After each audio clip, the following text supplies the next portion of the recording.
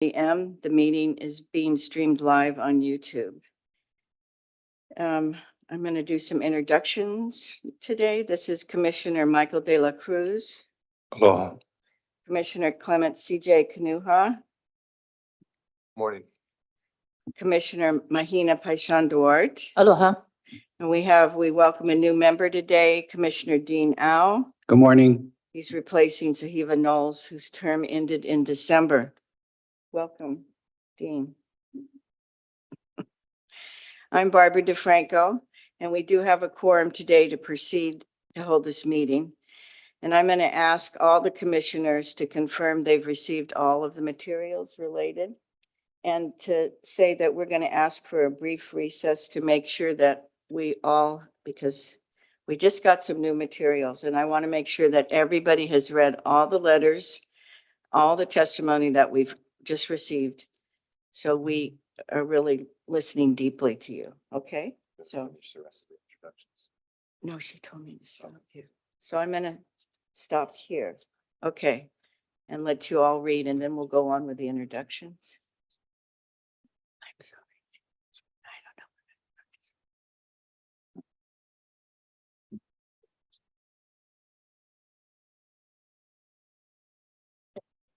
So this is a brief recess that we're going to take for 10 minutes to make sure that all of the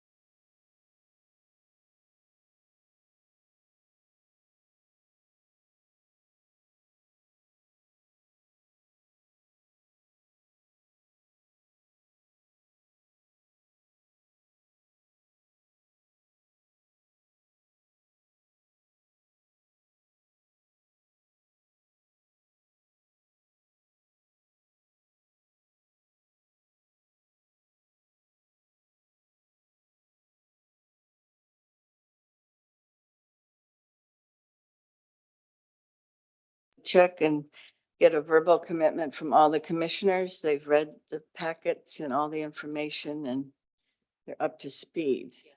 Okay, so I'd like to reconvene the meeting then. It's, time is it? 9:49. All right, so we're going to reconvene. 49. Okay. So I'm going to continue with introductions. And again, thank you for your patience. So I'm going to introduce Deputy Corporation Counsel Susanna Teopula. She's the attorney for the commission. Aloha. And I'm just going to ask you to confirm that.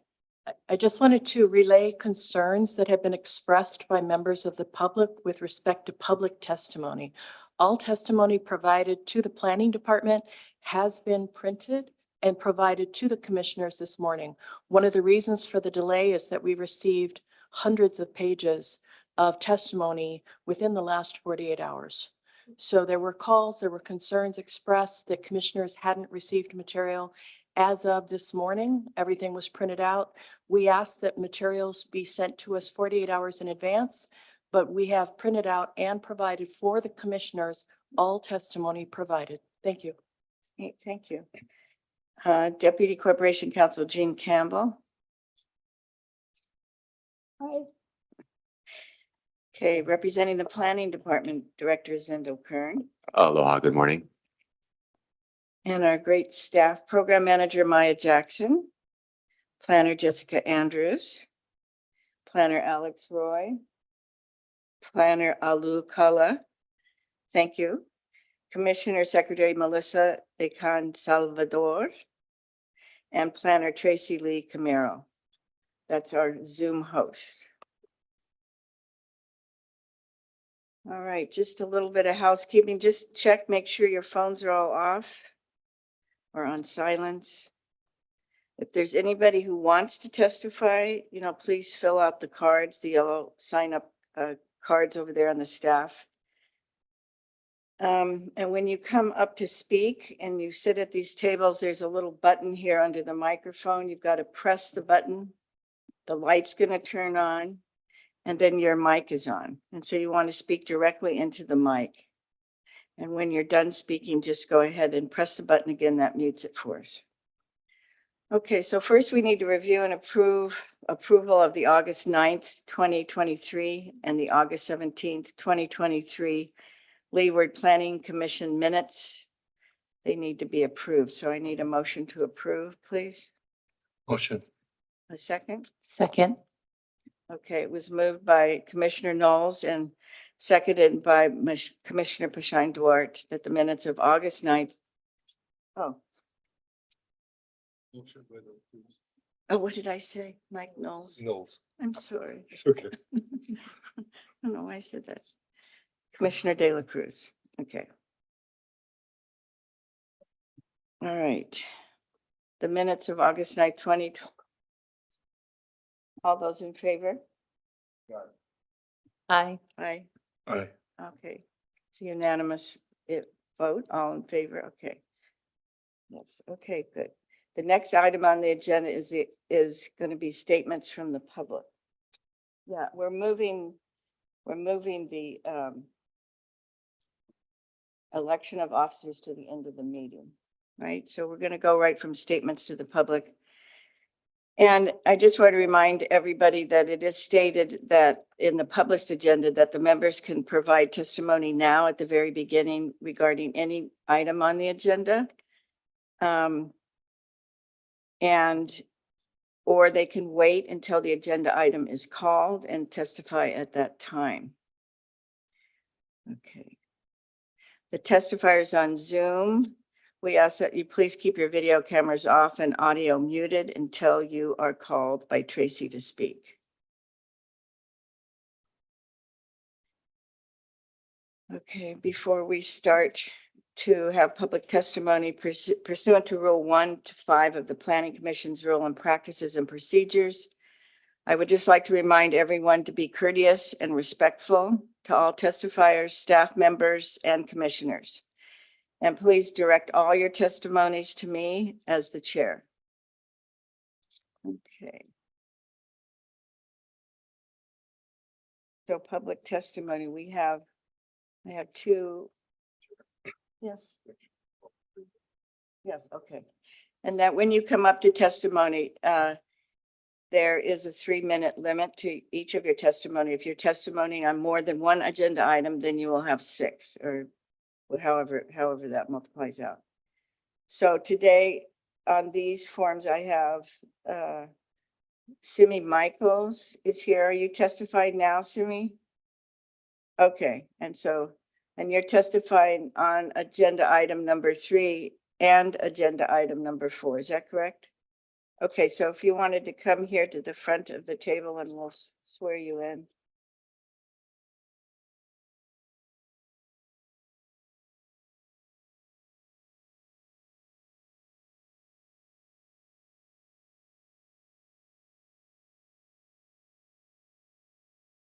Good morning. Yeah, hi. Aloha. So we just want you to raise your right hand and swear to tell the truth today before the Leeward Planning Commission. And you need to turn your mic on. So push that little button there. There you go. Also, for clarity in the record, we do ask that you indicate I'm testifying about item number 3, and then we'll allocate the 3 minutes. And then when you're ready to move to the next item, please indicate. So we just want to ensure that the commissioners understand which item you're addressing when you speak. Thank you. Okay. And I just want to appreciate all your input. So I hope that you have some good information for us. We're here to listen to you. Thank you. You got to speak into this. I can't hear you. Can you You turn have the to mic turn on? it on. The red light should come on when you push the button. In the front. Oh. There, now it's on. Can you hear me? Yes? Okay. See the little red light now? Yes, it's red. Okay, we Okay. got it. Aloha. Thank you, commissioners, for letting me speak. I was going to do a Zoom, but I was worried about my 381 pages of the Kuakini EA draft of 2013, and I wanted to make sure that you received it. It's really important. I mean, that information was done by the county, and it was to help us with the traffic. And it was of 2013. It hasn't been done. And in this EA draft, it said by 2020, if nothing is done, then the alternative is no build. I've been here since 73, and at that time, we only had less than 5,000 people on this side of the island. There was no traffic light. I've watched it grow. I opened the first surf shop in Kona in 1978. So all of Ali'i Drive basically is our livelihood. And I created Hawaii Surfing Association back in 1986. And it was basically to save our surf for this generation of now and the future generation. But at this point, the way Ali'i Drive is being driven and the people and the tourists, the local people, these agendas have no traffic study. And I pulled one up back in 2013, and Ali'i Drive had 11,700 vehicles per day. This area is of the tsunami evacuation. I've been through Servo with my store that I opened, the surf shop on Ali'i Drive. I've been through 2 tsunamis. My store survived. I don't know the next one, if we'll survive. We didn't, the last one that hit Kona, the siren didn't go off. The Keoho's shop there was damaged. The Kinkamemea Hotel bottom was damaged with the canoes, but there was no siren. And oftentimes when I drive Ali'i Drive, I see the beaches are cleared. And I thought, oh, this is like the old days. What is it? They evacuated people from the beach, saying that there could be a possible tsunami. Seconds. Okay. So I'm saying that we need evacuation routes, and it's from Maukamakai. And as far as Kuakini Highway, it's a nightmare. It's a crawl. every day there are sirens. That Laco to Kuakini Highway, I call it a nightmare there. Constantly traffic accidents. My truck, Thank Okay. you. let me move to the next Sorry. agenda. Your time now, you've got your next 3 Okay. minutes. Okay, So this let's is go for to number 4. 4. Yes. Okay, so this is the one off of the Kona Reef. Okay, next door. That one, I brought my photo here because the transformer went down. It blasted. It went onto a truck. There was 7 holes that was in the truck. He was saved by the tires, waiting for first responders. In this EA draft, they were saying to put underground utility and to move the poles. I show the picture there. Those are the poles. There's an illustration in that EA that shows the exact spot of this projects. Both of them are within widening of this Kuakini Highway. Like I said, 2020, if those roads weren't widened, the alternative of the county is no build with no traffic study. Also, in 2008, the police commented that they wanted no more buildings, no more development along Ali'i Drive unless the Ali'i Highway was up and running to traffic. Because back in the days when we had the real tsunami, we got blocked. You go from Kalu Beach to Camp 3, there was an accident. You go 5 minutes, took you 45 minutes to get back down. Royal Point Siena has a Kahakai Elementary School, 661 students. Luckily, there was no school in session, but the people along Royal Point Siena could not get out. It was dead stop. It was bottlenecked. I went to the traffic department later on to see why was these blocked? I said, what happened? They said, well, the police said, get out your car and start running.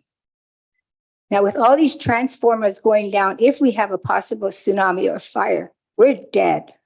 If you looked at Lahaina's fire, they couldn't get out.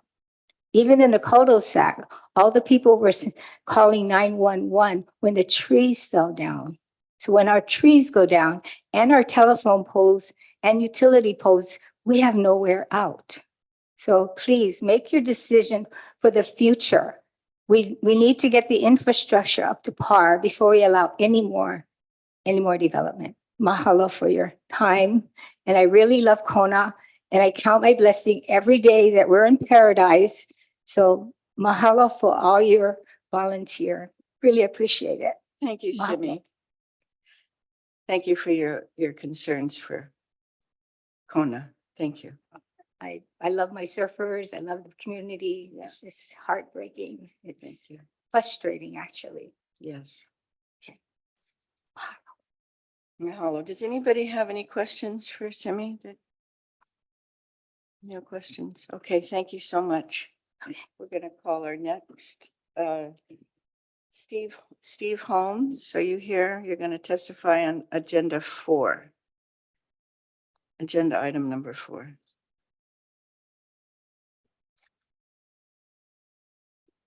I'm just going to swear you in. You're going to turn your mic on. It's the other button, I think, on the other side. No, it's right under the microphone. There's a button. There you go. There we So go. now it's on. So I'm just going to ask you to tell the truth today in front of the Leeward Planning Commission. Okay, my name is Steve Holmes. Yes, Oh, thank you. you want me to swear? Yeah. Okay, Okay. Do you swear to tell the truth today? I'm sorry. Yeah, yes. Just can't hear a thing you're You saying. swear to tell the truth today. Yes, I do. Okay, and can you tell me where you live, Steve? Yes, I live immediately Mauka, the subject property Okay, at Kona Pacific Condominiums. thank you for identifying it for us. My apologies if I'm nervous. I served for 12 years on the Honolulu City Council and I was used to sitting on that side of the table, not this side. I'm Well, we very- appreciate you coming today, so Yeah. please. I please come tell. to you today with a very serious concern. All of the wastewater from Kailua Town ends up at the Kealakahe wastewater treatment plant, which is directly below us. That treatment plant is now subject of a new federal consent decree and has also found itself in federal district court in Honolulu regarding illegal discharges into a hole in the ground immediately below this building. Down near the coast. And unsurprisingly, that wastewater finds its way into our nearshore coastal waters, which are federally listed as impaired. Also, those receiving waters are part of the marine waters of Koloka Honokahau National Historic Park, which is a treasure and testimony to Hawaiian culture and history. And it is beyond belief that this has been allowed to go on for the last 25 years. All of us who have taken an oath of office, both elected and appointed officials, fall under the jurisdiction of our state constitution and the public trust doctrine. And part of that includes protecting our nearshore coastal waters. So we can't ignore the fact that continuing to approve projects that end up increasing the flows to this treatment plant, subject of federal actions, is not going to have an impact. So I urge all of you to consider that as you go forward and you look at not only this project, but other projects as well. DEM is overwhelmed by what's in this new consent decree. They're short 17 engineers. They don't have the engineering staff. They need financial resources. It's time that county government recognizes the emergency, the crisis situation that we're in, and takes appropriate responses. Hiring attorneys from Honolulu to fight lawsuits brought by citizens to protect our coastal waters is not the proper response. And I think that it's a shame that we're at this point in time. 30 seconds. Where all new projects are going to have to be looked at in light of a moratorium imposed by a federal judge. You all have a responsibility, and I ask you to please consider my thoughts today. Mahalo. Thank you for your testimony. Does anybody have any questions? No, thank you so much. Okay, so we have Zoom. So are there people on Zoom that want to speak now, or do you want to wait for the agenda item to be called? I'd like to speak. Hi, Chair. This is Tracy Camaro. I would like to go through the list first. We have Okay. And then quite a just give me substantial list first, okay, Claire, then- okay? Okay, and then just give me a few minutes to tell me a few ahead because I got to turn back my testimony on the computer. Okay, mahalo. Chair, is it okay if I start to go through the list? I'll ask them if they would like to take testimony. Okay, perfect. First, I have a Monica Stone. If you could unmute yourself, turn on your video camera and let us know if you would like to provide testimony now or at the time your agenda item is called.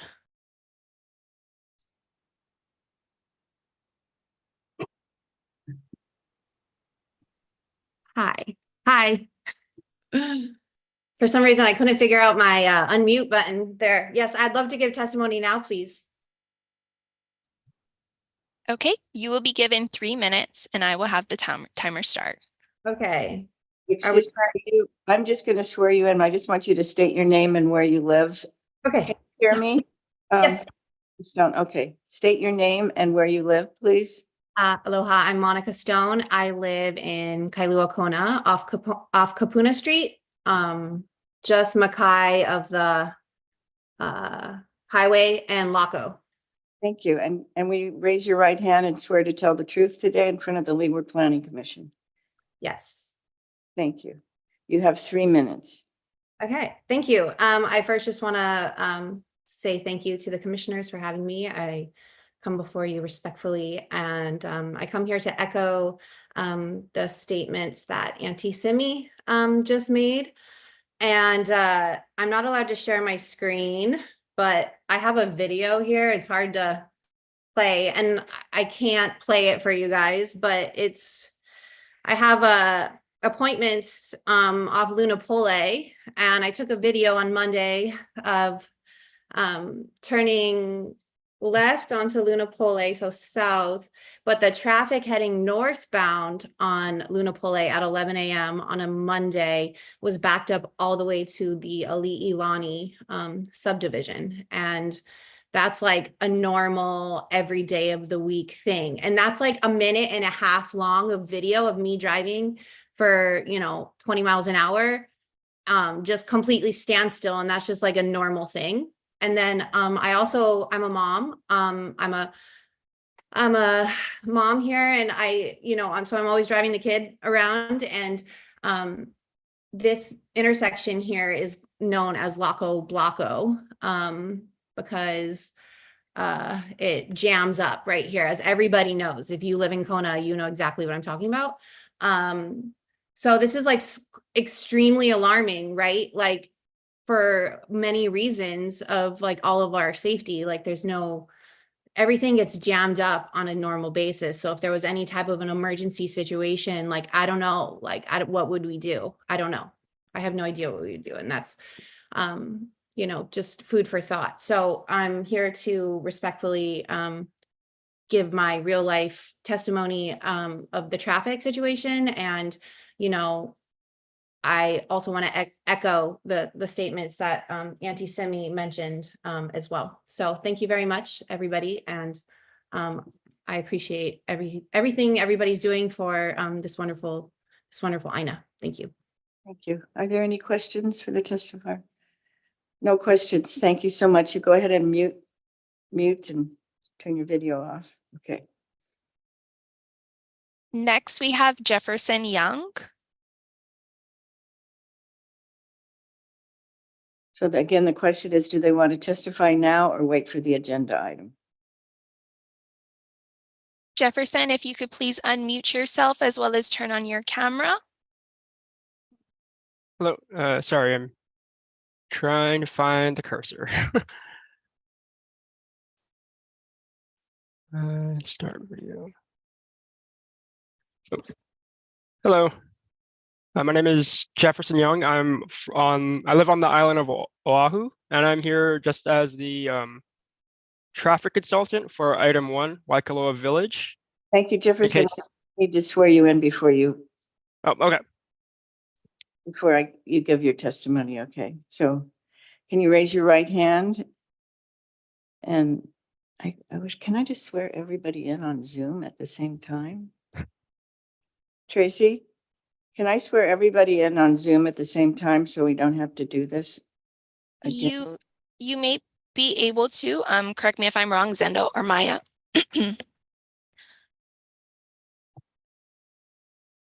Okay, so we're just going to proceed. I guess it's quicker to just keep doing this. Okay, do you swear to tell the truth today in front of the Leeward Planning Commission? Yes, I do.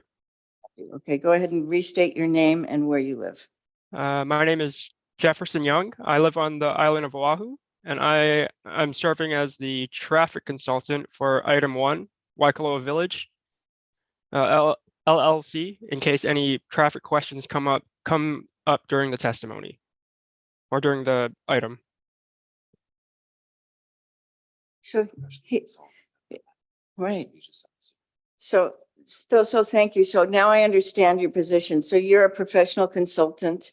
And if anybody has any questions, when we call that agenda, we're going to call upon you. Is that right? If they have a traffic question. So you just sort of stay online and we know you're there now. Okay. All right. Thank you. Okay, the next testifier. Eric Shinwolf for item number 4. Eric, if you could please unmute yourself, show your video, and please let us know if you would like to provide testimony now or at the time of your item. He's not a consultant or no. Okay. Hi, Eric. Hello. Hi, just go ahead and raise your right hand.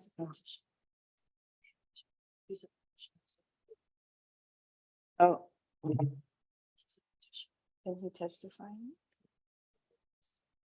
Are you still there?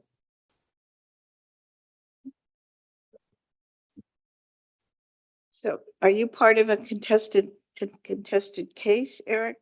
Yes. Wait, you're gonna have to just wait then until we get there. So, Okay.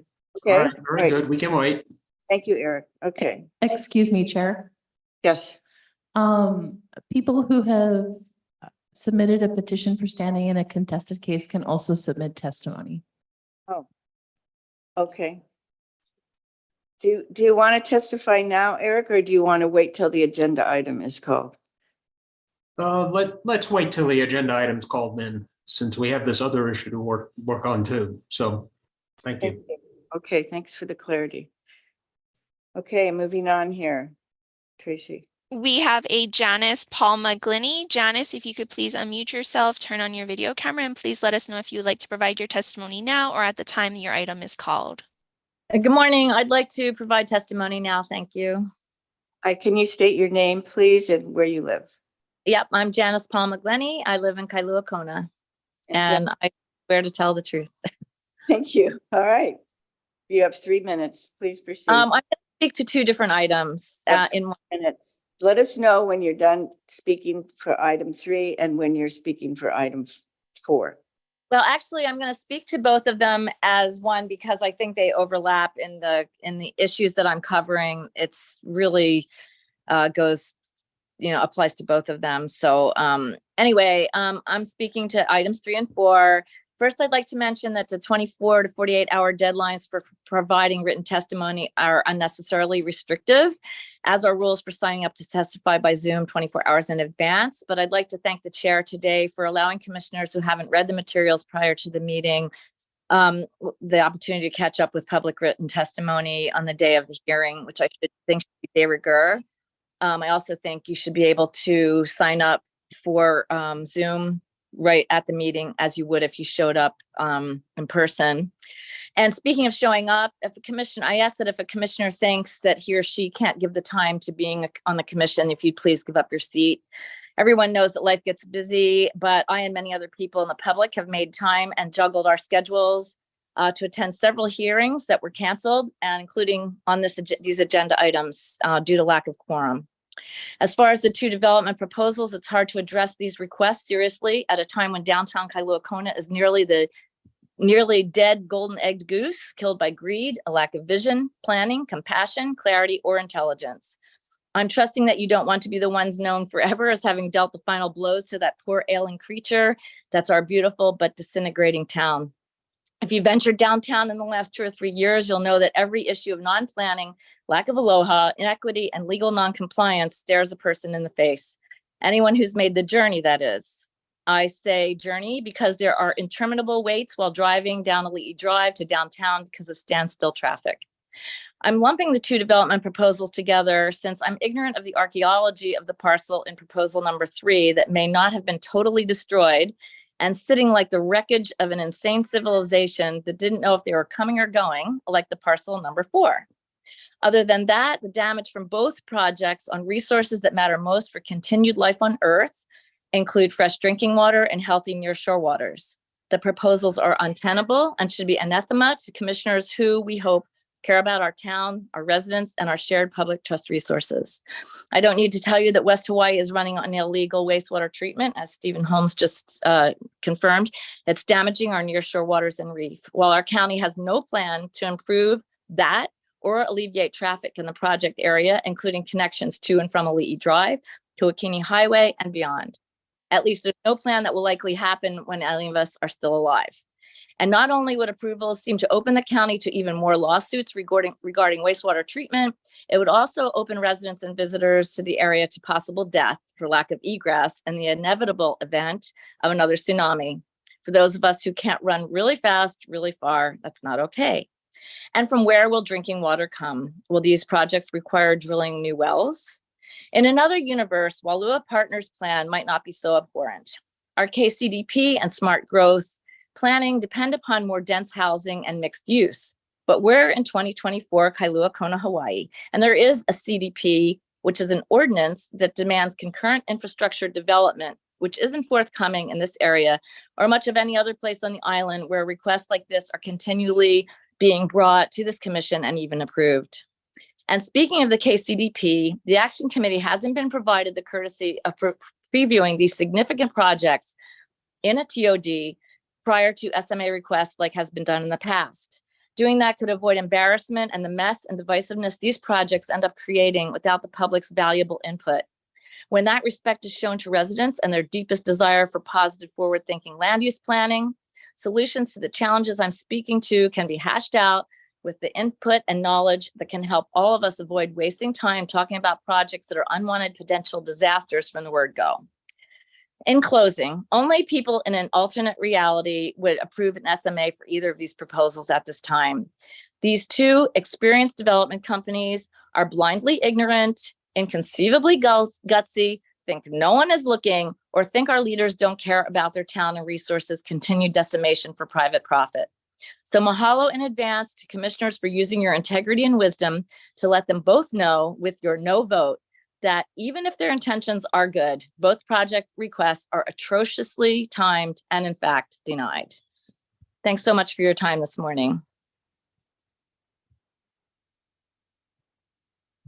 Thank you, Janice. Are there any other questions for the petitioner? Okay. Thank you.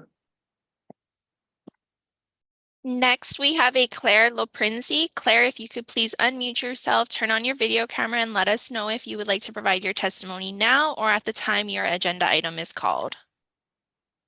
It's saying unable to access camera. I'm not sure why. Can you see it? Can you see me? No, No. not at this time. Okay. Well, I'm still beautiful as I was the last time you saw me. So I'll just testify. Is that all right? I've got my fist Yeah, up in it saying that I'll tell the truth. And Hello. And, Excuse me. yeah. I'm going to interrupt you just for a minute. I'm trying to see your name here on my list. okay. What, Tracy, what is the name here that is next, please? Claire Loprinzi. You said that very right. Okay, I see her now. Okay. Thank you, Claire. Okay, so are Yeah, you yeah.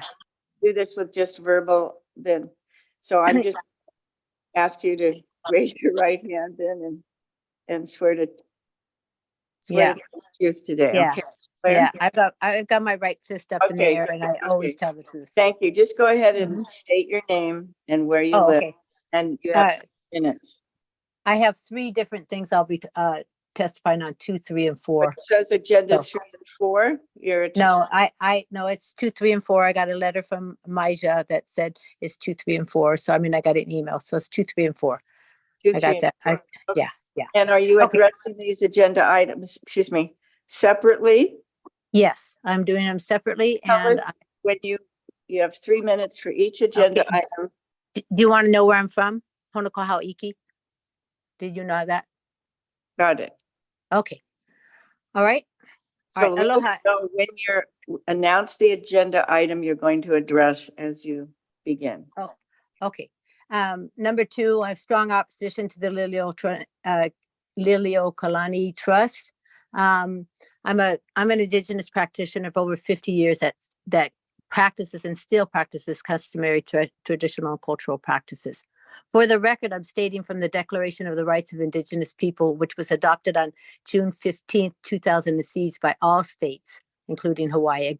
On page 5, on page 3, recognizing that the rights of Indigenous people are both essential and historical significance to the present and future of Americas.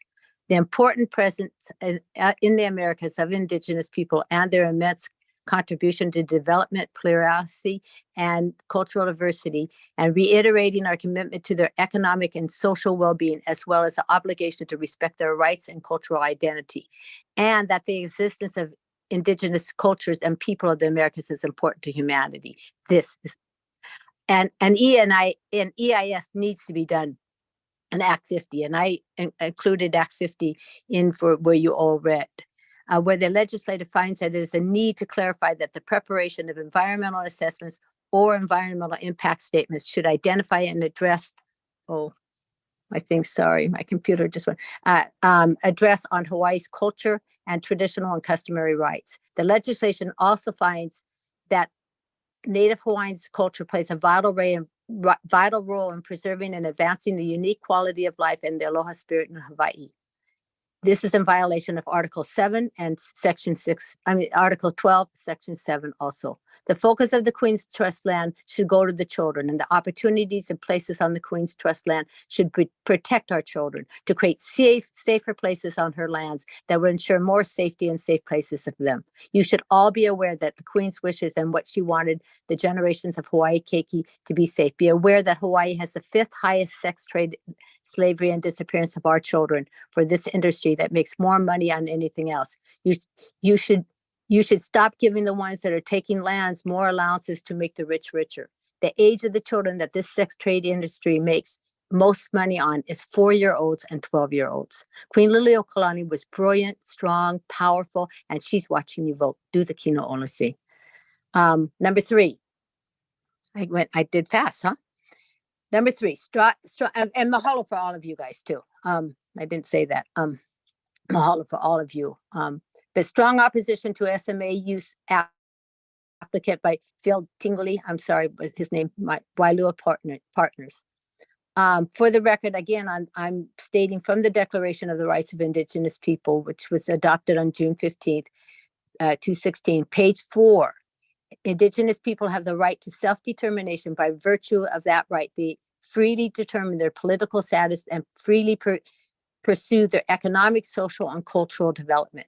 Recognizing the rights of Indigenous people are essential and historical significance to the present and future of the Americas. Recognizing the urgent need to respect and promote the inherent rights of Indigenous people, which derive from their political, economic, and social structures and from their cultures, spiritual traditions, histories, and philosophies, especially their rights to their lands, territories, and resources. Recognizing also that respect for Indigenous people, cultures, and traditional practices contribute to sustainable and equitable development and proper management of the environment.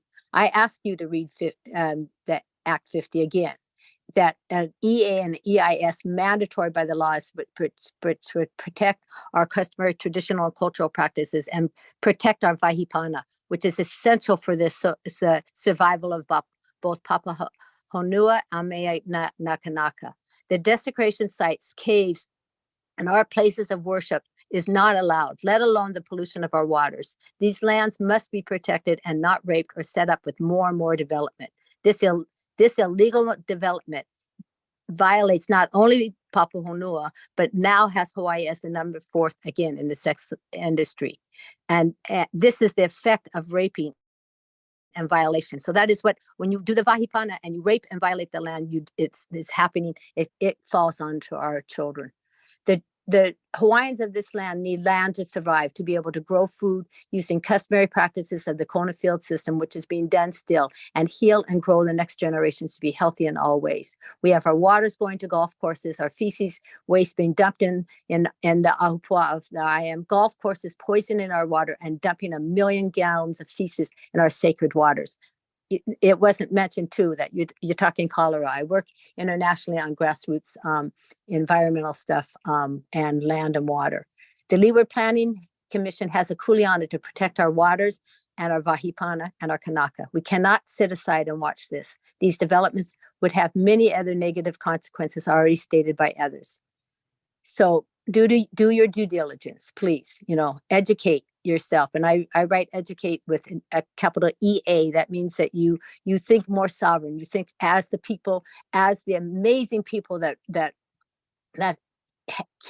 kept this land for so long. How many people were there and they didn't have a problem with feces. You listen to Lily Kong ever speak?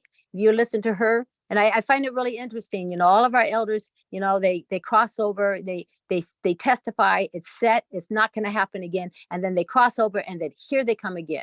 So have respect for our kupuna, because they lived their life there, and the waters and the land was clean. So we need to find other solutions. But these developments need to stop. And I'm not going to go deeper into that because everybody has done a fabulous job on that. So the last one is number 4, and I again have strong opposition to Kona Hawaii development. For the record, again, I'm stating from the Declaration of the Rights of Indigenous People, which adopted on June 15th, 2016, recognizing that the rights of Indigenous people are both essential of the historical significant presence in the future of Americas. This is page 5. Article 3, page 8, Indigenous people have the right to self-determination. By virtue of that, they are freely determine their political status, their economic, social, and cultural development. Article 12, section 7 protects customary, cultural, and traditional practices. This hotel is in an SMA area where we know Na'ivi Kupuna are, La'alapa'au, and historical properties. It is mandatory to have an archaeological impact statement. Act 50 again states this. It's for an EIS, and in it, if you don't know much about Act 50, I'll state this in it. But for the Hawaiian culture and the exercise thereof is necessary to ensure the continued existence, development, and exercise of Native Hawaiian culture. The purpose of this act is to require that EISs include the disclosure of the effects of the proposed action on the cultural practices of the community and state. Amend the definition of significant effect to include adverse effects on our cultural practices. Section 2, Section 343-2, Hawaii Revised Statutes, is amended by amending the definition of environmental impact statement or statement and significant effect to read as environmental impact statement or statement means an informational document prepared in compliance with the rules adopted under Section 343-6 and which discloses the environmental impact of a proposed action, effects on the proposed action on the economic, welfare, social welfare, and the cultural practices of the community and state, effects of the 1 economic minute activities left. arising out of the proposed actions, measures proposed to minimize adverse effects, and alternatives to the action and their environmental effect. I will say that when you look under the EDRI now, on Pe'ikoa and Ka'ainapehu, that's lot 13 and lot 19. Who stamped those permits? Who blasted through the caves, the Ohia cave system, where all the burials are? Who gave them the right to do that? And now we have a what is it, $1 million and a $4 million house being bought up, and these people are coming in here and buying properties and putting millions of dollars in and selling it in 3 or 4. It's got to stop. Our EV are in there. You are causing much damage, and I know you guys know all of this. So please vote appropriately and shut down all 3 of them. Okay, mahalos. You guys have a great day. Big love. Bye. Any questions for the testifier? No No questions. Thank you so much, Claire. Okay, have a great day. Aloha. Next, we have Fred Herber. Fred Herber, if you could please unmute yourself and turn on your video camera and let us know if you would like to provide your testimony now or at the time your agenda item is called. I'd like to provide testimony at this time for number 4. Okay, Fred, will you raise your right hand and swear to tell the truth today before the Leeward Planning Commission? I do. Just state your name again and where you live. Yes, Fred Herber. I actually am in Washington State right now, where I live in Puyallup, Washington, but I have a unit over at Kona Reef F4. I'm speaking for a few of the members of our community. I'm a professional over here in Washington State. I've developed over 10,000 lots, but I'm not speaking as a professional on this project, as I have no rights or anything in the state of Hawaii. We are not against number 4. We know it's zoned for apartments or for condos, but we just do not believe it is following the code and the way it's been designed. There's been no traffic study, and they're proposing over 100 units. This was designed in '98, and there's been no updates for any kind of traffic or anything since that time. The planning and even the developers say that the roads around there are substandard, but they're not planning on doing any improvements to the roads. They are asking for a variance from an 8-foot wide sidewalk, which is, from a 8-foot, which is in today's code, down to 7 foot. I'm guessing back in '98, a 7-foot sidewalk was all that was required, and they built walls and other structures now in the way, so they cannot provide what is legally required. Usually when I do a project, there's a mitigation, like especially in a safety issue like sidewalks, I'm required to provide mitigation for that safety shortfall. I do not see where the developers proposed any kind of safety, any kind of striping for sidewalks on the substandard road, any kind of improvements, curb gutter, anything on the roads that lead around this project. So I'm kind of concerned about that. As stated, there's been no traffic study to show the difference in traffic. Other people before me have talked about traffic on Ali Drive. But there's, that's, you're kind of just talking of that way. Also, the other thing I'd like to talk about is that there's supposedly a 48-foot height restriction in this area. On a Lee Drive, I believe the planning and the developers stated it's around 40 feet height of building, but on the ocean side, they're not stating on the drawings how high it is. We've made estimates that the height of the building will be from 68 to 74 feet, which is way over the 48-foot allowed by code. We do not know how this is being approved by the county. Something this high, it just doesn't make sense on how height restriction is, because I don't see in the code any kind of variances that can be allowed. Maybe I've missed it in your code. Those are mainly the things. As I said, we're not against the project. We just want it to be built per code. As I said, it's zoned for that. The other thing we would like, and I put it in the letter, is that we are in a resort community, and we would like any kind of noise to be kept, not started till 9 o'clock in the morning. Construction can start normal working hours, but any kind of extreme noises, jackhammering, we'd like to have the commissioners put that either into the report or have the planning people put something like that into the requirements for this project. That's all I have to say right now. Thank you. Are there any questions here? No questions. Thank you for your time. Next on the list, we have a Randy Rogers. Randy, if you could please unmute yourself and turn on your video camera and let the commission know whether you would like to provide your testimony now or at the time of your agenda item. I would provide my testimony now, ma'am.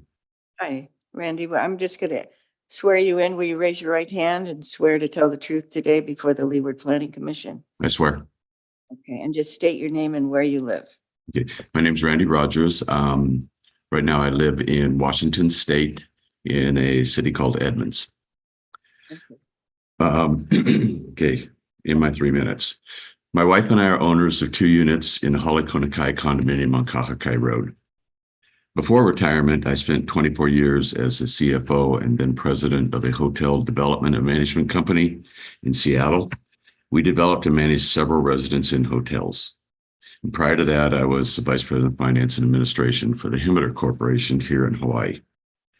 The purpose of my testimony is to be certain that the Planning Commission understands the increase in size of the proposed hotel and that it will have a much greater impact than the originally approved project on the existing surrounding properties, Kahakai Road traffic, and most importantly, pedestrian safety.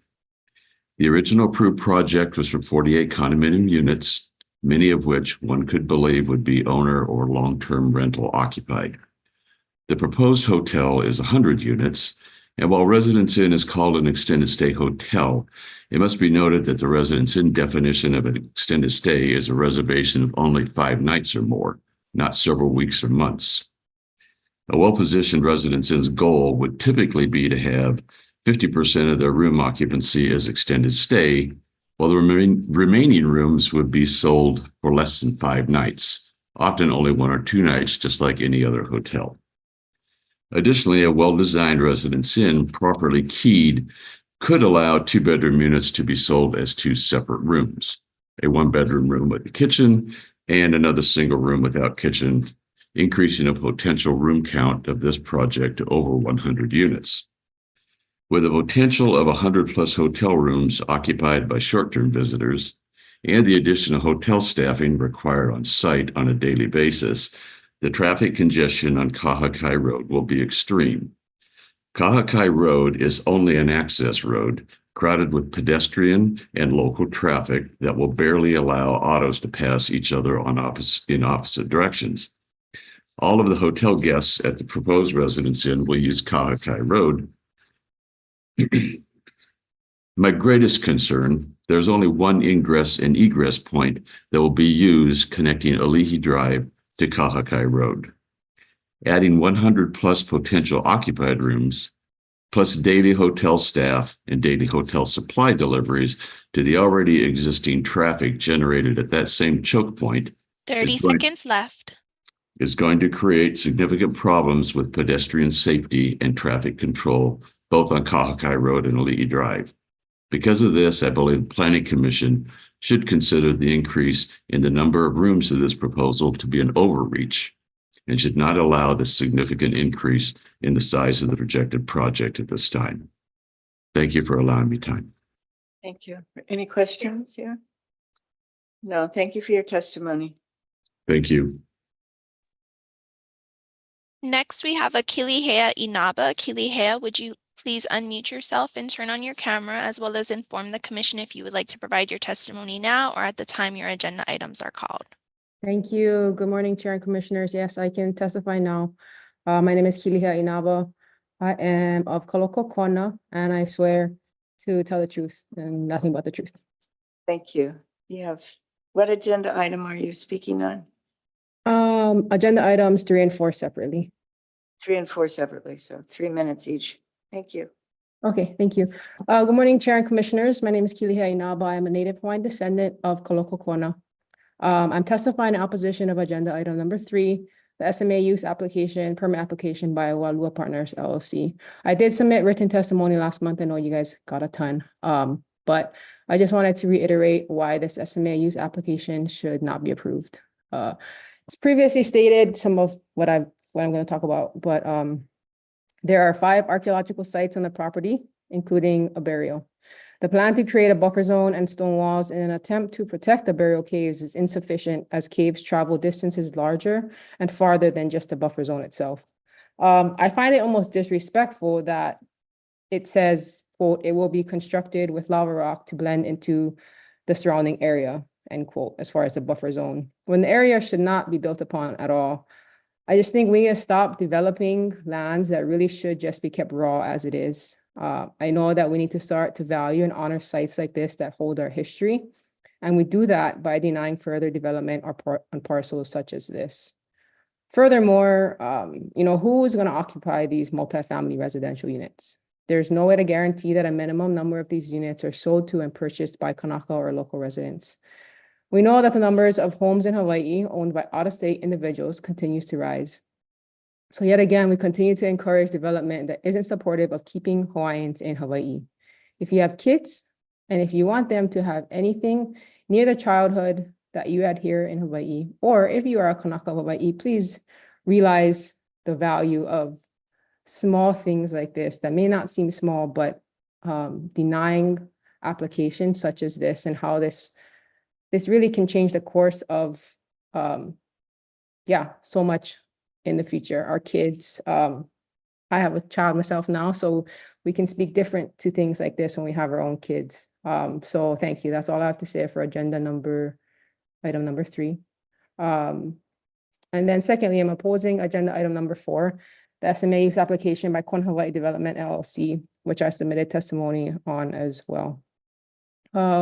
As it was previously brought up, we all know about the Kealakea wastewater treatment plant and how we are irreversibly affecting the marine life, which as Hawaiians, we know that what happens Mauka and what happens Makai, it's one big system. So adding a 100-room hotel to what's already happening with that DEM cannot, manage solid waste division as is, and any wastewater that goes into the existing sewer lines will only continue to add to this. Will only worsen this situation for us as is now and for our future. In addition, I'll speak to this as a first responder who has worked in, Kailua town. Auntie Simi brought up earlier, if you drive down Ali'i Drive or south on Kuakini Highway in the afternoons, everyone's trying to go home. It's a standstill sometimes.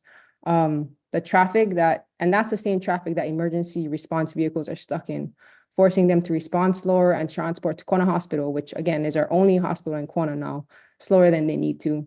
There are only 3 county ambulance units responsible for covering the area of Maniniovali or Kua Bay, all the way south to the 93-mile marker, which is a huge district.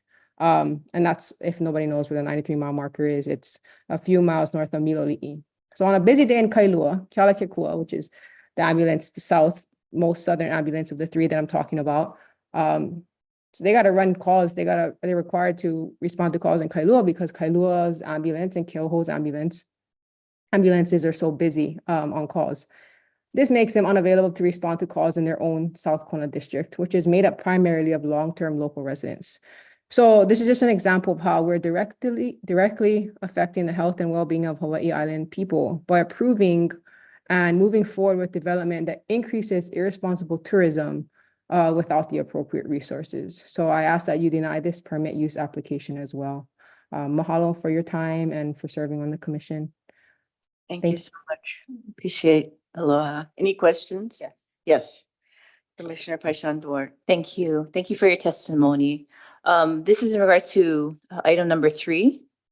You made a statement in your testimony that you felt like that the current situation with the 5 burials and the plan to take care of those burials are insufficient. Can you say more about that, please?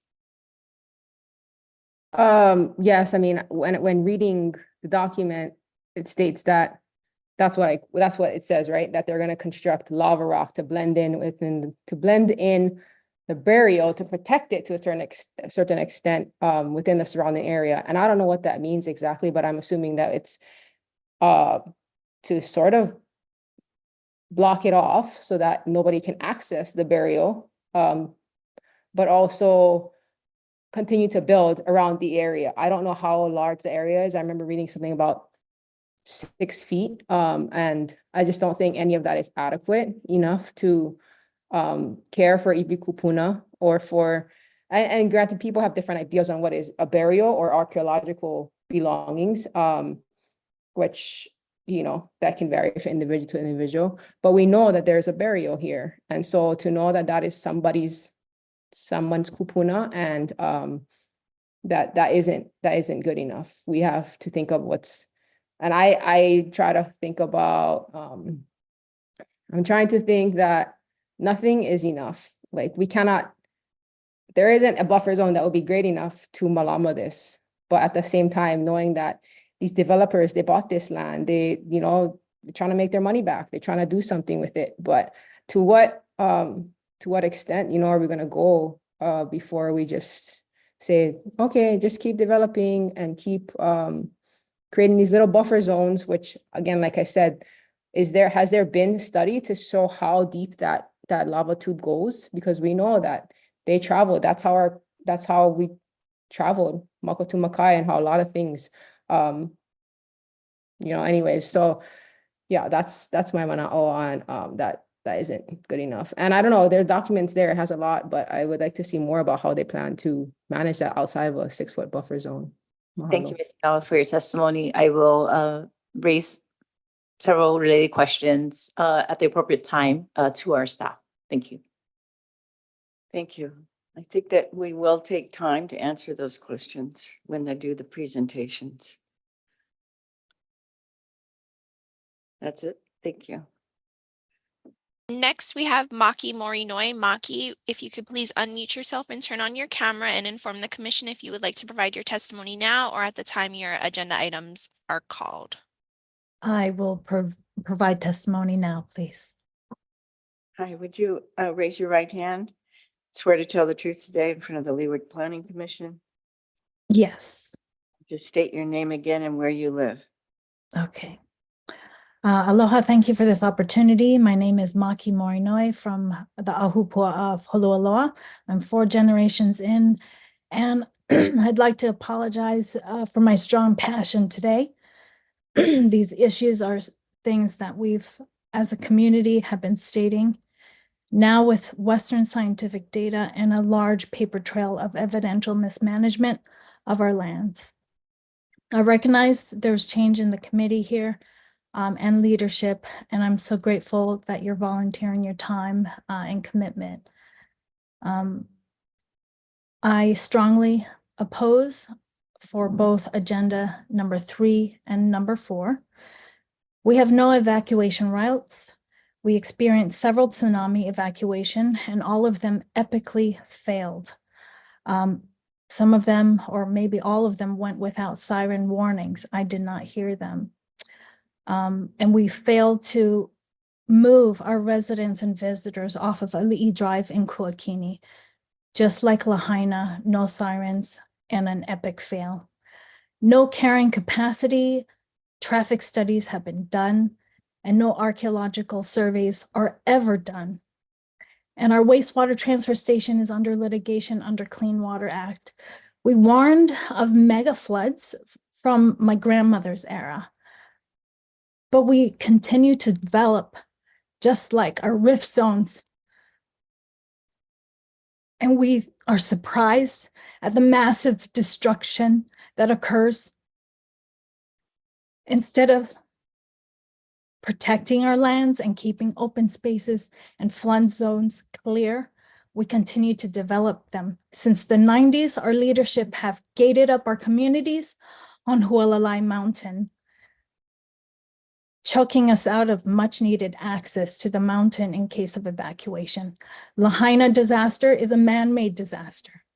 When we vote to utilize our lands as a cash cow product and trade off our land for sewage development, it is all preventable. It starts here in this room with our Leeward planning commissioners. Thank you. Planning department and our county council leadership. For this reason, we are not fit to build for agenda items number 3 and number 4. Mahalo. Are there any questions? Thank you very much. Aloha. Last, I have a Jana Cook. Jana, if you could please unmute yourself, turn on your video camera, and let the commission know if you would like to provide your testimony now or at the time your agenda items are called. Thank you. I will testify at when item 4 is called. Thank you. That's your last testifier. Yes, that is correct. That is the last testifier on Zoom. Thank you. Can we take a short restroom break? Yes. A short restroom break, like 5 minutes, very quick.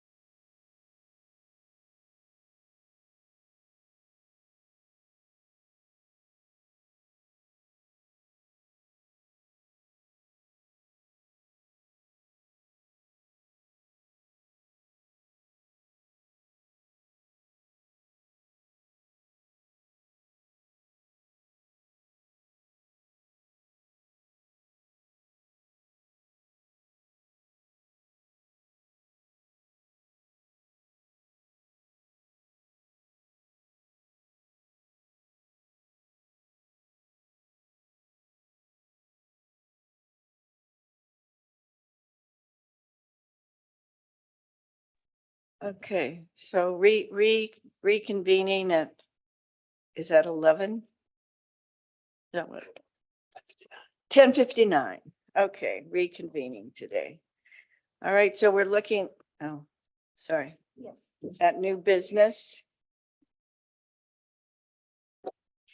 Introduction of the agenda items, applicant Waikoloa Village Center LLC. Chair, can I interrupt? Yes. I'm gonna, for personal reasons, I'm gonna have to recuse myself for this agenda item, Waikoloa, Village Center. And Thank so you. I'll just go ahead and sit in the crowd and, when it's done, call me back. Thank you. you. All right, we'll still have a quorum, so that's good. Thank you, Dean. Commissioner Au. All right, new business, applicant Waikoloa Village Center LLC, PL-REZ-2023-000052. This is an application for a change of zone from an open zero zoning district to an industrial commercial mix, 20,000 square feet, MCX-20 zoning district for a 26.052 acre portion of a larger 29.610 acre property. The subject property is located on the south side of Pua Melia Street, approximately 0.2 miles southeast of its intersection with Waikoloa Road, Waikoloa South Kohala Hawi, TMK 36-8-003-041. So we're going to proceed with a staff presentation, and Jessica Andrews. Thank you. Thank you, Chair. As previously stated, this is an application for a rezone, a change of zone, and the applicant is Waikoloa Village Center LLC.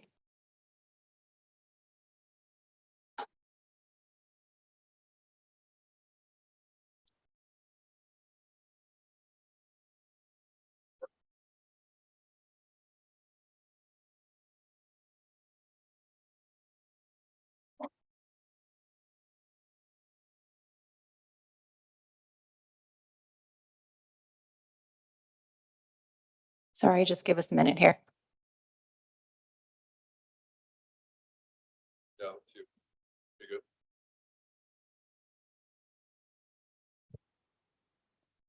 The slide here shows the location map, and the subject property is outlined in red. You can see that it's located in the South Kohala district, and the property is just to the south of Waikoloa Village across Waikoloa Road.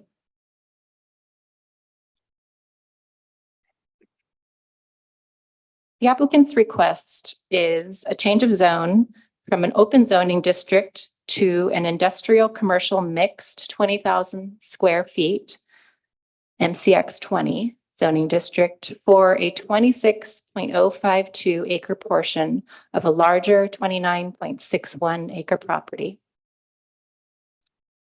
The remaining 3.558 acre portion of the property is proposed to remain in the open zoning district.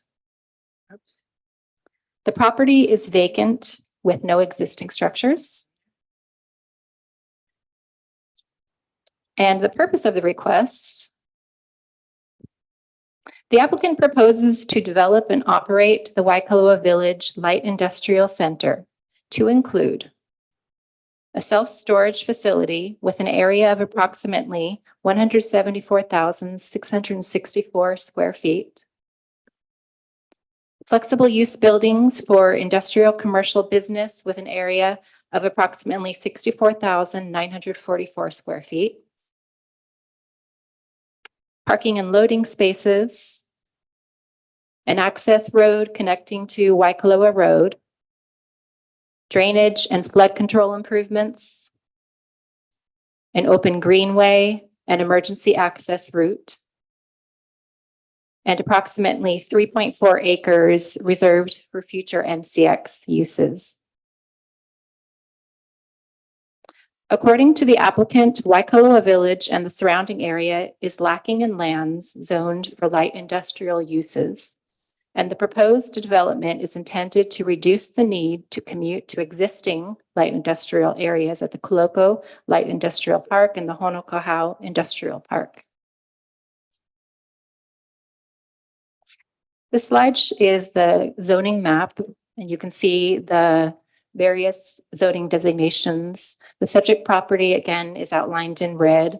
You can see that it's presently zoned open. To the south of the property is primarily open zoning, and there is one small industrial, limited industrial area there. And to the north is village commercial in various densities, and also multifamily residential, which is RM. And the yellow is single family residential. To the Mauka of the property is a large parcel that is currently zoned residential, residential agricultural 1 acre. Sorry about that. And there's also open zoning, which that area is actually proposed for another development. The state land use boundary map shows the property is designated urban, and most of the properties to the north and west of the subject property are also designated urban.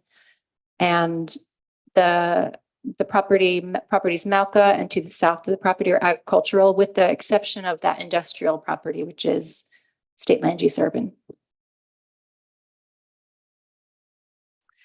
The general plan LUPAG map shows the designations from the county general plan, and the property itself is outlined in red. You can see it's primarily medium density urban, and to the south and west of the property, there is the gray, which is industrial zoning or industrial designation, sorry, and then urban expansion.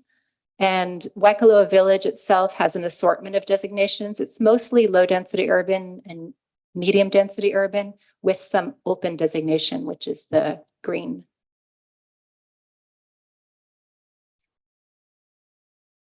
This slide shows you the community development plan. It's the South Kohala Community Development Plan. It's actually what's called the conceptual plan. And the property itself, it's quite small, but you can see that it's outlined in red there. And it's located in a part of the conceptual plan that was planned for a commercial center. And that's the light purple there is designated as the commercial center.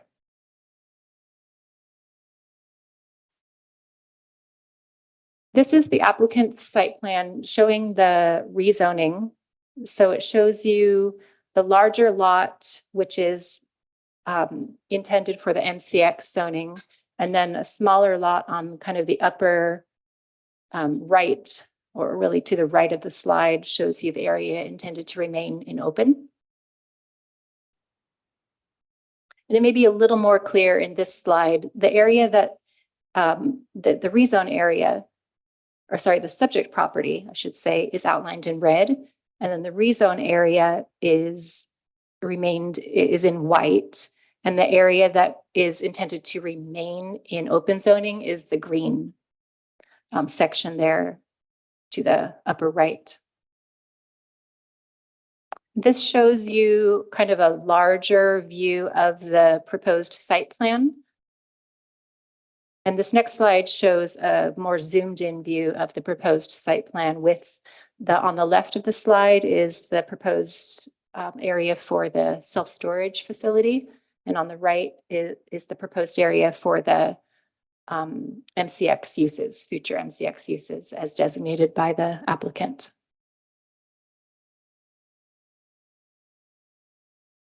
Here you see an aerial photograph showing the property outlined in black. And of note, you can see that the property has an existing gulch that runs across the upper portion, the northern and Mauka portion running across the property there. And it's proximate to Pua Malia Street, which kind of runs across the northern, touches the northern part of the parcel. And as you'll see in the next slide, Waikoloa Road, which is Mackay and west of the property, is where the future access road is proposed to be from. So this is kind of a zoomed in view of that aerial showing you In white dash lines there, you can see the approximate proposed location of the access road. And what the applicant is proposing is to create a new intersection aligning an intersection with Waikoloa Road, aligning with the existing road, which is Ehukai Loop. You can see my cursor there. It's showing you the existing road, Ehukai, and the proposed access road, which will be directly across from Waikoloa Road. And this slide shows you the current striping on Waikoloa Road for your reference.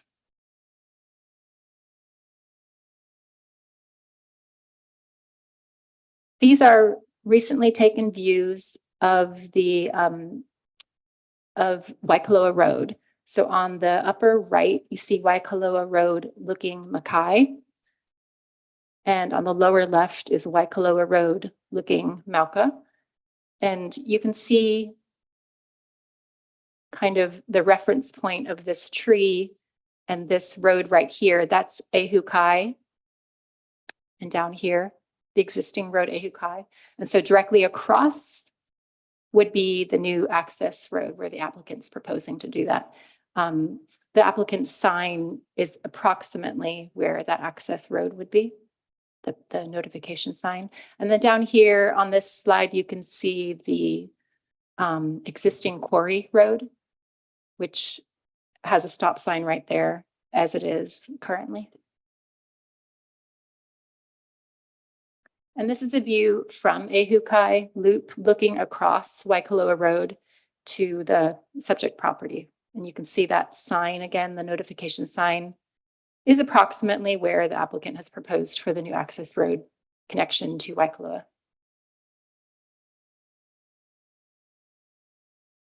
These photos show you views on Puamalia Street. So on the upper right, you see looking away from Waikoloa Road. And lower photo is looking towards Waikoloa Road. And so this, there's a notification sign right here.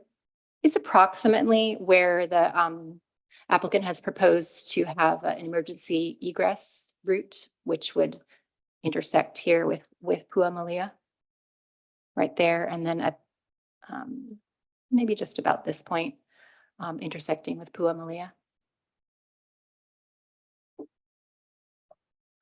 And this photo shows you a view looking across Puamalia Street towards the subject property.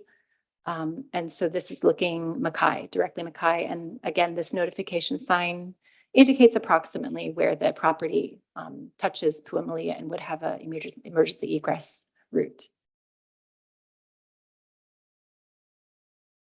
Okay, and with that, the planning director's recommendation is approval with conditions.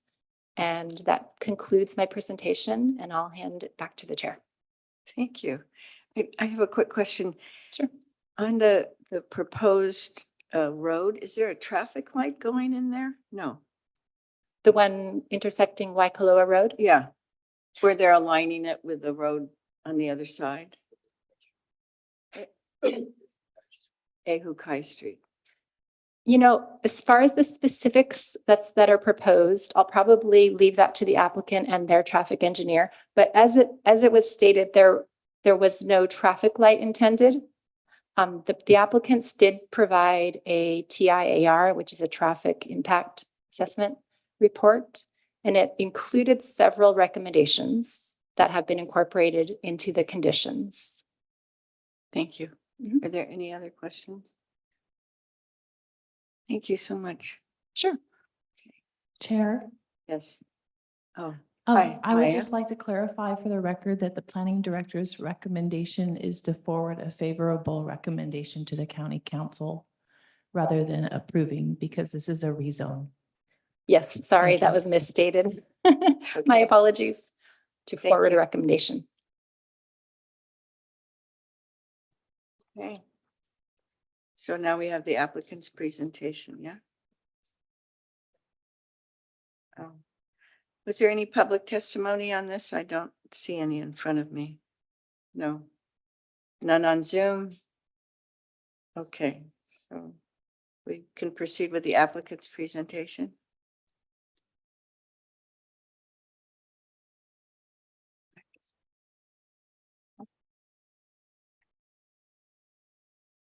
Okay, good afternoon. I'm just going to swear you in, so if you'd raise your right hand and affirm to tell the truth today in front of the Leeward Planning Commission. I do.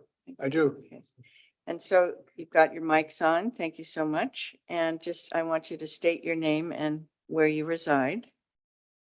Greg Brown, Huilomoka. I'm Tom Schnell. I live in Honolulu. I'm the applicant's planning consultant. Thank you. And you've received the background information and the recommendations from the planning department?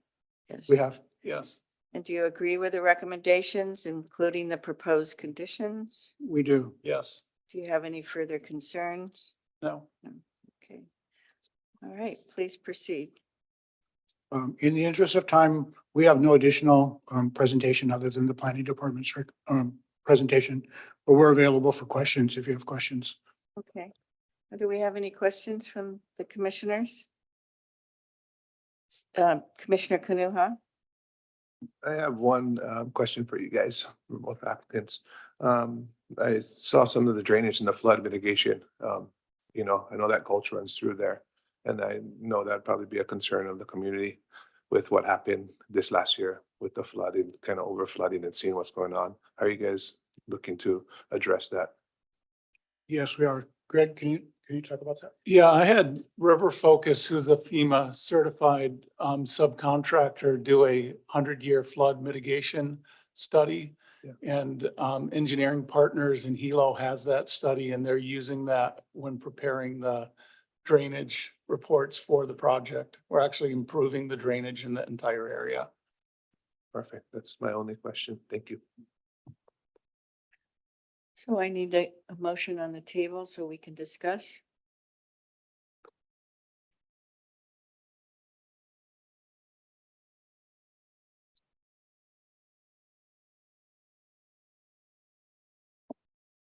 I move that a favorable recommendation be forwarded to the county council an application for change of zone, docket number PLREZ 2023-00052, based on the planning director's recommendation, which shall be adopted.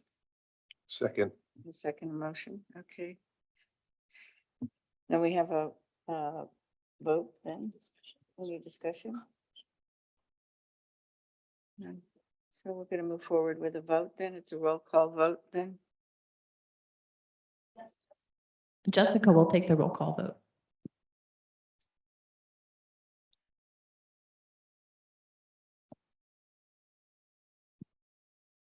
Thank you.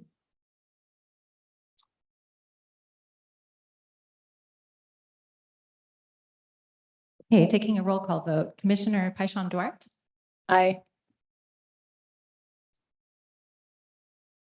Commissioner Kanuha, Aye.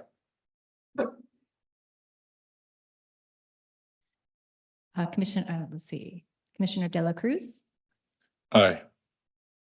and Chair DeFranco. Aye. Okay, the motion passes with 4 votes.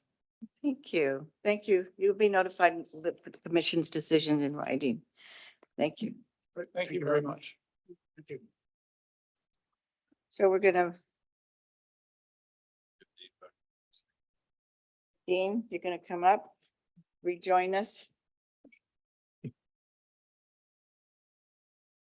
Thank you. So we're gonna move on to agenda item number 2. And this is the applicant Liliuokalani Trust, PL-REZ 2023-000051. Application to amend change of zone ordinance 00990 by deleting conditions B, time to submit and secure final plan approval. Condition C, time to commence construction. Condition D, Aho Street extension improvements. Condition F, Aho Street, Queen Kahumanu Highway intersection improvements. And condition K, administrative time extension. If the deletions of conditions B and C is not possible, the applicant is requesting a 10-year time extension to condition B to secure final plan approval and to amend condition C to allow construction to commence within 2 years of the receipt of final plan approval, and be completed within 5 years thereafter. Ordinance number 0090 was a successor ordinance to ordinance number 9127, which reclassified approximately 0.874 acres of land from open to a village commercial 10,000 square feet CV10 zoning district. The subject property is located along the Mackay side of Queen Ka'ahumanu Highway between Aho Street and the Kona Coast Shopping Center. Keahole North, Kona, Hawaii, TMK 37-4-01515. So we're now going to have a staff presentation by Maya Jackson. Thank you, Maya. Thank you, Chair. All right. So this amendment to rezone application is the property is located in the North Kona district. You can see the property on the slide shown with a star, and it is located just north and west of the Konoko Shopping Center. You'll see Queen Ka'ahumanu Highway running just north of the property, and then Palani Road on the east side of Konoko Shopping Center. So the applicant is requesting to amend change of zone ordinance 0090 by deleting condition B. Condition B was for the time to submit and secure final plan approval. They're also requesting to delete condition C, which is the time to commence construction. Deleting condition D, which involved Aho Street extension improvements. Deleting condition F, which was for intersection improvements at the Aho Street, Queen Ka'ahumanu Highway. And lastly, deleting condition K, which is the administrative time extension condition. Sorry about that. If deletion of conditions B and C are not possible, the applicant wants to request a 10-year time extension to condition B to secure final plan approval, and to amend condition C to allow construction to commence within 2 years of receipt of final plan approval and be completed within 5 years thereafter. So let me see if I can move that. There we go. The applicant's reasons for the request are, there are several reasons. They believe that the property and surrounding area has always been slated for industrial and commercial uses, and that continuation of the CV10 zoning would be the most suitable land use designation. They've also completed all of the off-site infrastructure improvements, and services are available to the property, making the site shovel ready for development. And there's also an absence of any on-site development issues such as drainage, archaeological, cultural, etc. The zoning also continues to be consistent with the general plan and Kona CDP. And I apologize for the Zoom interruption here. Based on, oops, sorry about that. Let me see if I can go back.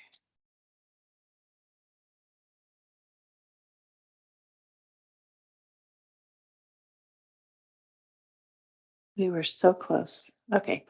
Based on the proceeding, the applicant believes it's appropriate to allow the entire parcel to be developed and marketed without artificial timeframes on the smaller portion of the property, which is the rezone area.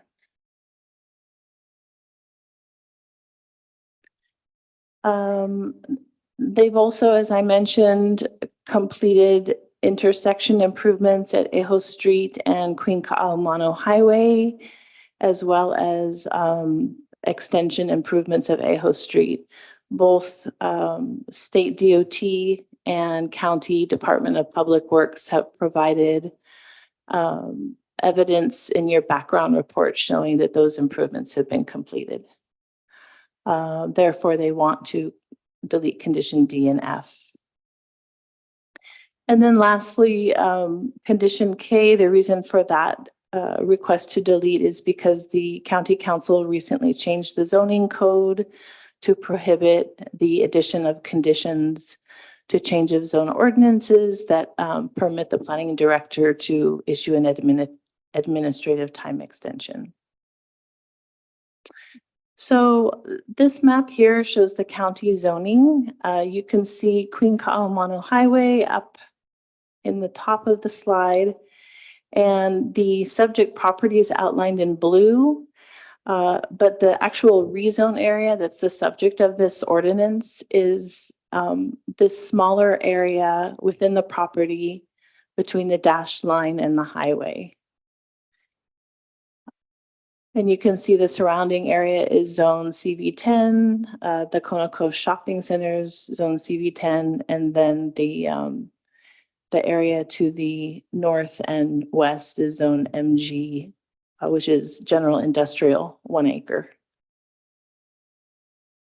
The state land use boundary designation for the property and surrounding area is urban. And the general plan LUPAG map designation for the majority of the property is high density urban, which allows general commercial and actually all of the commercial zoning designations. So the CV10 zoning would be consistent with that. The property is also located just between two of the transit-oriented development nodes in the Kona CDP. The property is shown with a star. And this photograph shows an aerial overview of the property. Again, the property is outlined in red, and then the rezone area that's the subject of the ordinance is shown at the very top of the property, the most Malka area between the highway and the dash line. You can see Conoco Shopping Center to the right and other industrial commercial development to the left. And then the image up in the top left shows the zoomed out view. The subject property and the property just Mackay are essentially the last undeveloped properties in this area. And this is a view, the image on the top left is a view of Ajo Street looking Mauka. So the subject property is located in the general area of my cursor, but the rezone area is located much closer to the highway in the background. You can see that Ajo Street from the highway is a right-in only. And so there's just one lane coming into the commercial industrial area, and there's a sidewalk along the subject property. The view on the right shows Ajo Street looking Mackay. So again, you have that one lane coming into the commercial industrial area. There's a sidewalk along the subject property, which is located where my cursor is moving. And then the last image on the bottom is if you're just turning off of Queen Ka'ahumanu Highway onto Ajo Street, and you see the rezone area is this area between the highway and near where the sign is posted. So the director is recommending that a favorable recommendation to delete the 5 requested conditions be submitted to the county council. And you'll notice when you look at the proposed bill, the director is recommending deleting all of the previous conditions because they're somewhat outdated, replacing them with current and up-to-date relevant conditions that are typical for change of zone ordinances. And that concludes my presentation. Thank you. Thank you. Commissioners, do you have any questions?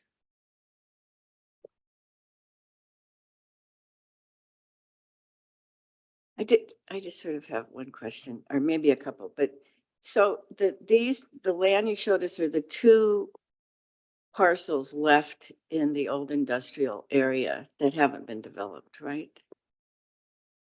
But they're only asking this for one portion of that to be rezoned? Yes, I can provide a little history on that.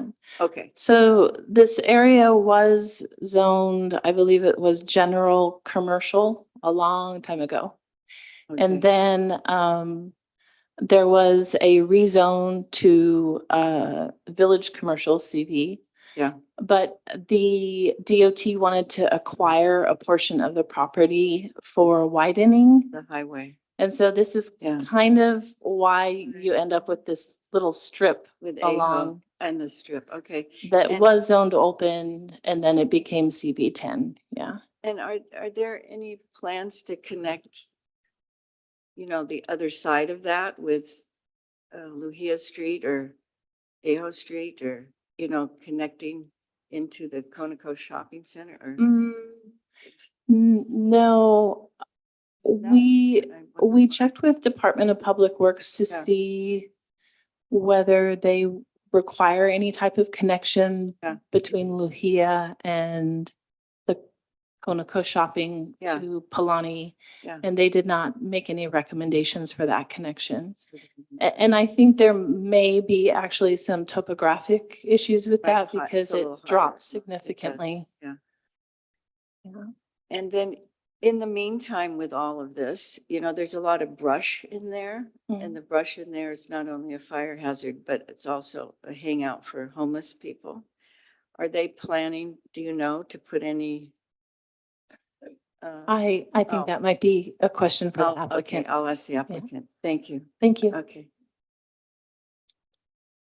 Oh, yes, Thank you, Commissioner Chair. Leeward. I have a question for planning staff. So help me understand, so if condition B and condition C are removed, help me understand what kind of time frame specification will be placed on the applicant? Are there going to be any time frame restrictions that are going to be identified or Take that question. Yes, endocrine planning director. In this case, no, there wouldn't be any time conditions. We'd have performance conditions. So what you see are the conditions that are in there that we're proposing are all mitigation type of conditions. So when they decide to develop, they'll have to comply with those mitigation conditions. They've already done a lot of mitigation offsite improvements already in a way that this is a housekeeping matter because the other area is already zoned and entitled. So this would get the remainder of that strip consistent with the rest of the bulk parcel. Timing conditions are a different conversation. We can get into that more at a later date, but that's the rationale behind that. Thank you. Thank you. Any other questions? Yes, I have a Yes, question, Chair. Commissioner Al. So my, other than, the government agencies that responded or put in their input, were there any private, organizations within the area that submitted or made any comments other than, Ms. Freitas? No, not that I'm aware of. Okay, I'll ask that of the applicant. Thank you. Okay. Thank you. Okay, so I'm going to call the applicant forward now. Oh, is there any? Was there, excuse me. Is there any testimony on item 2? I didn't see any, but. Nobody, yeah, okay, thank you. Good morning, good afternoon. I'm going to just swear you in.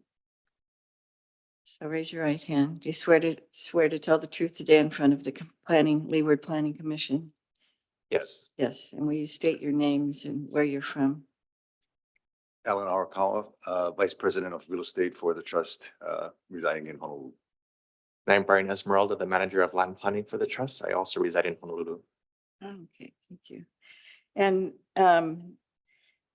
you've read the background material and the recommendations with the planning department And do you Yes. agree with the recommendations, Yes. including the changes? Do you have any further comments? No further comments other than just to restate that, our purpose for this request is one, to remove conditions that have already been complied with regard to the offsite improvements. You're going to and have to also- speak right into your mic, so. Okay, sorry. And also, as Director Kern noted, is to bring this rezone portion of the property to be consistent with the remainder of the property, which doesn't currently have any time conditions on it. So with that, we do agree with the recommendation and the proposed restated conditions by the director. Okay. And then I just had one question for you about the brush that's there. And do you have any plans to fence it off? Or clean the brush out or? When the brush becomes a nuisance, we have crews to go in and clean them. If that's the case now, we can certainly look into that. We also have a security crew. As you mentioned, concerns about homelessness. Yeah. We do have security crews that patrol our properties. So that Try to whole address it. area in there behind Target and everything, that's, Yes. Yeah. We don't go necessarily inside, for example, Kona Commons, but the trust lands around it, vacant lands generally, and the Makalapua Shopping Center. Yes. okay. I got a question. What does the trust envision for this property?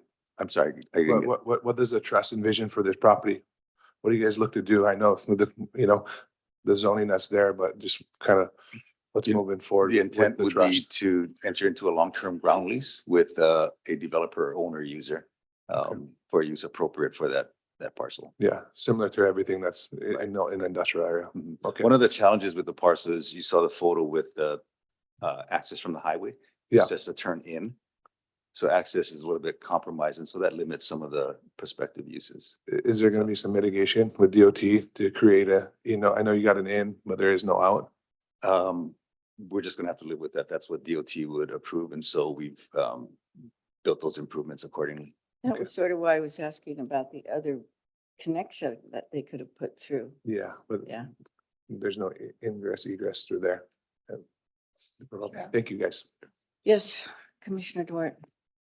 Thank you. My question is related to construction timeline. Do you have an estimated target in terms of when you want to commence construction? Just an estimate. We do not. Again, we would seek to enter into a long-term ground lease with a tenant there, and then that tenant would go through plans to develop. Okay. So any other Chair, I have questions? a question. Excuse me, Um, Commissioner Al. Thank you for Leeward County Trust for coming, and you guys have always been great partners in the community. And the question I have for you, and maybe Maya can weigh in, have you guys reached out to any private organizations in the area, specifically Kailua Village Improvement Association, or maybe any other private landowners? And I guess Maya, I do understand there's a requirement whenever applicants come in, they need to reach out to the community. Whether you are required or not to reach out to certain communities or organizations that are outside of that zone, or I don't understand, Maya, maybe you can share with me and the commission, what is the applicant's requirement on who to reach out to? I'm on a HOA board in Waikolo Village, and I feel it's important, even if you aren't required to go and talk to HOA that's in vicinity, but not within the area that you're required to. I think it's important that you need to go to these HOA communities and weigh in and ask for their input. So if both of you guys can answer that question. Thank you, Commissioner Al. Other than the surrounding property owner notification requirements that are in the code, they have complied with that. The only other outreach I can think of that is a requirement of code is that if the property is in the Kailua Village design area, then when they are able to secure a tenant or lessee and develop a project, they will come in with their plans for plan approval, and those plans will be sent to the design commission at that time for input.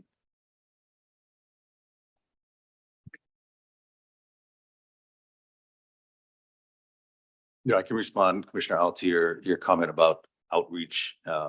We certainly believe in that. We are working on a project now, what we call McCullough Project District, and actually we've been engaged in community outreach for about the last 8 months or so now. I'm sorry, I'm going to have to ask you to speak a little more clearly, only so we have a clear record. Okay. What I was mentioning was that we have a project called McCullough Project District. And we've been in community outreach for that project for the past 8 months or so. So we do believe in engaging the community, soliciting input. It's very important part of the process. So we'll be continuing to do that with that project.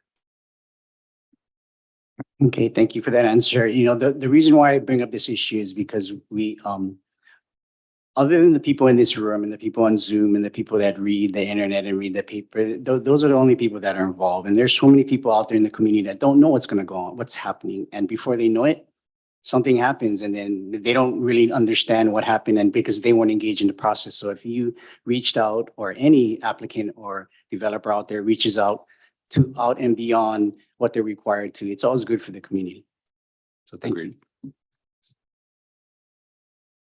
Any other questions? No? Thank you. So we need a motion for action then?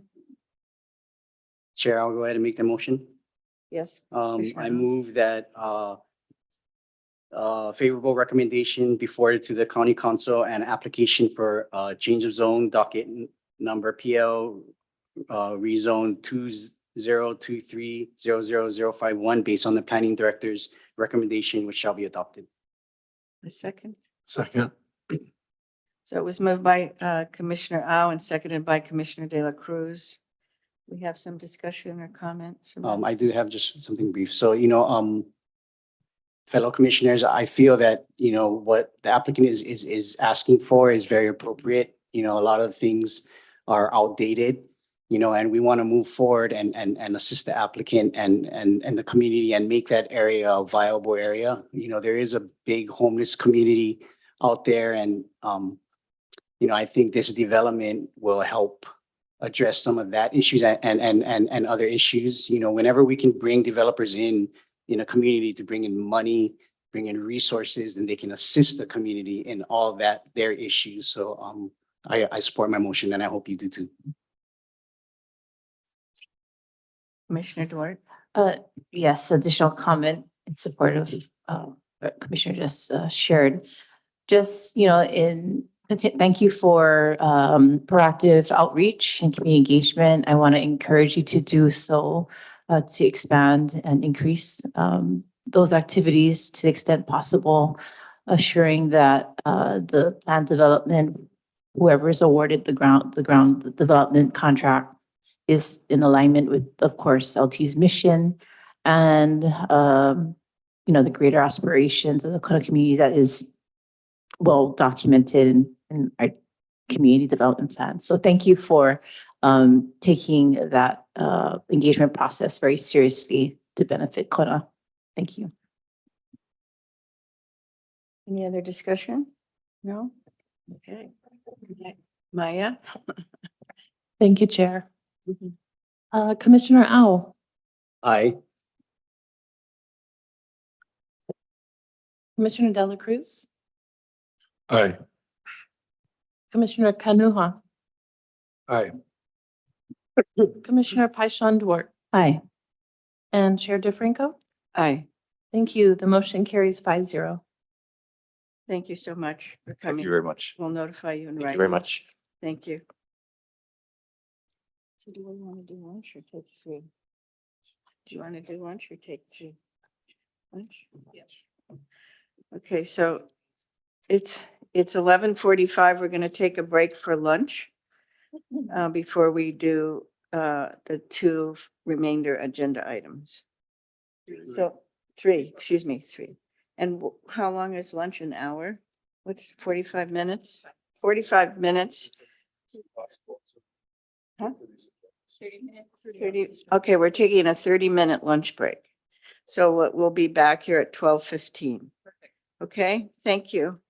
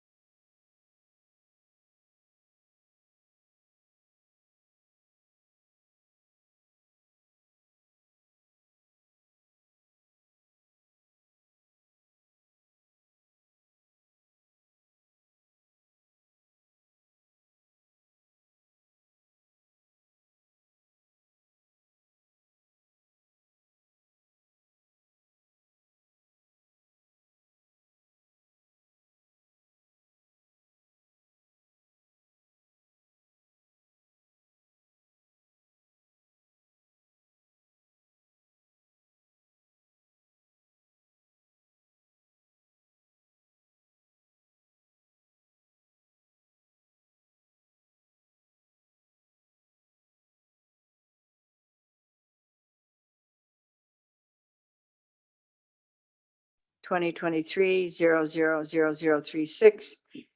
Application for a special management area use permit to develop 18 multiple family residential units. Thank you. In two-story townhouse buildings and 3 one-story duplex buildings, and includes 3 private pools, an office building, related development on a 3.0 acre parcel situated in the special management area. The subject parcel is located at 75-5885 Wailua Road, approximately 600 feet southeast of its intersection with Ali'i Drive, portion of Pua, the third, and Waiaha, the second, North Kona, Hawaii, TMK 3-7-5-018095. We're going to have a staff presentation, please, with Alex Roy. Thank you. Oh, I think we're just making sure everything's set. Good? Okay. I will begin. Good afternoon, commissioners. This is an application for a special management area use permit for Phil Tingley, who's a member of Wailua Partners, LLC.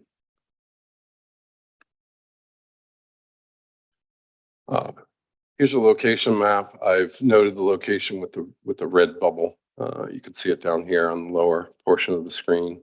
So you can see it's just south of Kailua Kona proper, in between Wailua Road and the highway.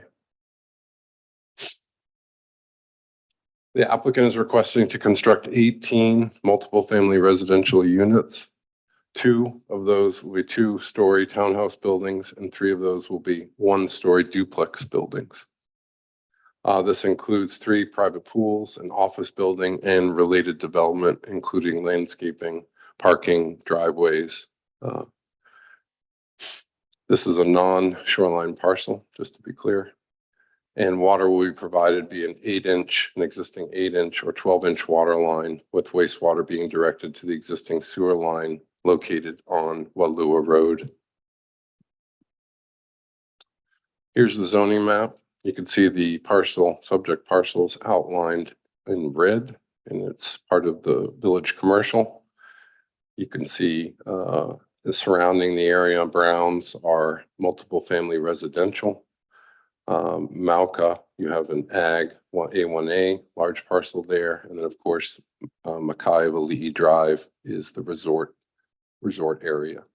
So this is within the village commercial, and therefore the proposed project fits the current zoning. State land use, urban. Boom. LUPEG shows this area, including this parcel, as medium density urban.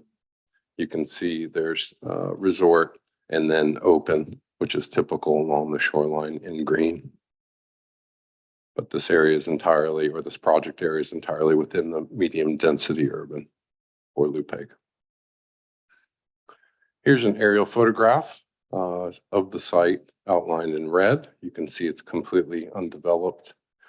There is an existing 10-foot wide access trail that runs from the highway down to Wailua Road. And this is part of a segmented yet continuous shoreline access path. So this is kind of the beginning part where people have the ability to walk down Wailua Road, cross Ali'i Drive, and then down in front of my other project to the shoreline. So as part of that, they're going to keep that open, unblocked, undeveloped, and so that'll remain the same. The road is developed. There's parking across the street. Under my investigation, I found that most of the people that live in this subdivision here also park here.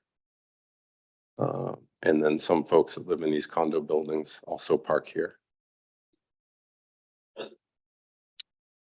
So here's another aerial kind of showing its distance to the shoreline, about 750 feet. We've got Wailua Road, Ali'i Drive.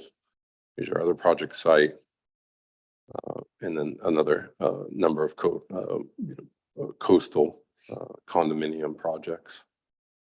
So most of this area is developed with condos.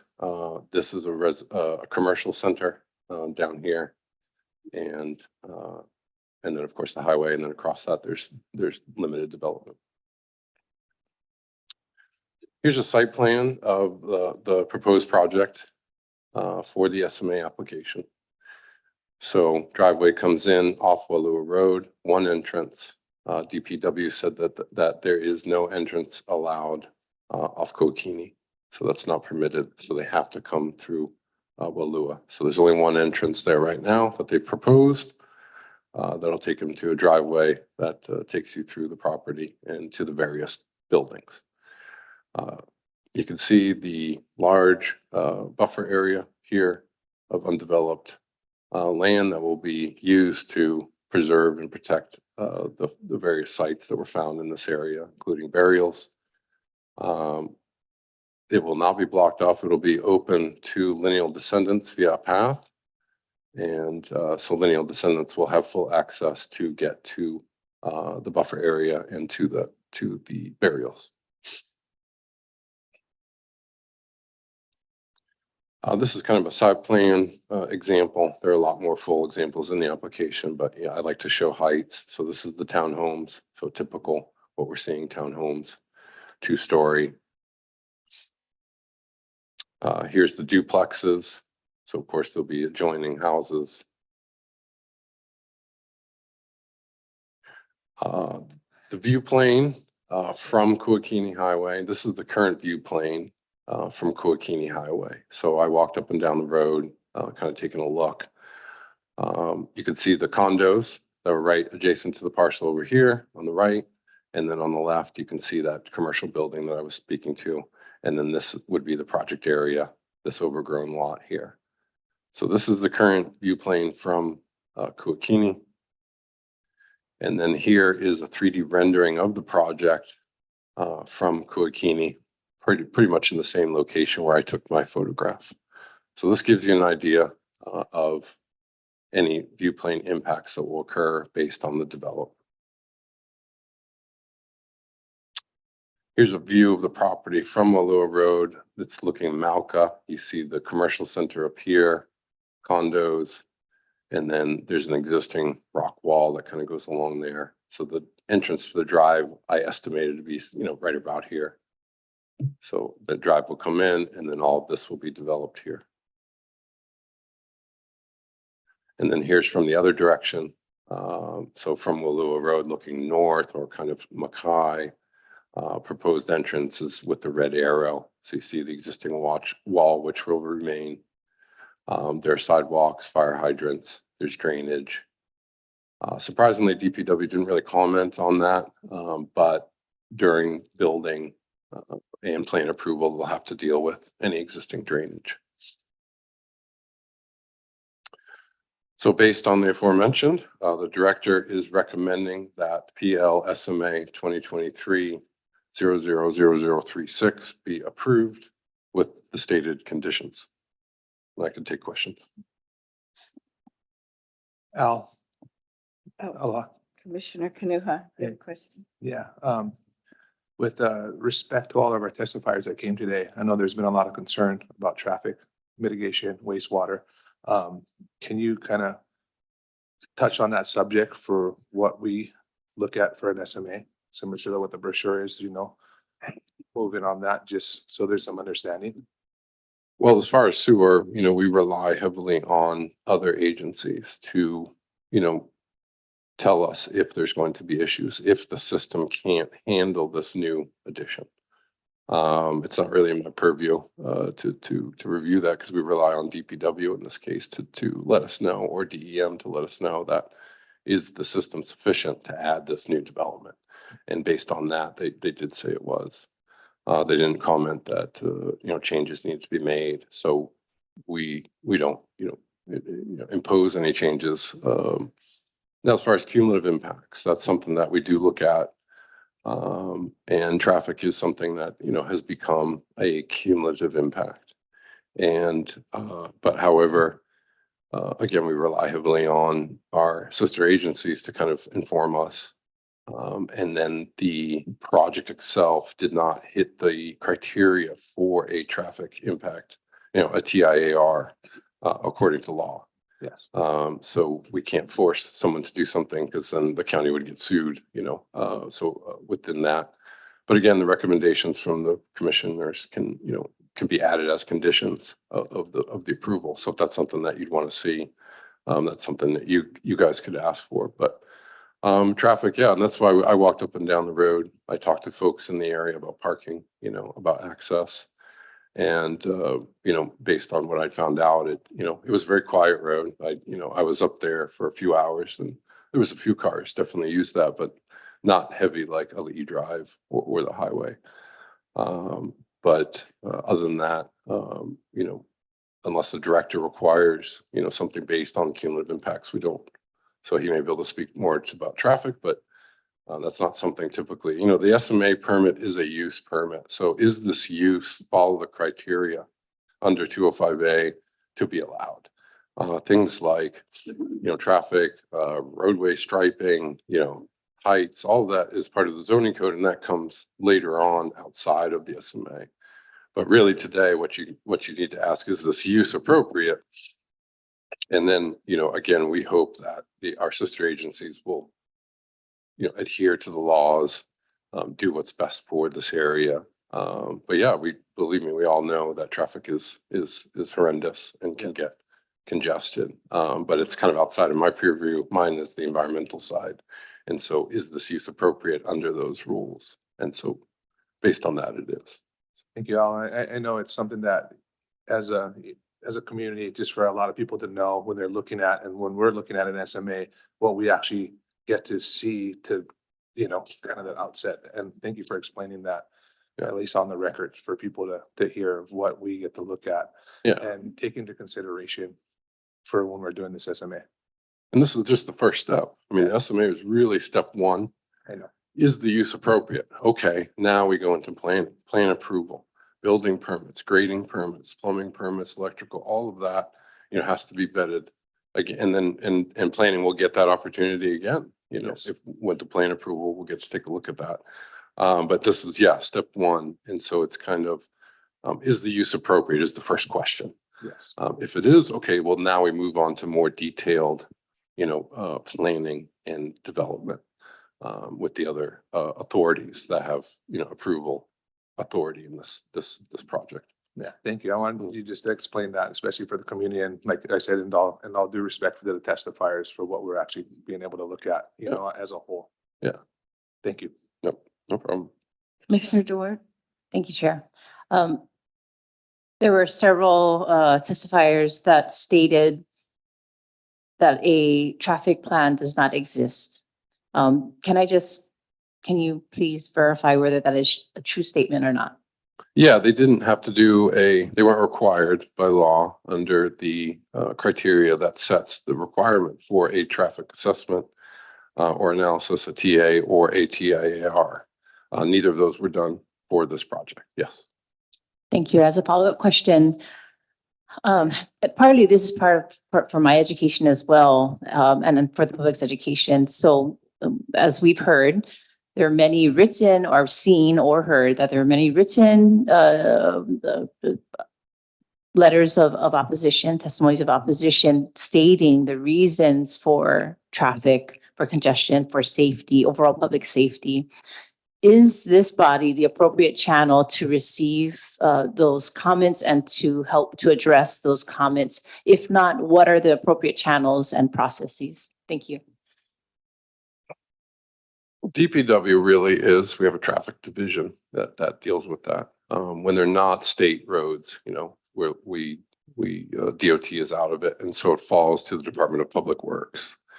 They are really the ones that set the CIP projects for what needs to be developed as far as roads, bridges, infrastructure, and other agencies like DEM deal with the sewer and things like that. Again, what the SMA is really looking at is the use even appropriate and based on the environmental impacts or potential impacts to the shoreline, the coastal zone. And so that's where our focus is on this. And as much as I'd love to opine on traffic, it's really not under my kuleana. It's not part of that review. And as I told CJ, we rely heavily on our sister agencies to pick up where the SMA leaves off, and that includes traffic and that includes sewer. So if people really want to get involved, you contact DPW, but you can, because they're the ones that really kind of focus on that. And maybe Maya or the director might have more to say on who specifically. You can always call Mitch. And also to just getting the CZM program out, just letting people know of what that is for the special management areas. Oh, okay. Yeah. The CZM program, which sets the SMA, essentially kind of is the overreaching state authority for coastal zone. So you have, one of the unique things of Hawaii is that the entire island is actually within the coastal zone, because everything that happens up can flow down. Yes. And that's typical. And so, but the SMA is different. It's a kind of restrictive boundary that's held to the coast. In some places it's very minor.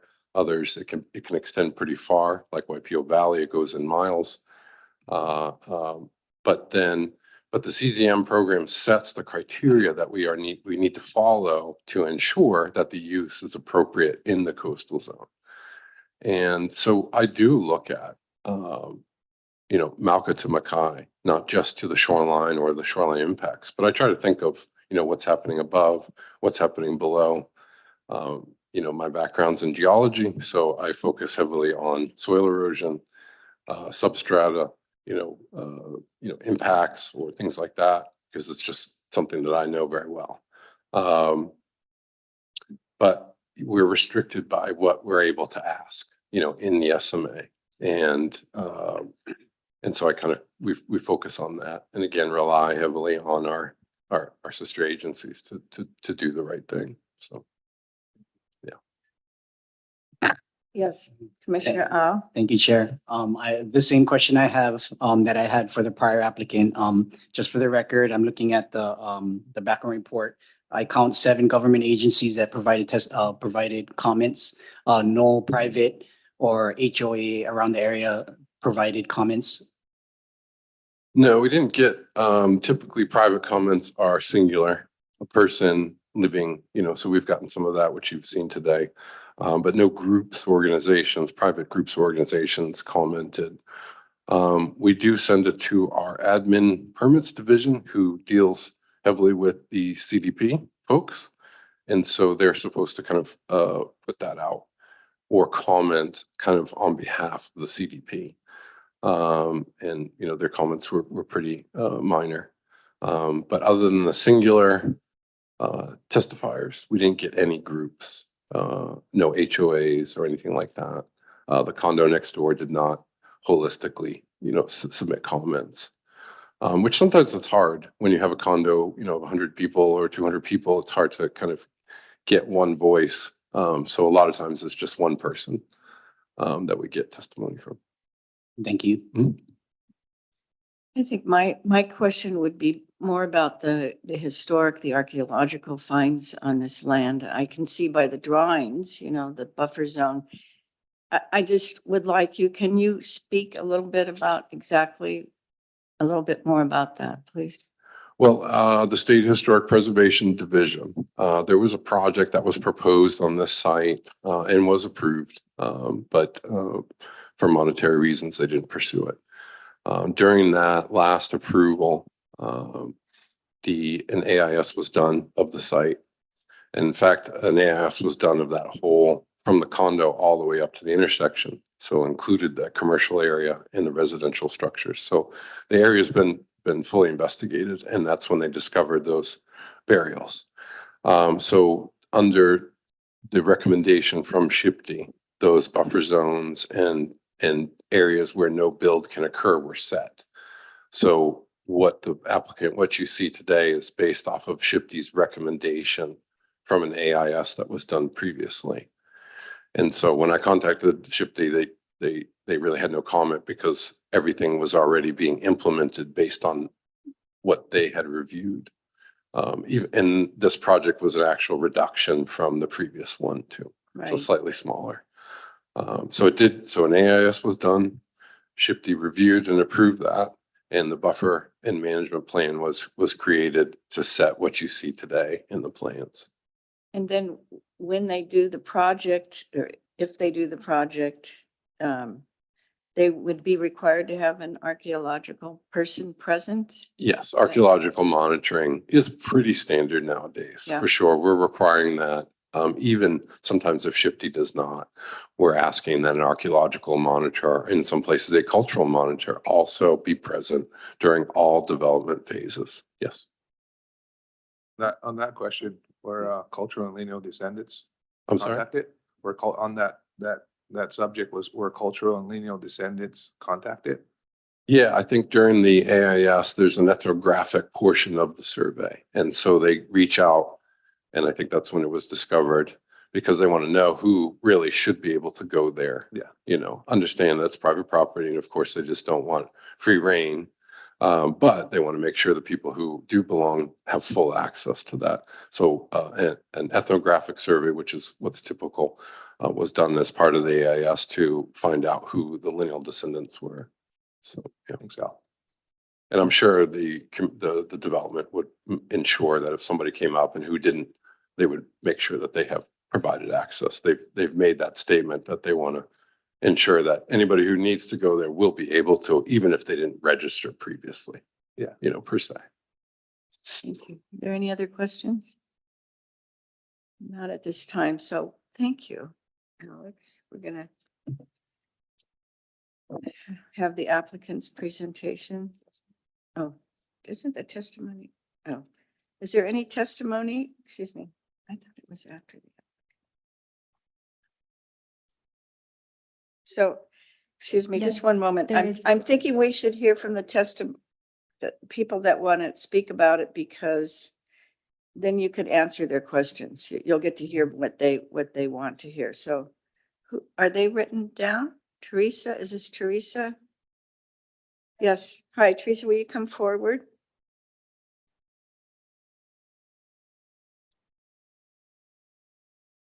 You're going to push that little button there under the microphone. The light's going to turn red. It's on the.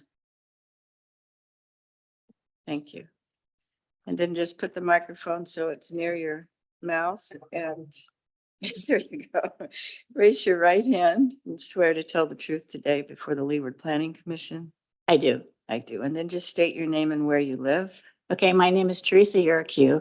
I live in Kona, Kyla, Kona. More importantly, I live in Ali'i Cove, Okay. which is right across the street All right. from this development. Thank you. And you've got 3 minutes. Okay. Thank you. So based on the discussion about the traffic, what I'm asking is that you have or someone recommend that a traffic study be done. The traffic issue on Walua is not the issue. The traffic issue is in Walua, Kukini, and Lanapule intersection.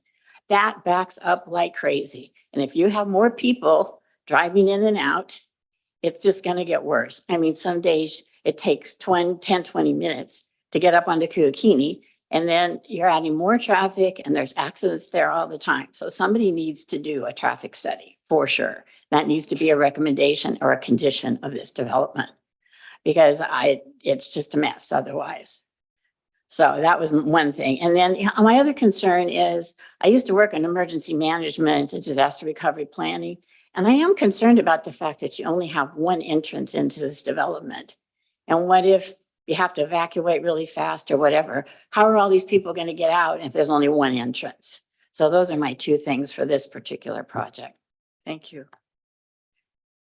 Thank you for your time. Now, will the applicant please come up?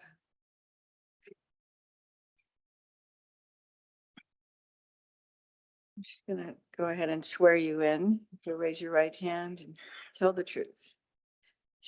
I do. I swear to tell the truth. Yeah. Okay, thank you.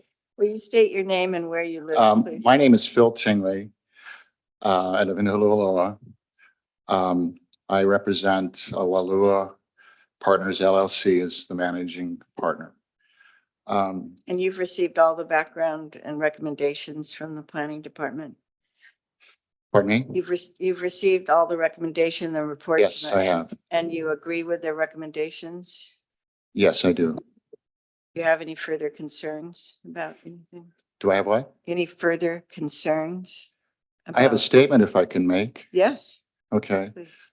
First of all, I want to thank this esteemed collection of commissioners. You guys are volunteering your time, being in the development construction business. I know you're dealt with a lot of matters that concern the community.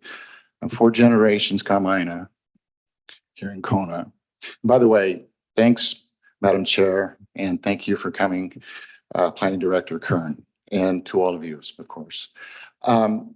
So I'm a local developer. It's not somebody that's coming from afar. I have a track record of working in smaller residential communities up and down the coast from Keauhou to North Kohala.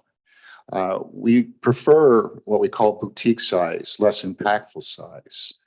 We are not affordable housing people, although we support affordable housing. And we are trying to assist in the affordable housing dilemma, the crisis, if you will. We are a move-up market developer.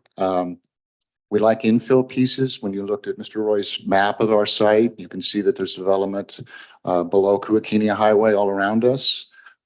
Kona Mansions to the north, they're looking forward to us developing. We have had the raw land. Now, we've been on this property for 20 years. And so we've been the stewards of this property with its burial site and its undeveloped status for all that time. And we've dealt with the homeless, less fortunate that have come into the property and set up shelters. We've dealt with invasive species, the grasses, the hollykoa, the Christmas berry. We've had to knock that down regularly before the fire protection and the seed infestation to our neighbors. We have taken great steps in the planning of what was the original development, which was a much more ambitious development. It was 30,000 square feet of commercial and 8 residential condominium penthouse units. And we went through this exercise, and it just happened to take place at the King Cam Hotel, where we were approved for that development. And a lot of what you brought up today was discussed then, maybe not in detail, and certainly not the volume of people that have stepped up in concerns and expressing their reasons that this shouldn't go forward. We've had years to contemplate what is the best use of this. And as somebody who's looking at sustainability and something that's fitting into the community, we came up with a plan that reduced the density. This is CV zone, which allows 1 unit of the square feet of the property, 1,250 square feet. So if you calculate, we could have as much as 80 to 100 condominium or apartment units on the site. We chose to do something that wanted to be low density. When the STVRs became available in the Kona Village under the resort designation, hospitality became an appealing alternative to then just to build condominiums and sell them for a higher. You saw the illustrations. These are nicer units, and the reason they're nicer units is there's only 18 of them. I hear messages and concerns very valid on the traffic. I live in Hulualoa. I've been down on Lee Drive often enough to know. We are on Walua Road. And one of the things that come out of a urban development text is if you can bring the people closer to where the goods and the services, the restaurants and the entertainment and the beach, and you bring them in closer living into that environment, they're less dependent upon vehicles. This is proven even on some of the developments that we've done in the past, where we brought the people in density right into the core. And this is one of the principles that we're offering here with the 18 only residential units on this particular site. I've heard concerns about the wastewater. I share the concerns as a developer who's been active in this community for almost 40 years. I hear you, and it is up to the county and the wastewater department to assure us that all of us that are tapped into the sewer have comfort there. And fortunately, we looked at that and realizing that we had less density, that we felt that we wouldn't be adding to the problem to the point that we shouldn't be approved. The other matters of archaeological, cultural, I couldn't be more focused on that. This is highly important to the future of the island to preserve and sustain the history, the strong history of what we've got here in Hawaii. We want to be part of that. because I live here, that's how important to us and my family. There is an extensive plan. When we reached out in the earlier SMA approval, Curtis Tyler was on site with me at least 3 different occasions. We had grubbed it earlier. We had it opened up and he and I examined. We were looking at shells. We were looking at bubbles in the lava, anticipating there might be lava tubes that yet to be found. We, of course, focused on the burial that was identified. Unfortunately, in times past, the homeless were in the area. It was somewhat desecrated, but not entirely. And we went about preserving that. And we did extend to the proper mitigation processes. In 2018, we brought Uncle Billy Fields in to help us along with Curtis Tyler on the entombment. We hand cleared the area to where we could get to it. If you saw in the aerial photographs, you could see that there's clumps of trees, there's kiavi in the site that require hand clearing. And you can see the vegetation's thicker in there because we're not disturbing it. We've only aggravated the outside areas. Unfortunately, the photos also illustrated that there's a lot more grass on there. Today, to clear over an acre, you need a grubbing permit. And in that process, in the application process, which we're currently in, our neighbors are concerned. We have fire, we have seeds, we have homeless.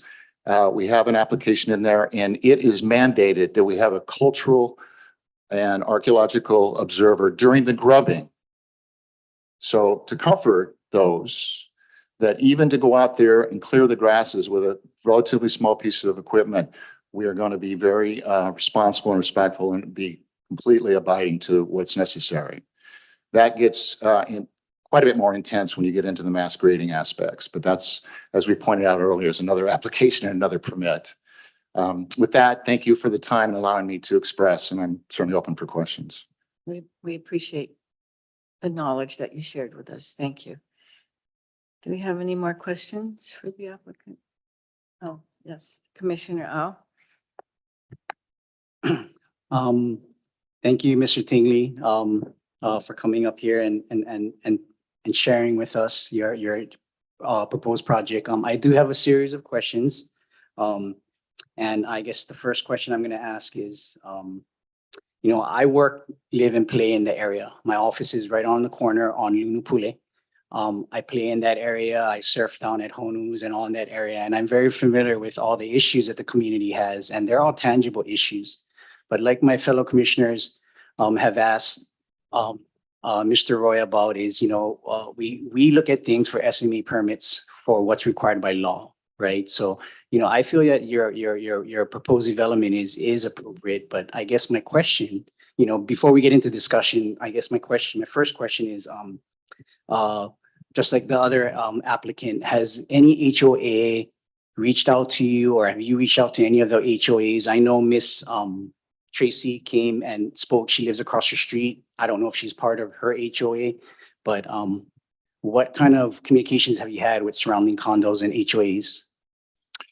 We sent the notices out. I don't recall what the distance is, 600 feet or 300 feet. Yeah, and we were advised to send them to the HOA so that they could circulate the information to their ownerships. No, to my knowledge, we've not had an HOA formally come and represent a group in opposition. Okay. Next question is, affordable housing is a huge issue, and you touched upon it, and other testifiers have talked about it, and it's a much needed thing. Would you be open to having an affordable component in your development? Would the numbers crunch that? This zoning did not require Chapter 11, which is an exaction that it says that the developer must provide up to 10% of their total amount at time of affordable housing in the area where the development's being done. We did not have that requirement in this zoning. So what we try to do is, in cases whether we have that requirement or in this case not, is get involved in what's going on in the community, both in affordable housing and in more recently attacking in partnership with Hawaii Island Community Development Corp. We are the first phase and developer of the Huli Kola, sorry, up on Kalaka'i Parkway. And as a, I guess, a principle or model of what we're trying to do as a developer is to get involved. We actually were active on the temporary facilities you see down at Old A. We worked with the county housing to put that up and be part of the solution there. Our guys graded the areas there. I am a member of the board of directors for Homes and Land Enterprise of Hawaii County, which is a land trust that Pete Hoffman put together. I'm a founding board member on that, and we're building affordable housing one house at a time. We're active in Volcano and in Puna right now. There are other ways to solve the bigger problems that you shouldn't feel obligated to. If you are truly, committed to your community, then you're looking beyond what the here and now is. And I know we're characterized as greed mongers, as people that are feasting on whatever opportunity we can to make money. I've been on this property for 20 years and we've paid over $500,000 in property tax because the entitlements have put that appraised value. And that's money that I think is being spent well for the benefit of the entire community. So specific to your question, we don't have an exaction, Dean. We have to do it elsewhere. And it wouldn't be necessarily appropriate given the low scale of numbers of homes that we have in there to try to squeeze it in there. But it would be better fitted to do where it's most appropriate and we can get it done on an affordable content. Okay, well, thank you for that comment. And my third question for you, my third and final question is, I frequent the contractors licensing board quite a bit. I myself was a prior licensed general contractor. And, so I know what it takes to be a licensed contractor and to get developments and to do projects. I do have a concern about your past. I did find that you were fined $10,000 last year for a project. And if you could just talk about that really briefly, and if you could just explain that. Well, I'd like to point out, I'm not here as that contractor, but as the person. Yes, we did a maintenance project over in Hilo for Minute Stop stores. They had a canopy that was collapsing, rusting through, and under an emergency, we got a permit. And the group that supplied the canopy came out of Utah, and they also did erections. And the owner of the Minute Stop court suggested we package the deal. They were on the property for 2 weeks. Somebody drove by and filed a complaint. They weren't licensed. The crew that was on the roof. Okay, well, thank you for explaining that. I truly believe, people get better as they get older. And, for you as a reputable developer and contractor in the community, I just wanted to bring that to light, but I'm glad that, it's rectified and, moving forward, everything will be okay. And I'm assuming you're going to self-perform under your contracting as well. Yeah, I'm gonna call you out on that. Shame on you, Nina. We don't know yet. We have a long way to go before we get to some sort of construction schedule and who's going to do that. And I know you. We would be talking way before anything committed happened. Okay. Yeah, a lot of our applicants and developers that come up, a lot of us commissioners ask questions like that. Who is going to build it? When are you going to build it? What's your time frame? And at this point in time, most developments and most applicants, they're not even there yet, right? They're still crunching their numbers. They're just trying to get their project. So I appreciate that. So thank you for answering my question. No, thank you. Any other questions? Yes. Yeah, I got a question. Commissioner De La Cruz. Just looking back, circling back to traffic, some of the testifiers came on Zoom, and nice lady are here in regards to safety and evacuation route. Is that something you guys would consider and kind of touch base a little bit more for us? We do look at the evacuation routes in the near siren. In this case, the evacuation would be up Walua Road to Kokini Highway, but I'm not sure if they were planning on doing it. Well, I can comment if you don't mind. So when we looked at the map, and perhaps can we put that map back up?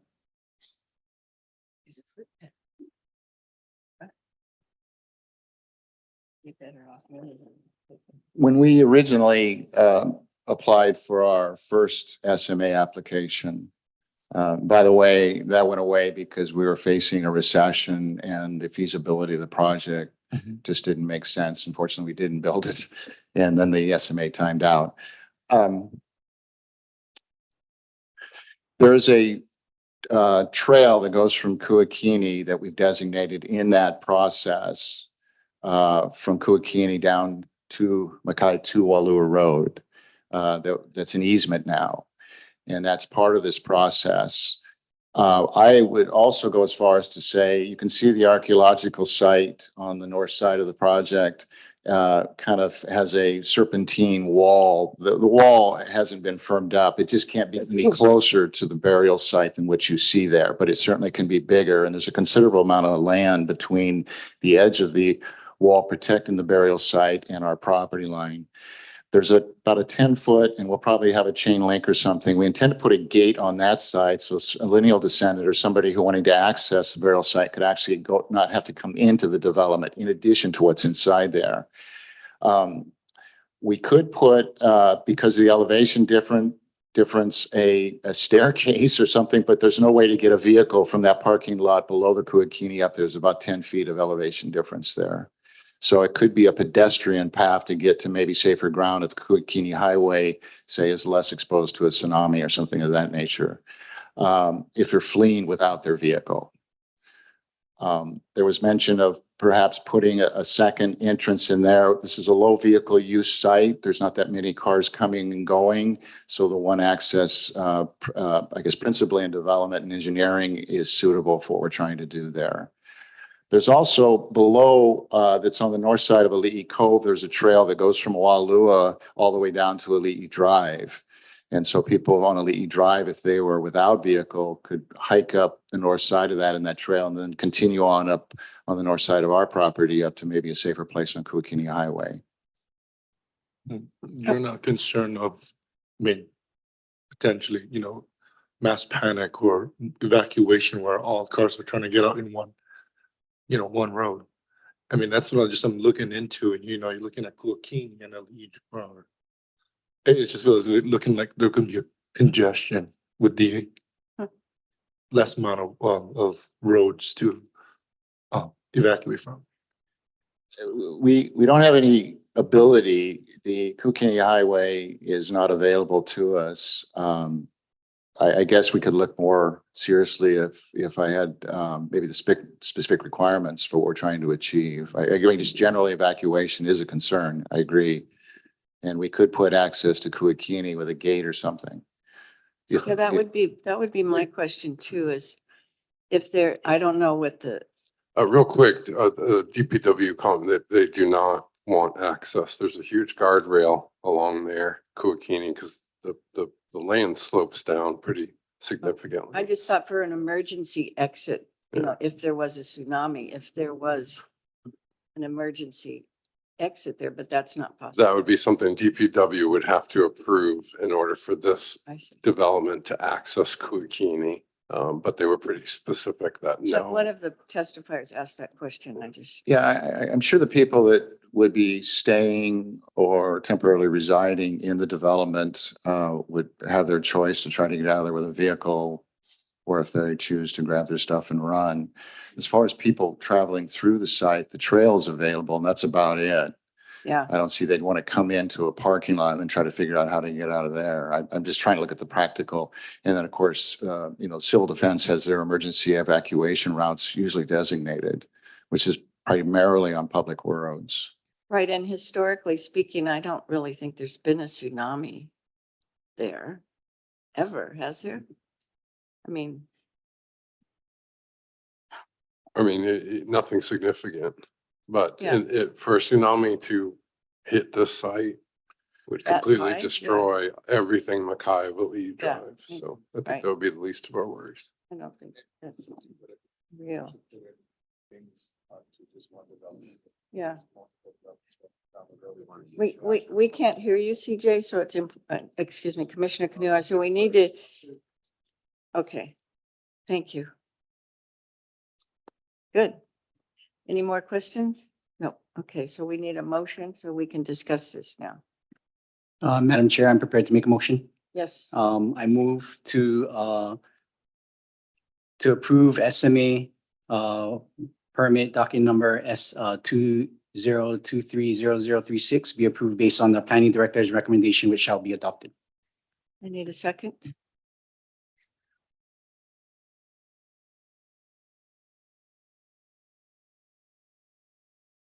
I'll second. Okay, so we have a discussion now about this, please. Yes. Madam Chair, I'll go first since I made the motion. I feel, fellow commissioners, that this project is appropriate for the area. You know, the applicant is fulfilling all of their requirements as stated by law. You know, there are a lot of issues with traffic and everything that we've heard, but a lot of that stuff falls on the state and the county. And I don't think it's fair to put it on a developer for them to solve the world's problems, right? To solve the major issues with it. But, you know, I think it's a collective issue. And I think a lot of the different developers, landowners, existing condominiums can all hui together and work it out with the state and the county. But I hope you support my motion. You know, I do have concerns, a lot of concerns, the same concerns that the community has. Like I mentioned, I work and I play in that area, and it's bad. That Lunapule intersection has to be done. Something has to be done because I've seen accidents right in front of me. The car in front of me, I'm taking that left off of Wailua and trying to get onto Kuakini, and a car in front of me gets smashed. And then across the street, there's houses up there, and you know that's part of the problem too. And right across the street, you have Jackie Ray's, so it's congested in that area. But why should you put it on a developer that's in that area when there's a lot of different other people? So it's just something for us commissioners to think about. Is Yeah. When you guys think about my motion. Yeah, I agree with you. And I like the way that they wrote it. They made it a smaller footprint than originally it was. They made it smaller, and they're calling it residential, which makes me think that maybe people will live there long term and rent them as long-term housing rather than, you know, a hotel or something like that. It felt like that when I read the application, that was sort of what they were intending. And what will happen, you know, we don't know, but I like the way they made the intention. I like the way that they're assuring that the cultural and archaeological sites will be protected and that someone will be on site when they do anything. If this does go forward, that it would be carefully monitored. You know, I appreciate that. And I appreciate that it's developers that are in Kona, and the people that work for them are probably local residents. And so I can appreciate that. Oh, And Commissioner one Kunoha, thing you speak into your mic. one thing is just kind of coming on my mind is putting would it be appropriate to put a condition that a new traffic study be done? You touch on that, Zendo? Sure. When we're evaluating SMA, as Alex said, we're looking at it through the lens of 205-A, as well as our planning commission rules. There's been previously an attempt to condition an SMA permit with traffic conditions, and that went to court. And the court decided that you cannot condition traffic impacts or traffic conditions within an SMA permit. Yeah. And so that has been the department's stance since that court case, is that that's not the place to condition traffic within the SMA. What we do is we do a complete evaluation based on the law, which is provided to you and to the public. And if it doesn't meet that criteria, we don't give it a positive recommendation. What we look to do is mitigate all the impacts that are outlined within our jurisdiction, which has been done, which are conditioned. So as a director, I wouldn't support that. I don't think it's lawful. Thank you, Zendo. One last question, Mr. Tingley. I know this is a major concern from the Hawaiian community with our cultural, you know, the cultural and historical significance on this property. You dedicated to make sure that this thing is taken care of for the people. I know you spoke on it, but just for the record, you know, you dedicated to make sure that this is especially for lineal and cultural descendants. I know previously, I guess when Shifty did it a long time ago, maybe I wasn't recognized just yet. I know my father was. I am a lineal descendant of a lot of these Ahupuas. My grandfather was the ruling king and chief of this place. So if, you know, that's one thing that was a major concern. And, you know, if you can make sure that you take care of that. And I know you touched on it before, and having that monitor for a grubbing permit is, you know, they don't have that right now. And I know it's been a new condition. So to have that, that's great. And I really appreciate that. You have my assurance. In fact, I'm here to extend to all that represent the history and the cultural significance in the form of lineal descendants to help us do the best job possible. I do have my proposal here for the archaeological monitoring, and we want to make sure that we're on top of that. There's no point in being neglectful. It should be the opposite. Now, there could be a fine. When I was out there with Mr. Tider years ago, and you can see the bubbles in the Po'ohoi, you assume, because that particular area is prone to caves, that we may find something else. Yep. Whether there was human activity or not in that space will have to be determined, but we are vitally aware. Definitely. And I would invite those that have spoke. We're here in town. I'll meet them on the site. Thank you. Thank you. And moving forward, do you know who you want to be working with any other archaeologists who you guys have in mind? That's We've used Alan Hahn and Associates. Yeah, I know he was on property in the early 2000s. Yeah, well, they're currently working with that group at Kukuiola. What is it? No Papa? Okay. And they've researched all the documents, the burial mitigation plan, the SHPTA reports. So this could be categorized as number one. Are we going to be perfect in our management of that? We're going to try. Thank you. Thank you. I know that's a question and a major concern. I heard it. Of the community. And, you know, with my second of what he had, you know, I support things that our local community is trying to do.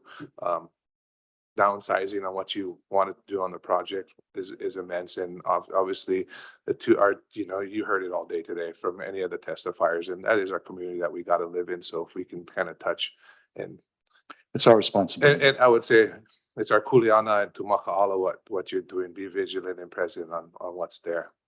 Mahalo. Thank you. Thank you. Commissioner Pashon Dwart. Thank you.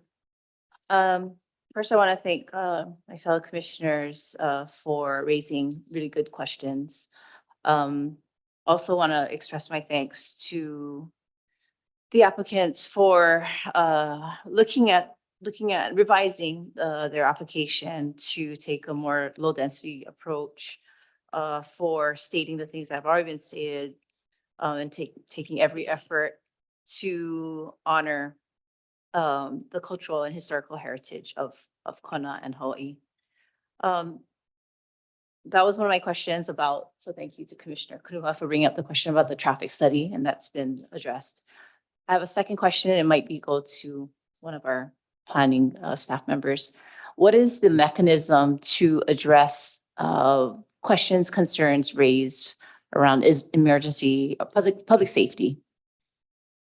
Emergency disaster preparedness. I know it's we are in the SMA process, and but I also want to just understand, and so that we can say it publicly for those who have testified, giving those reasons. You want to take that one, Alex?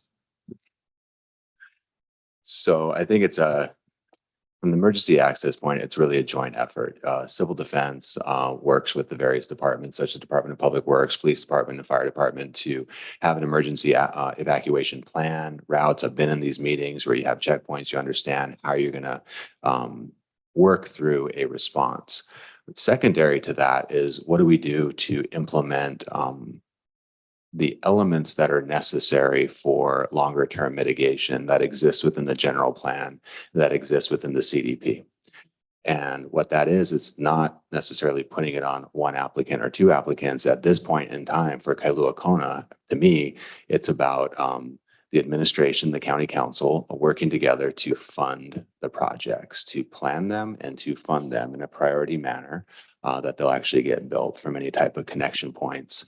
And that's just what it's going to have to take. That it can be challenging because with any of these projects, there are also these elements like we've seen with the Lee Highway, where you run into sensitive areas and you have to work through those. So for me, the sooner that we can begin funding and planning those efforts from an EIS, AIS, EIS, an environmental impact statement, or an EA, environmental assessment, AIS, archaeological inventory survey, the better off we are. So we can actually then, when we get funding, we're shovel ready.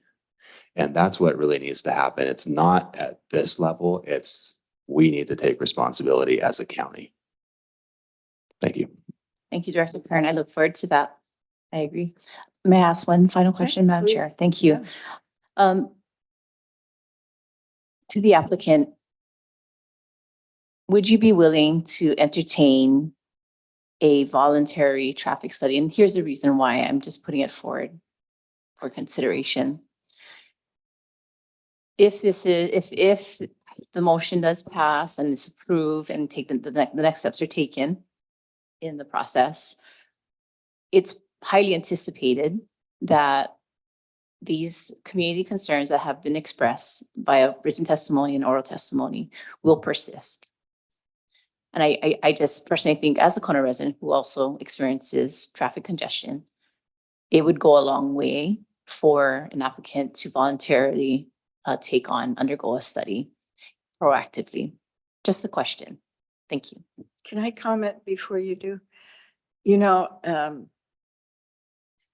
because this is the only time we can actually discuss what we're thinking is right now in front of everybody. But, you know, I think they've done other traffic safety things in this area. So I think they've been done. But I would love it if you would partner with a group of people here in Kona that want to take on looking at the various places where we could improve upon the traffic flow in Kona. Short-term goals, medium, long-term. So you're looking at sinking lights, you're looking at connector roads at Laco Street, you're looking at the Ali'i corridor, you're looking at the widening of the highway, all of these things. But you know, whoever does that group has to have partnership with somebody who has you know, background and intelligence, and that could share them or not with us, you know, to go forward with something like that. That I would more like to see something like that, because I think that's doable. It's a sort of a volunteer thing. Madam Chair. Yes. And I just would like to caution the commission that we can't ask that. for an illegal condition. Yes. If the condition is one that we cannot require, asking for that kind of commitment, even on a voluntary basis, Yeah. could be problematic. So I would just suggest that this isn't the fora for Okay. review of that issue. Thank you. Can I comment? I don't I mean- know. I don't know if you can. I don't think we were supposed to ask, so I don't think you need to. Well, I'm comment. not, I was just gonna say, I think that the questions are valid. You know, we've been asked to participate in a lot of community benefited programs outside of coming here with my hands out, asking for something in return as a condition. So I'm happy to participate in connecting the community to address in that whole corridor there in the village. We're actively down there working on Ali'i Drive as contractors. Yeah. But maybe that is forced into the community by somebody taking that and spiriting that on. That wouldn't be me, but I certainly would be willing to participate. Thank you. Okay. I didn't hear that, but thank you. Madam Chair. Thank you. Yes. I just have another comment for my fellow commissioners.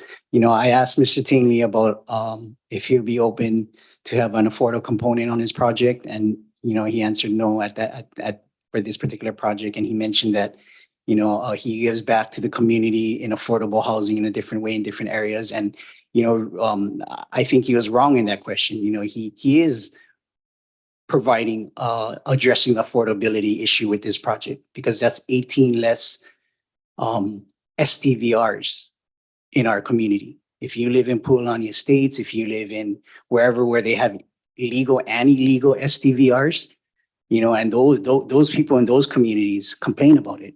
I live in the village and I hear people partying at night and I know it's a STVR. A project like this will create more visitors in a condensed area where they should be, right? You know, the visitors are going to come. They're coming no matter what. They're coming from all over the world.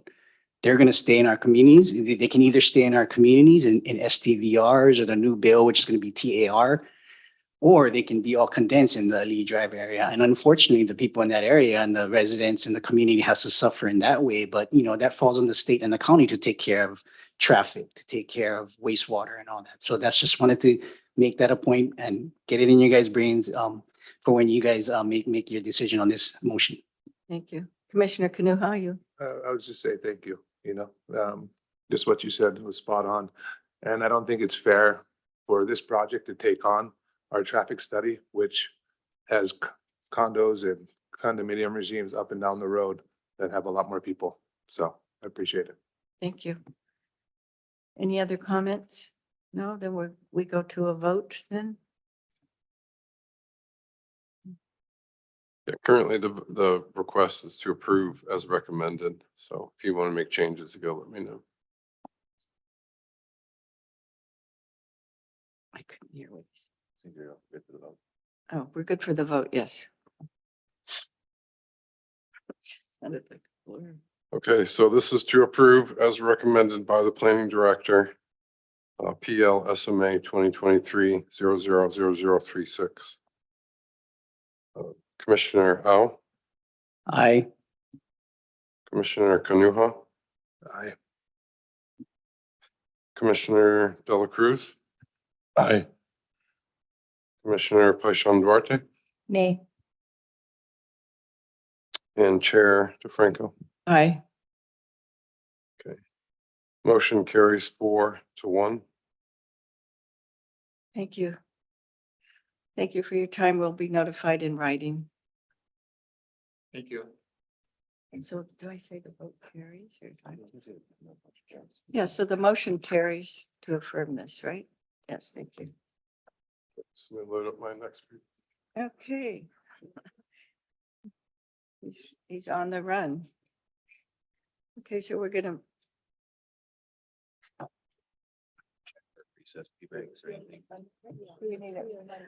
take a 5-minute break again.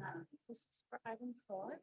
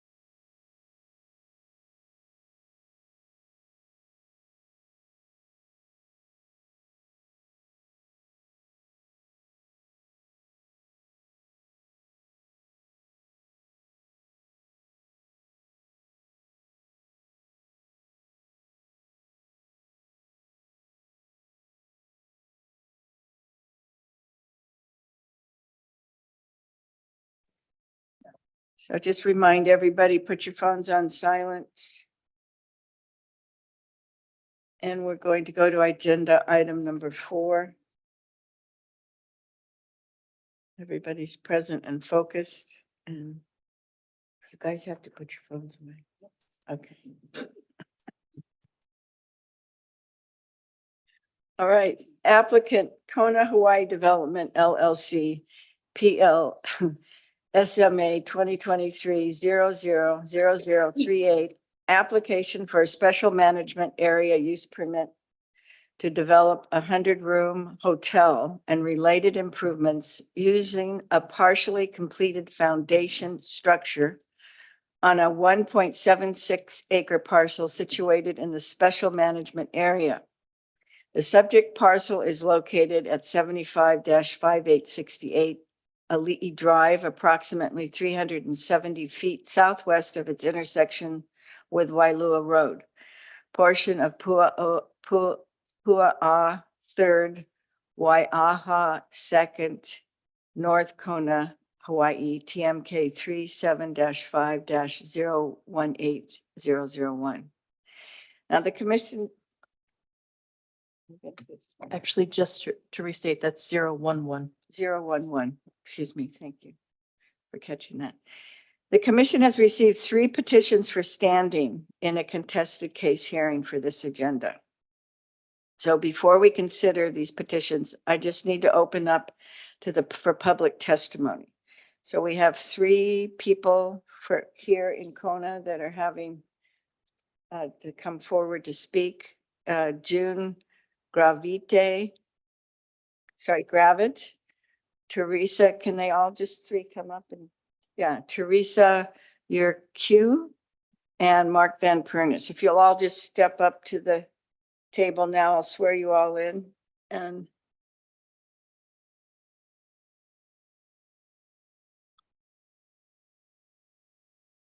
okay, you know how to turn your mics on. You push this button at the bottom on the black box in front of you. There's a button on the right side. I think it's on your right side. There's a button on the right side. That's your left side. The right side. Maybe it's. Oh, there. Okay. Sorry. And so we're going to go in this order. We've got June, Teresa, and Mark. Okay, so you can all share the mic. I'm not sure. You've got a mic too. Okay, so let's raise your right hand, please, and swear to tell the truth today in front of the Leeward Planning Commission. Okay, Mark? I do. I do. I do. Okay. And we're going to start with June. You need to state your name, where you're from, where you live, and you have 3 minutes. Okay. Okay. My name is June Gravit. I live in Captain Cook near Choice Mart. I co-own a condo at Halikona Kai. I want to echo the previous comments about the public service and facilities access during emergencies. I am a trained Hawaii CERT volunteer. I've been a CERT volunteer for probably about 15 to 16 years on the mainland as well. And I am very concerned about the location of Halikona Kai behind the proposed hotel. So this being a petition for your standing, we need to understand why. Oh, testifier, excuse me. Okay. Yeah. That even though they have an operational, Marriott has an operational requirement to develop about evacuation plans and conduct drills. Halikona Kai is in a location such that we're in a corner that we're not going to be able to evacuate very well at all. Because Royal Kona will be evacuating, the hotel will be evacuating, and then also the Royal Kona will be evacuating. I also want to echo the previous comments on the Ali'i Drive traffic. Like I said, I live in Captain Cook, and I drive down here for a couple of volunteer efforts associated with animals about 2 or 3 days a week. So I totally understand the Ali'i Drive traffic as well as the Kuakini Drive traffic going home. I also want to echo Randy Rogers' previous comments on Halikona Kai. Kahakai Road is an access road, so there aren't any traffic study requirements, even though you guys, according to Mr. Kern, shouldn't be concerned about them in your decision. So with that said, I just want to talk about what Kahakai Road is really like. I believe in some of the planning department recommendation documentation. They said that this was a two-lane, 25-mile-an-hour road. In reality, it is currently a 1 to 1.5 lane road, 16 feet near the south parking entrance, with most vehicles traveling no more than 10 to 15 miles an hour. Back in the 1970s, when Halikona Kai was developed, there were no requirements for personnel parking or visitor parking. So we have to park on the road. Our visitors, our site manager, our maintenance personnel. Your time 30 seconds. is up, sorry. Is that it? Yeah. Thank you.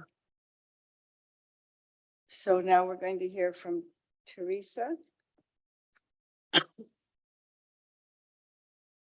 You hear me? Yes. Well, I just continue what she's talking about. Okay, I told you I live in Ali'i Cove. My unit faces right across the street from Kanakai and where they want to develop that. And I sit on my lanai, I'm upstairs, I can look down, I can tell you the traffic is bad enough right now. And if you start adding 100+ cars coming out of that development and going in one direction or the other, Ali'i Drive and that street is going to get totally jammed up. I know you don't do traffic studies, but something has to be taken into consideration about that, because I see stuff backed up all the time. People trying to turn down Kanakai, Ali'i Drive gets backed up. It is a mess. And also, if what that one gentleman said about how residents in work, and if you can block off and rent out to 2 different people, then that means that the supposed 146 parking spaces that are going to be underneath this unit could expand to more. There is no parking in that area around Ali'i Drive, particularly if they're going to put in sidewalks around each side, because right now it's a dirt on both sides and people park there all the time. But if they're gonna expand, if it ends up being more parking, and then I don't understand where staff and all those people are supposed to park in this development. So I'm just saying you need to take all of that into consideration if it's going to be that large of a development, because it's really too big, double what the original plan was. It's ridiculous. Thank you. And Mr. Van Pernis? Don't have much time. I can't ask questions. I was in Kona in the 1990s when a developer first proposed this project. He said it would be ready in 5 years. That was deception. He got this estimate and he flipped it.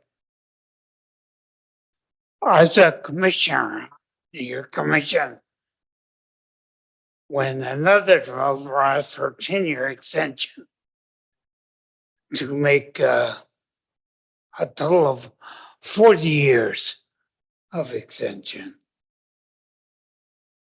Their representative, Mr. Fuki, said they, while conceding there was great increase in projects and traffic, no additional traffic study other than 30-year-old one was necessary. Now there's no SMAs, no permits, and there's a new traffic study needed. That should be continued until the new traffic study is done. They're back here now under a new name. But that new name has no interest whatsoever of record in the project or in the property. No property interest, no SMA. It has to be continued or dismissed. Is no in your vocabulary. They make a claim of contingent interest, but why isn't that document in front of the planning commission? Why isn't it in front of the corporation council to see whether in fact they do have any kind of contingent interest? Who has liability for the cement monstrosity that's been there for 30 years? Why don't they have an employer ID number? Why don't they have a tax ID number? Because they're gonna flip it. They're 30 not gonna seconds. bill. And that last proceeding a couple of years ago, under the guidance of Mr. Vitusic, the then chairman of this commission, they imposed a condition that the property be built within a reasonable period of time. They Thank you. Thank you, Mr. Van Pernis. ignored that.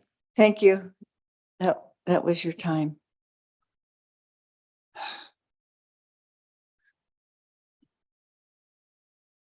I submitted written testimony. It includes conditions. We need full disclosure of who these people are and their relationships that they pass applicants. Most importantly, we need Mr. Van Pernis, I we have to need stop curbs, you. gutters, and sidewalks. We need traffic study. Thank you for We need- summarizing. Appreciate it. Lastly, I'd like to object. Thank you. It's just not I'm fair. that- objecting to Okay, I have to the call a 30-minute recess if you limit. continue talking, The Mr. Van Pernis. I have to stop applicant the and the meeting. Planning commission. Okay, we're Planning gonna stop the commission meeting now. Unlimited time. At least the land use commission allows the public.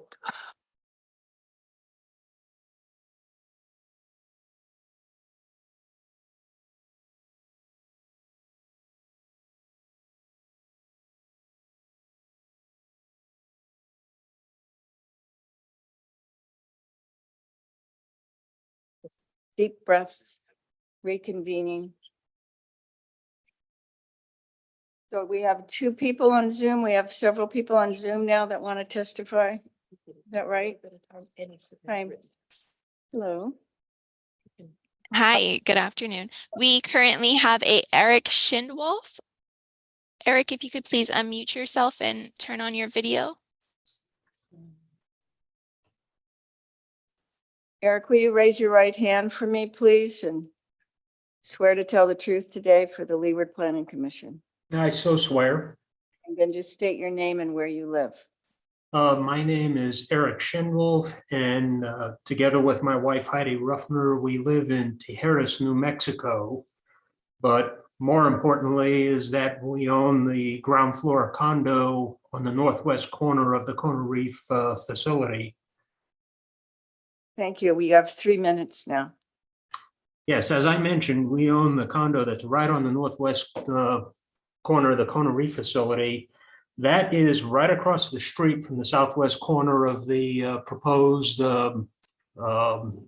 site here and activity, making it really be right close to all the things that are going to be going on there. Now, don't get me wrong, we'd love to see something nice built on that site.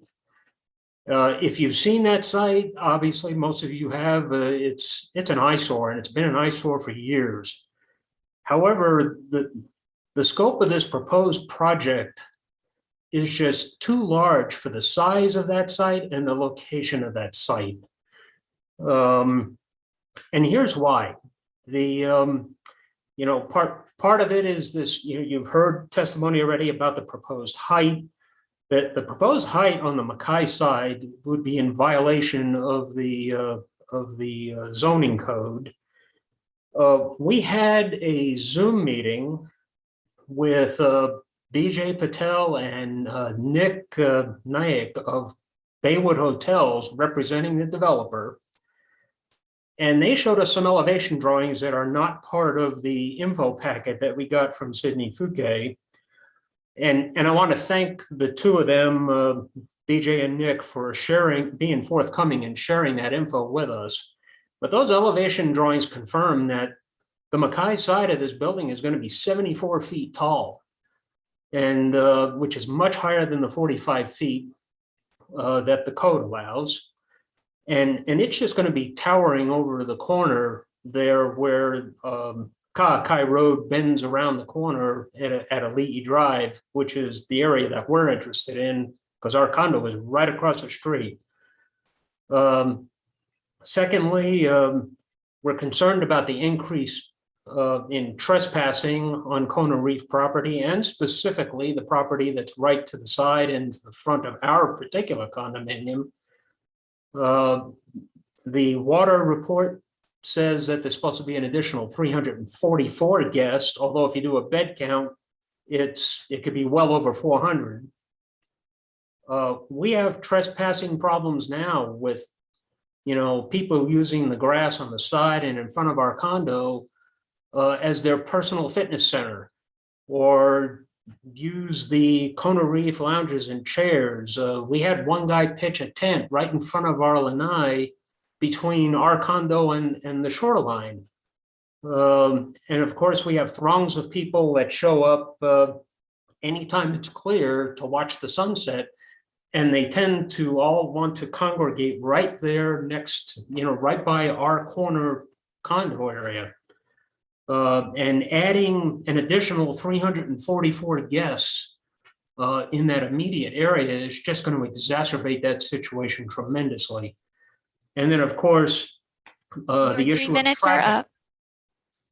I'm sorry? Oh, okay. 3 minutes are up, but thank you. Is there anybody else on Zoom? Yes, Chair. We have a Jana Cook. Okay, Jana, will you raise your right hand and swear to tell the truth today before the Leeward Planning Commission? I do. Just state your name and where you live. My name is Jana Cook. I'm a property owner at Kona Kai, Unit 309, and I live in the state of Texas. Please proceed. You have 3 minutes. Okay, first I would like to say thank you to the commissioners for your time today, your preparation, and all of the time you give to benefit the residents of Hawaii County. And again, I am not opposed to the development of this site that has been a blight on the community, but what does occur needs to be healthy for the entire community. Kona Kai, or the Kailua Kona community, the Ka'akai Road neighborhood, and even for the applicant and any future operator. In going through the report, there's some confusing info that I think deserves to be clarified. In their background report, they say there's 91 units with kitchenettes and 9 standard units. However, in their water use report, they report 33 type A units that sleep 2 people, 62 type B units that sleep 4 people, and 5 type C units that sleep 6. None of these coincide with the 9 standard rooms. If you go through the diagrams carefully, there are 25 type A units, 12 type B units, which I believe to be the standard hotel units. Again, it does not coincide with the numbers provided in the report, and 51 type C units, which are the 2-room units, which would probably sleep 6 for the most part. That's 51. That's a lot different from 5 as given in the water report. And then there's an additional 12 type D units that are not further described. And if you take those numbers and apply them to the water report and multiply that out by the 56 0.63 gallons of water estimated for use today, and the number of potential occupants of 452, not 344, the water usage estimate goes to 27,244 gallons. That is 6,200 gallons more than their estimate and 5,200 gallons more than their water meter is supposed to support during that. And this doesn't even count staff that is on site. And in referencing the water treatment issues, water in, sanitation out, this is going to impact both sides. And so this is important to you because condition 4 of the approval requires that they submit this daily water usage calculation. I would ask that you include the word accurate and that they provide the supporting documentation that coincides with the rest of their report. Also, the type C rooms have 3 doors, 1 hallway and 2 interior doors. As Mr. Rogers, a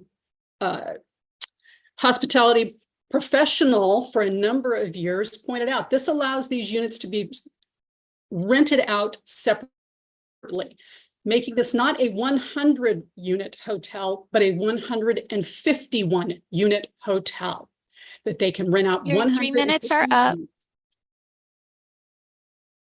And again, that's in condition 3, that it needs to be built in substantial representation of this that they have done.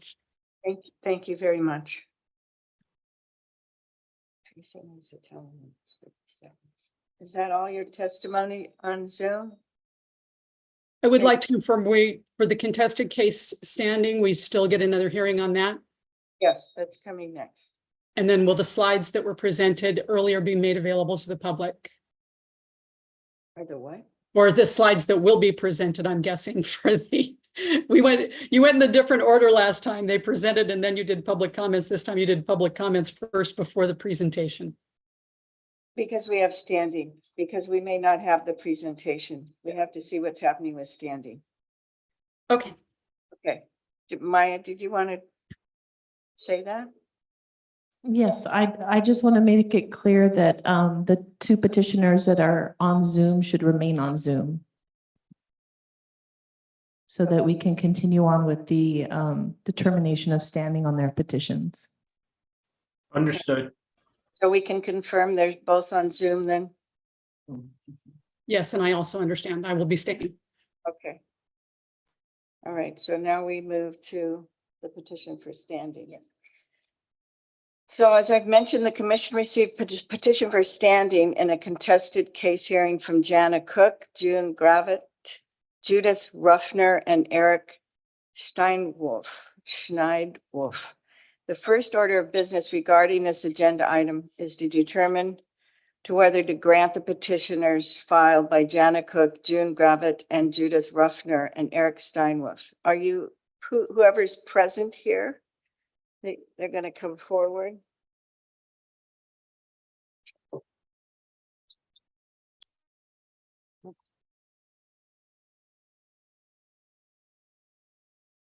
And we have 2, only 1 present and 2 on Zoom. Is there a 4th, another person?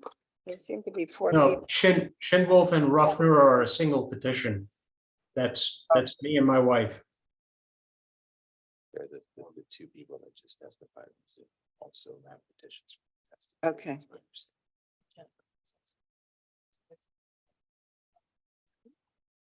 Okay, so we're starting with Jana Cook.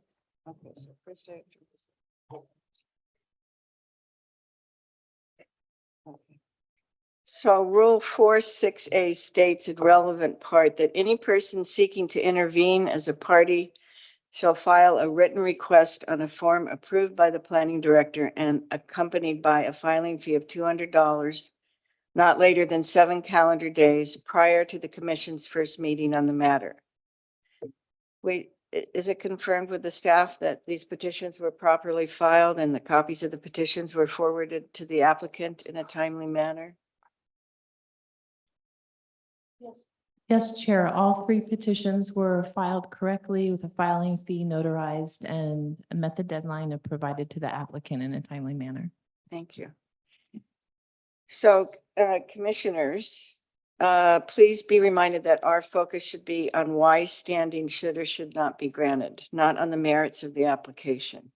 Rule 4-6B also states in relevant part that if a timely request is filed, standing shall be granted if the following criteria can be met. A, his or her interest is clearly distinguishable from that of the general public, or B, government agencies whose jurisdiction includes the land involved in the subject request, or C, that they have some property interest in the land or lawfully reside on the land, or D, that even though they do not have an interest different than the public generally, that the proposed action will cause them actual or threatened injury in fact. Or E, persons who are descendants of native Hawaiians who inhabited the Hawaiian Islands prior to 1778, who practice those rights which are customarily and traditionally exercised for subsistence, cultural, or religious purposes. Okay, so, oh, this is Janet. Is that Janet Cook? No. That is. June, she's here, so we'll do June Gravitt, right? Okay.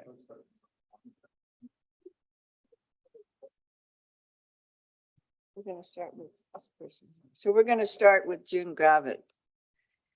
And the representative, okay, and the director. Okay, so we're going to swear you in. I've already sworn you in, so I feel you're. I'm sorry, I didn't hear you. Madam Chair, Yes. it's really hard to hear you from down here. Okay. Is that better? Okay. Excuse me, Madam Chair. In order to make this more expeditious, it may be helpful to have the applicant and their rep also come up to the table Okay. so that you can swear them all in. All right. Thank you. And address them on each petition. So will the applicant please come up and join us at the table?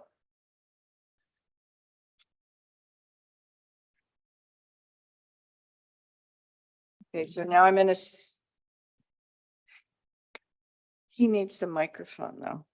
Oh, you have one. Okay. Okay, and you'll share. Okay. So I'm just going to swear you all in to tell the truth today to the Leeward Planning Commission. Yes, say I do. I do. I do. Okay. So I'm going to ask the petitioner and the representative to state your name and area of residence. Okay.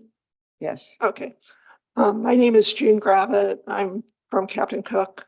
And I own a condo, co-own a condo at Hallie-Konakai. Okay, and you're representing yourself in this? Yes. Okay, And so, so I just would like you to explain why you should have standing according to the criteria that I just read off. So. Okay, so I think I discussed earlier about I think my valid concerns. It's not about the concerns, but why your criteria, do you own? I own, okay, yeah, I co-own a condo in Hallie-Konakai.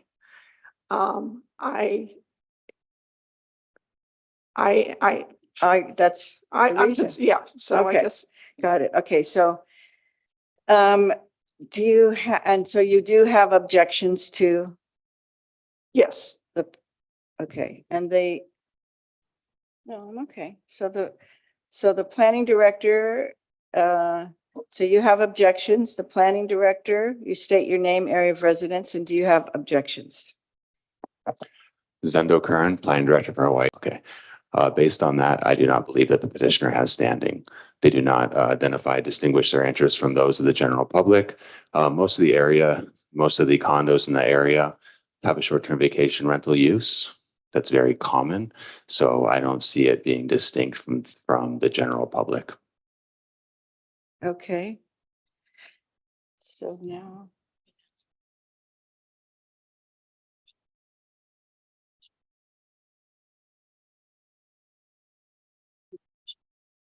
Do the commissioners have any questions?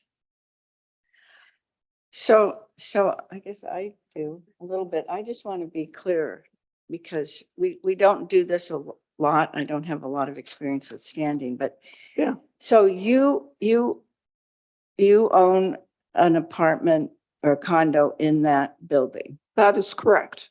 in the building across Hallie the Conacher. street. Okay, okay.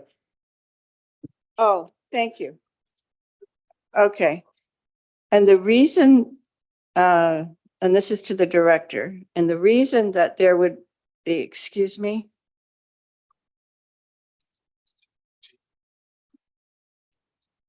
Being a former chairman, with this person being the vice chairman in the partner application. Was saying No, I don't think so, but we will address it. So I'm just trying to understand the reason that you would say she doesn't have standing is because she uses it as a vacation rental. She doesn't live there full time, and that many people in that area do the same thing. So she's no different than everybody else. Is that what you're saying? Yeah, so when we look at what distinguishes a person from the general public, there's criteria that's outlined that you outlined earlier. Right. And in this case, the condo is located on the side of it. The petitioner doesn't live there. They short-term vacation rental it part of the time. I'm sure they stay there sometimes, as I'd probably do if I owned one myself. Okay. But that's more of that's a different situation to me. There's a lot of other folks that would be in there that would short-term vacation rental their place. There's other places, Malka, there's other places further down. So it's very common to the area, which to me leads to it being a very general public type of situation.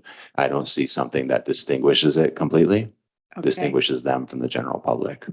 Okay.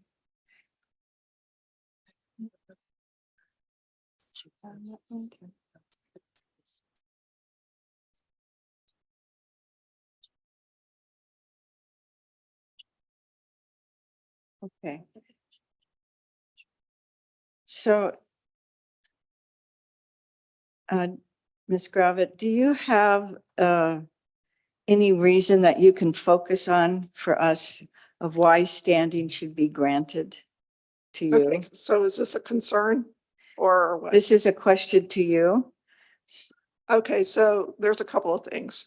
Number one is the Standing is the granted. access during an emergency. So wait, no. So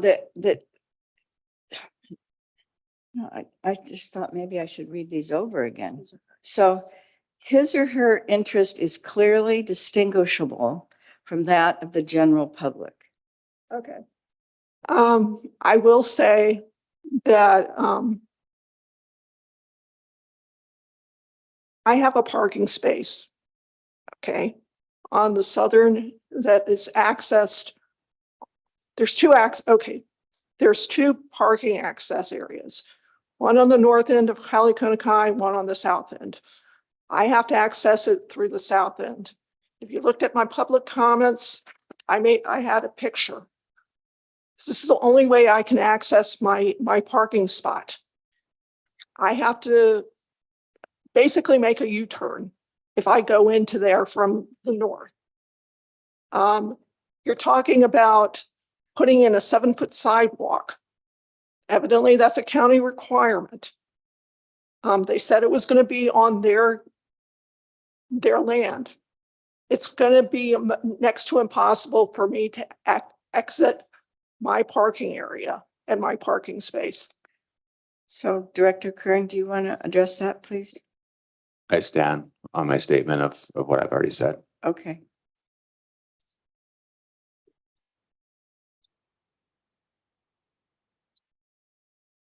So the applicant, do you have any objections to the petition? Yeah. Okay, you turn. Ready for two There you go. Live in Waimea. Yeah. I'm attorney for the applicant. And we, in recognition of the very liberal standing provisions of the Hawaii Supreme Court in contested case hearings, and with all deference to the planning director, we are not opposing the request for contested case hearing. We don't want to. It's very difficult to hear him. Whoops, who is this? This was Jenna on the Zoom, and I can barely hear the attorney who's speaking. Well, I don't think any of us could hear now, Jana, but okay, so what you're saying, just is that you're okay with her getting standing? We're saying that we We don't want object. to have a situation where a contested case hearing is denied and that is appealed. And we want to do this once Okay, with all, Okay. again, with all deference to Mr. Kernan. Even though I tend to agree with him, I think can vote on it. caution, we feel that okay, we want to do this once. okay, Correct, yes. okay. So we all understood that. So now we can make a motion. Oh. Yeah, so now we're going to make a motion to act on this. So we need a motion to grant or deny standing to June Gravitt. Madam Chair, I'll go ahead and make a motion. Yes, So I move that petitioner, June Gravitt,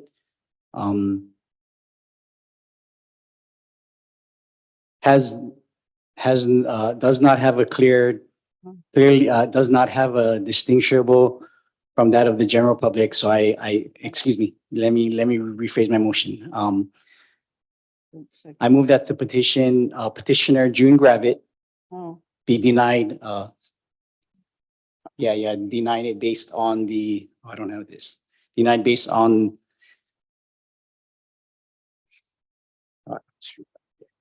that is clear that her position is not clearly distinguishable from that of the general public.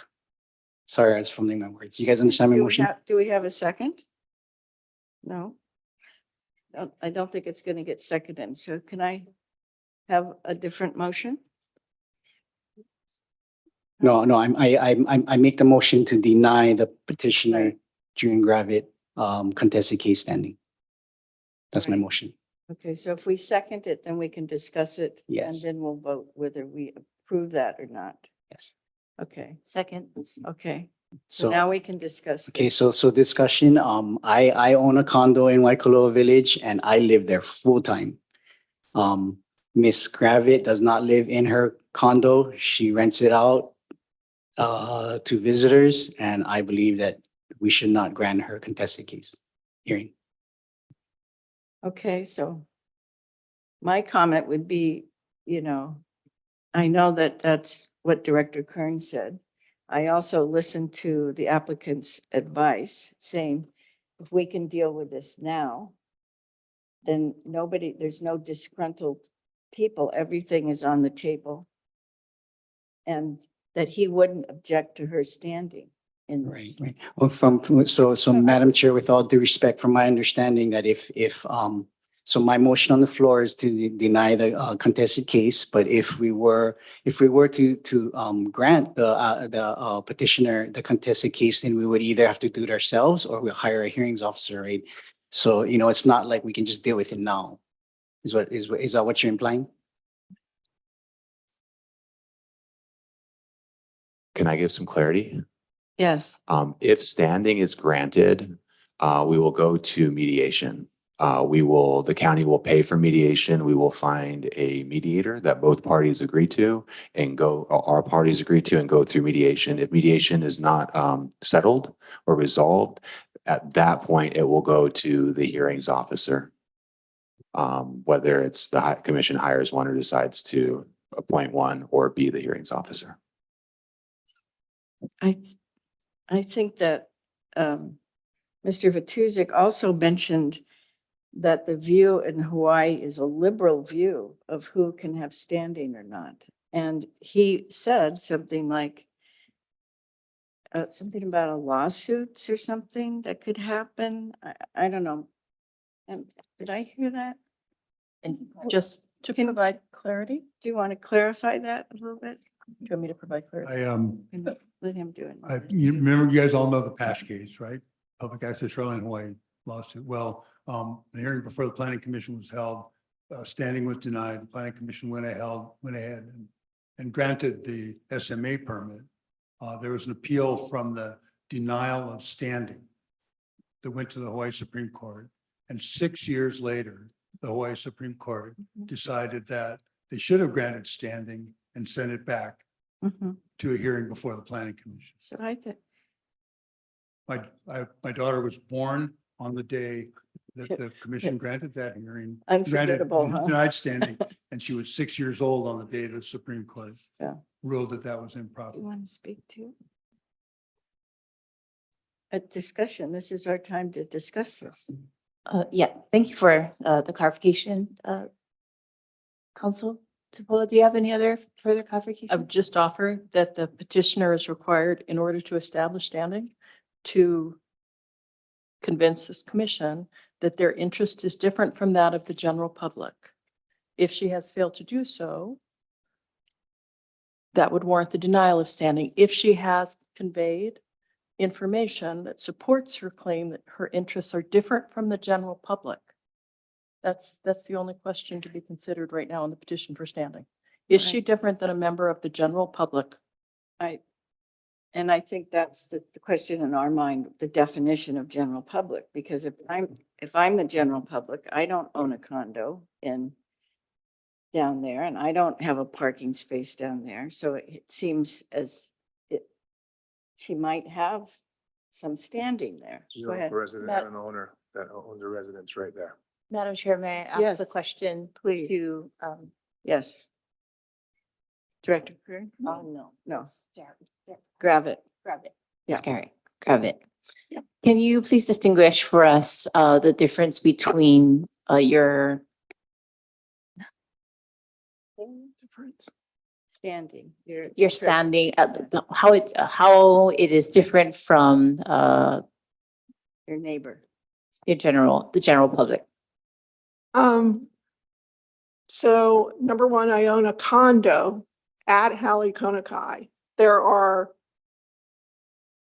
40 units there, about maybe 39. So I am part of that community, but I'm one owner.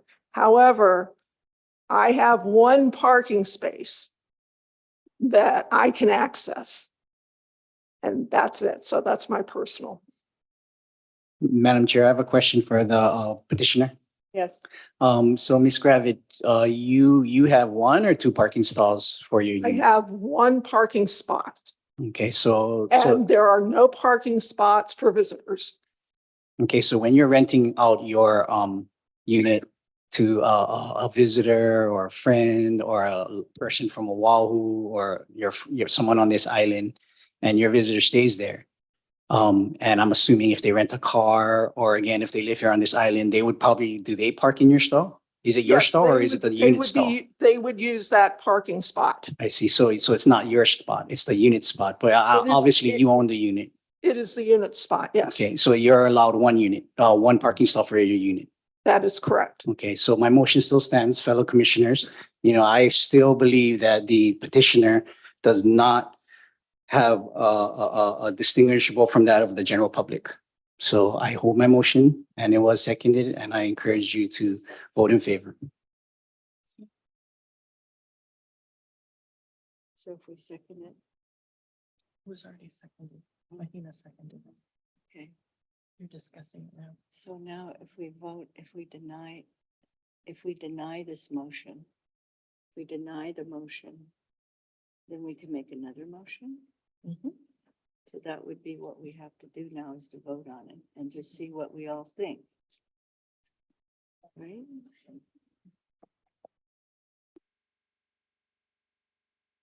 So we have to hear what you're discussing. This is why it's a sunshine law. So we have to have these discussion openly about what is going on. So in your mind, this is our, Zendo.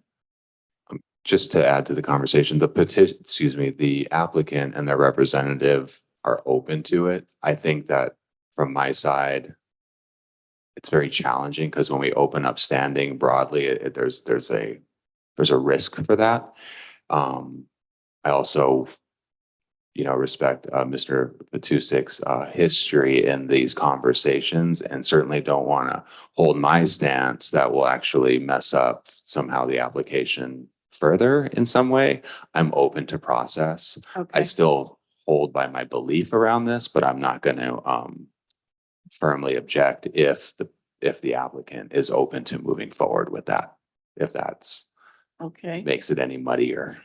I would put a new motion on the floor. I know. Let's take care of the one that we have. All right, sounds good.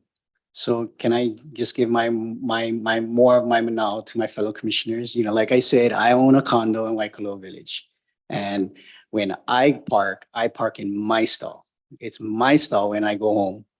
It's not my renter's stall because I'm not renting it. It's not my neighbor's stall, it's my stall. So I live in that area. I have a clear distinguishing from that of the general public, if that was the case, right? If there was my neighbor was building a huge hotel. So I just want to let you guys know that, again, my motion stands. The petitioner does not clearly have a distinct, her interest is not distinguishable from that of the general public.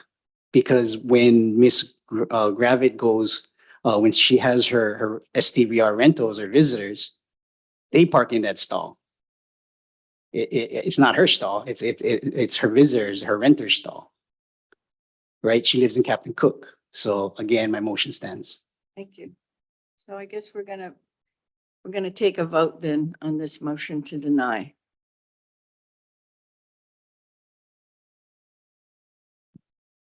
Okay, this is the motion to deny standing for June Gravett. Commissioner Au, Aye. Commissioner Paishon Duarte, Aye. Commissioner De La Cruz, Aye. Commissioner Kanuha. Nay, What was that? no. And Chair DeFranco, No. 3-2.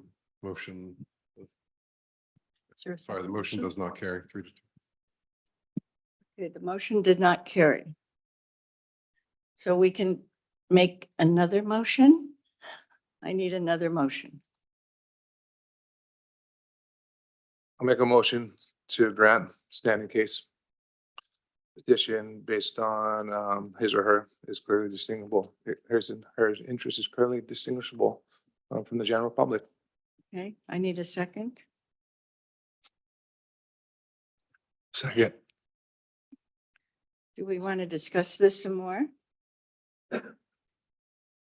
No, we're going to take a vote, please. Commissioner Kanuha, Aye. Commissioner De La Cruz, Aye. Commissioner Au, No. Commissioner Paishon Duarte, Aye. and Chair DeFranco. Aye. Motion carries 4-1 to grant standing to June Gravett. Okay, Joan, thank you. You have standing and Go on to the next one. we're going to go on to the next person, but you can take your seat if you want. Thank you. So who's next? Is that Jana Cook? Yes. So Jana Cook is on Zoom. Good afternoon. Good afternoon, Jana. So we have the applicant here and we have the planning director. And do you have a representative? Are you there representing yourself? I'm representing myself. Okay, I've already sworn everybody in. I just want you again, just to state your name and the area of residence. My name is Jana Cook. I own property at Holly Kona Kai Condominium Complex, Unit 309, and I live in the state of Texas. Thank you.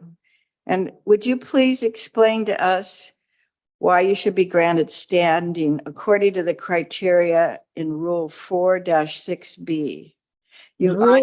On your petition, you marked criterion A. Yes. My interest is clearly distinguishable from that of the general public because in Kailua Kona, there are 23,000 people who are members of the general public. There are 39 people who own property at Holly Kona Kai. 9 of those owners have a north-facing condominium, of which I am one.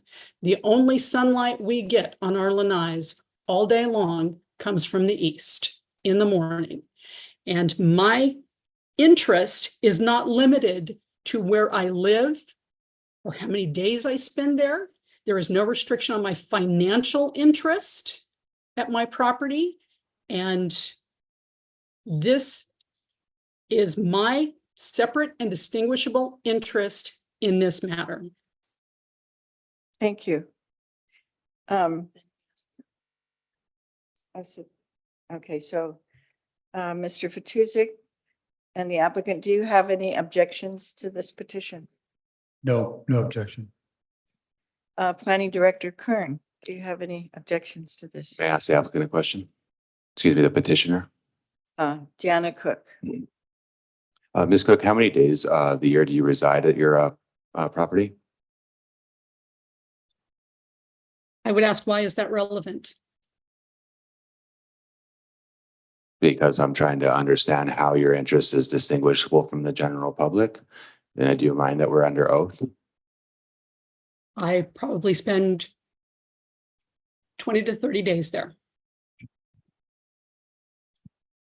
So with deference to the applicant being open to it, my objection is going to be limited. I take objection with folks that don't live here intervening in a way. I think it's challenging. This is one of those areas that gets harder. Granted, she is a property owner. If the applicant is willing to move forward with it, I'm not going to stand in the way on it. So with reservations, I will be silent. yes. If I may respond to Mr. Kern. Yes, please. Yes. His personal belief is not the law. The law says an interest is clearly distinguishable from that of the general public. That he thinks I, as somebody who does not live there, that my interest is not different from the general public is just in error. Thank you. Madam So- Chair, is it Wait, appropriate to ask questions to the I'm petition? just getting there. Okay. Thank you. Okay, so the commissioners, it's our turn to ask any questions for the petitioner, the applicant, or the director. Madam Chair, I have a question for the petitioner, Ms. Yes. Cook. Yes, Thank you for being still awake. Must be past dinner time in Texas. it's pretty well time for some refreshments. Yeah, well, thank God for technology, right? Even here in Hawaii where we have grass shacks, yeah, we still have technology. So thank you for being awake. So you mentioned that you have no financial issues tied with it. So what you're saying basically is you don't rent it out. It just stays dormant and unoccupied for the remainder of what is 365 minus 20 days? My math is terrible. I did not state that. I do offer my unit for short-term vacation rental, and I do have an income from it. And the law does not limit my interest to personal or residential. It can be financial. Okay, well, I apologize. I just heard you say you have no financial. No, I said the law does not distinguish that it has to be personal or residential or anything like that. It just has to be an interest that is clearly distinguishable. Okay, thank you. Thank you for answering my question. Commissioner De La Cruz, you have, oh. Commissioner Prashant Duarte, no? No other questions? Okay. Commissioner, Question for the applicant, where do you stand on this? Would you like to support? Oh, we're at no opposition to the request for standing. Thank you. I'd like to make a motion. yes, I want to make a motion to grant Jana Cook that she has, or her interest is clearly distinguishable from that of the general public. So I want to grant her standing case. we need a second. I'll second that for discussion's Okay. sake. Thank you. So now we get to discuss. Okay, so I'll discuss real quick. I oppose the motion that I seconded. Thank you. We ready to vote? Okay, can we take a vote, please?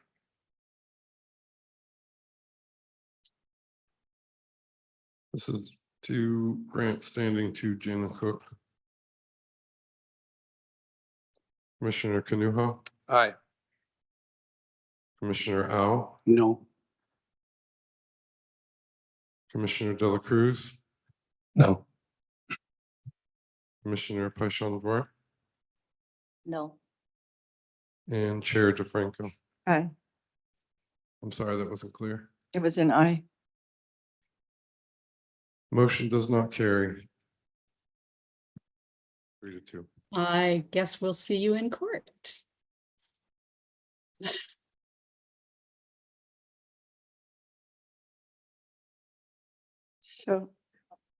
So now we're going to call the next one.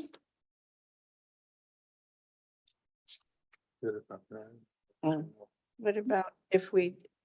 It goes back. Yeah. Motion to carry. I think it's good then. Motion to carry. Yeah. Like I said, this is gonna be a lawsuit. These guys can sort it out. We should deal with it. They don't help each other.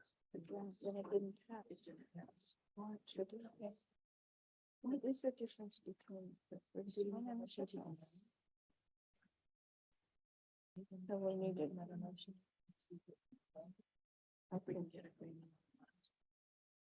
Okay, so we're gonna have to make another motion then to deny, if that's what everybody has concluded, and then we can have another discussion. So somebody make a motion to deny, please. We have to make a motion to deny. I'll go ahead and make a motion to deny petitioner Jane Cook. She has no interest. Her interest is clearly not distinguishable from that of the general public. Need a second? Second. Okay, so now we have a discussion. So anybody would like to address the elephant in the room? Commissioner Kanuha, can you say more about where Yeah, you stand? definitely. So I understand where everybody's looking at it and everyone's looking from outside perspective that she does not live here full time. But she is a homeowner adjacent to the property 50 feet away. She should be Have granted standing. a standing. Yeah. I think so too. I think if we granted standing to the previous person, that we should give her standing too. I don't understand what happened there, but I'm glad we're discussing this again because, I'm open to being, to further discussion. essentially. okay. All right. And Mike? No, okay. So then now what do we have? We vote on this to deny. Madam Chair, would you say more about your perspectives here? Well, my perspective is that the reason that the applicant gave of why we gave the other person standing was to avoid a court case that would tie this up for 6 years of more people's time and more stuff and all of that.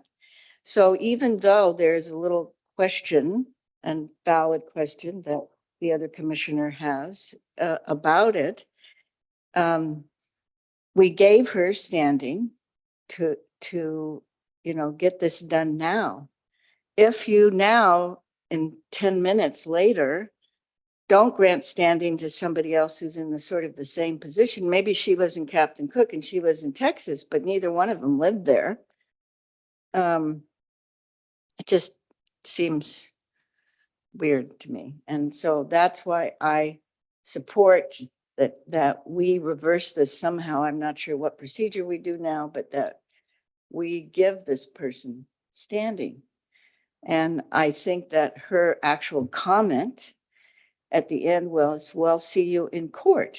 That's exactly what we're trying to avoid. Madam Chair, And I'm what- sorry to excuse interrupt, me. but Yes. could I make a motion to get into an executive session? I couldn't understand what you said. Could I make a motion to go in? I would like to make a motion to go into executive concession to consult with our corporation counsel.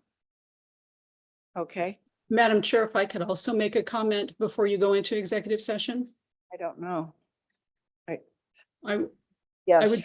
would just like to comment that Ms. Gravite has already been granted standing. Mediation will be occurring. Granting me standing does not change that mediation will be occurring. Right. Thank you.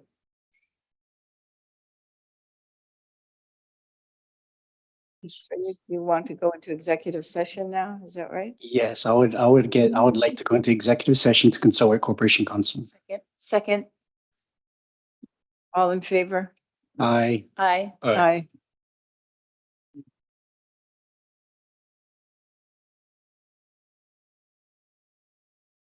That's the most amazing thing I've ever seen.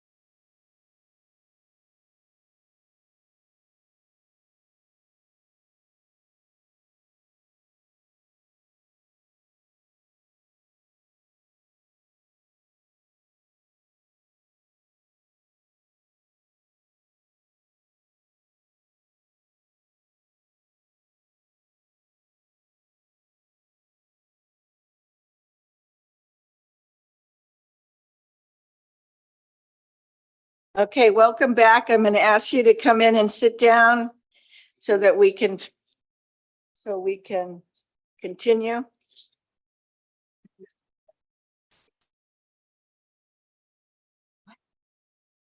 Oh. Thank you all. Thank you for coming back. I'm going to say that. We have to make sure we have to wait to resume so that's what I say.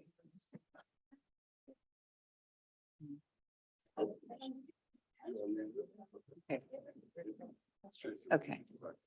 So welcome back, everyone. I've got to wait for Zoom to come on. As soon as that light is green, we will proceed. So we're looking for our Zoom people.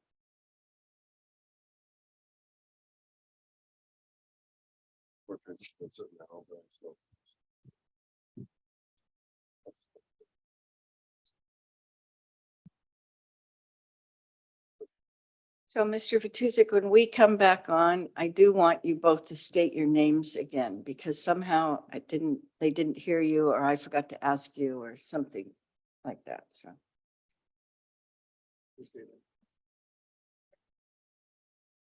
What? Yes, but I don't think, is that Mr. Patel? I don't think he did. I don't know. I'm just asked to do these things. It's not over yet. Okay, so we're back on Zoom. Okay. So thank you. Thank you for all coming back. We did have a little executive session. We had asked some questions for legal advice, which we got. Thank you. Okay, so we're going to move on now, and I just want you to state your names again for the record. This is the applicant for, do I have to find the?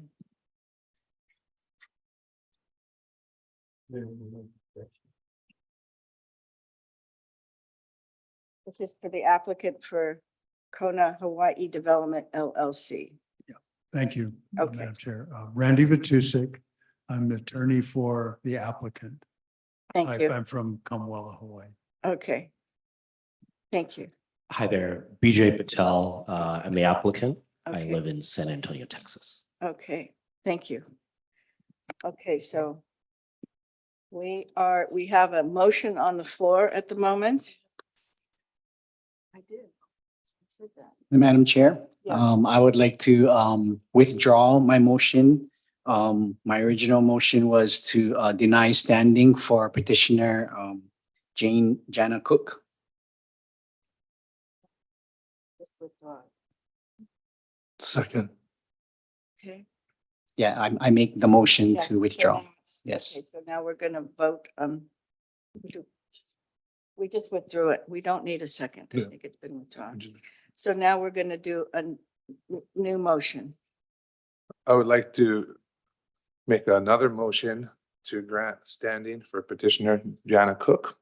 Thank you. I need a second. Second. Okay, so now we have a little bit more time to discuss this. So,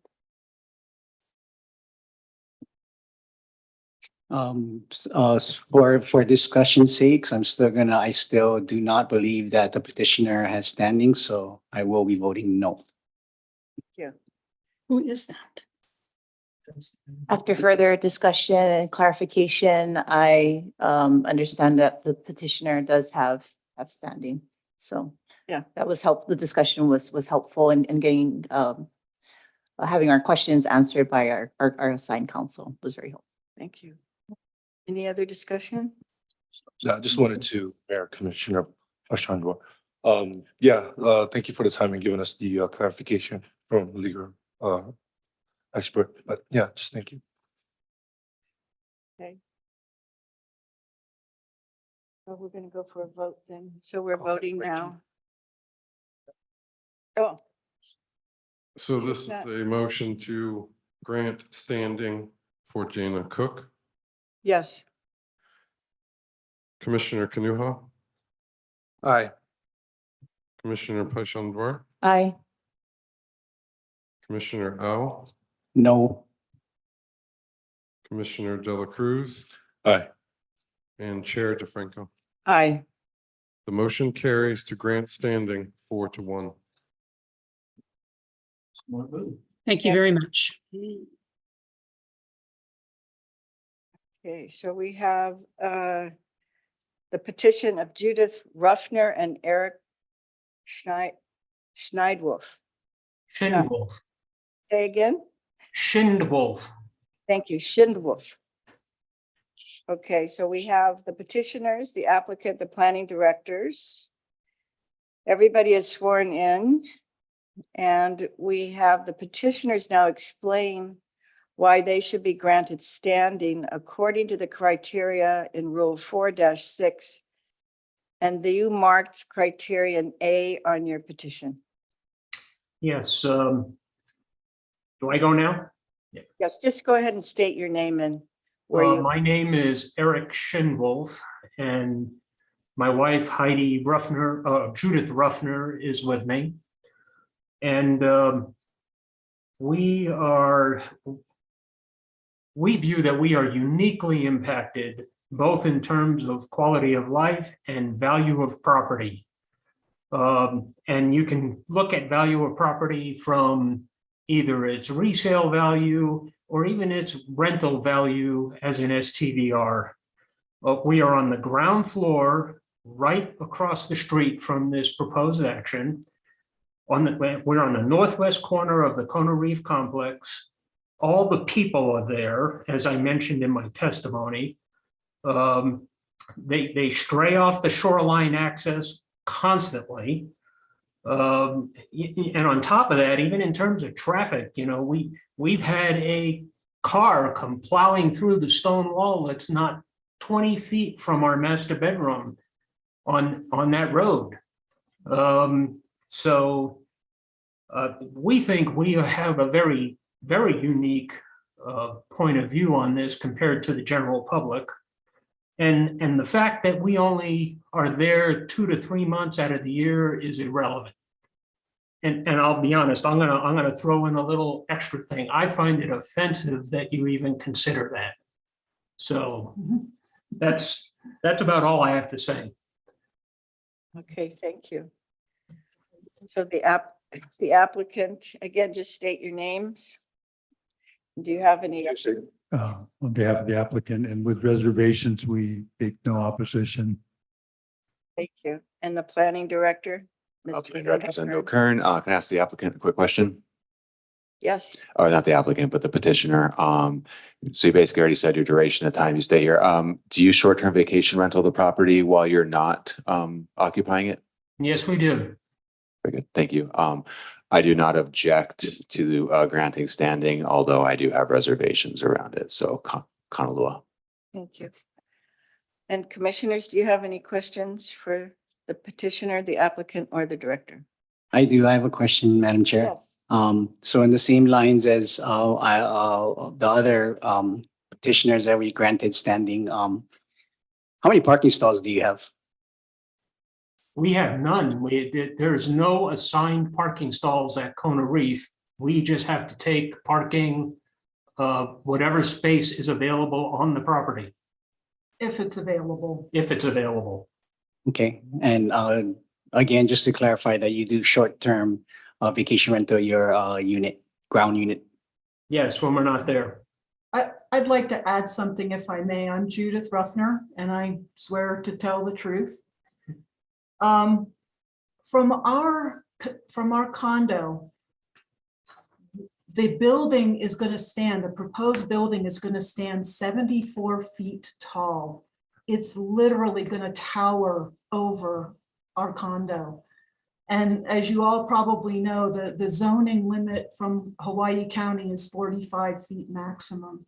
So we feel that having this enormous structure next to us is going to impact our property value and our rental value significantly.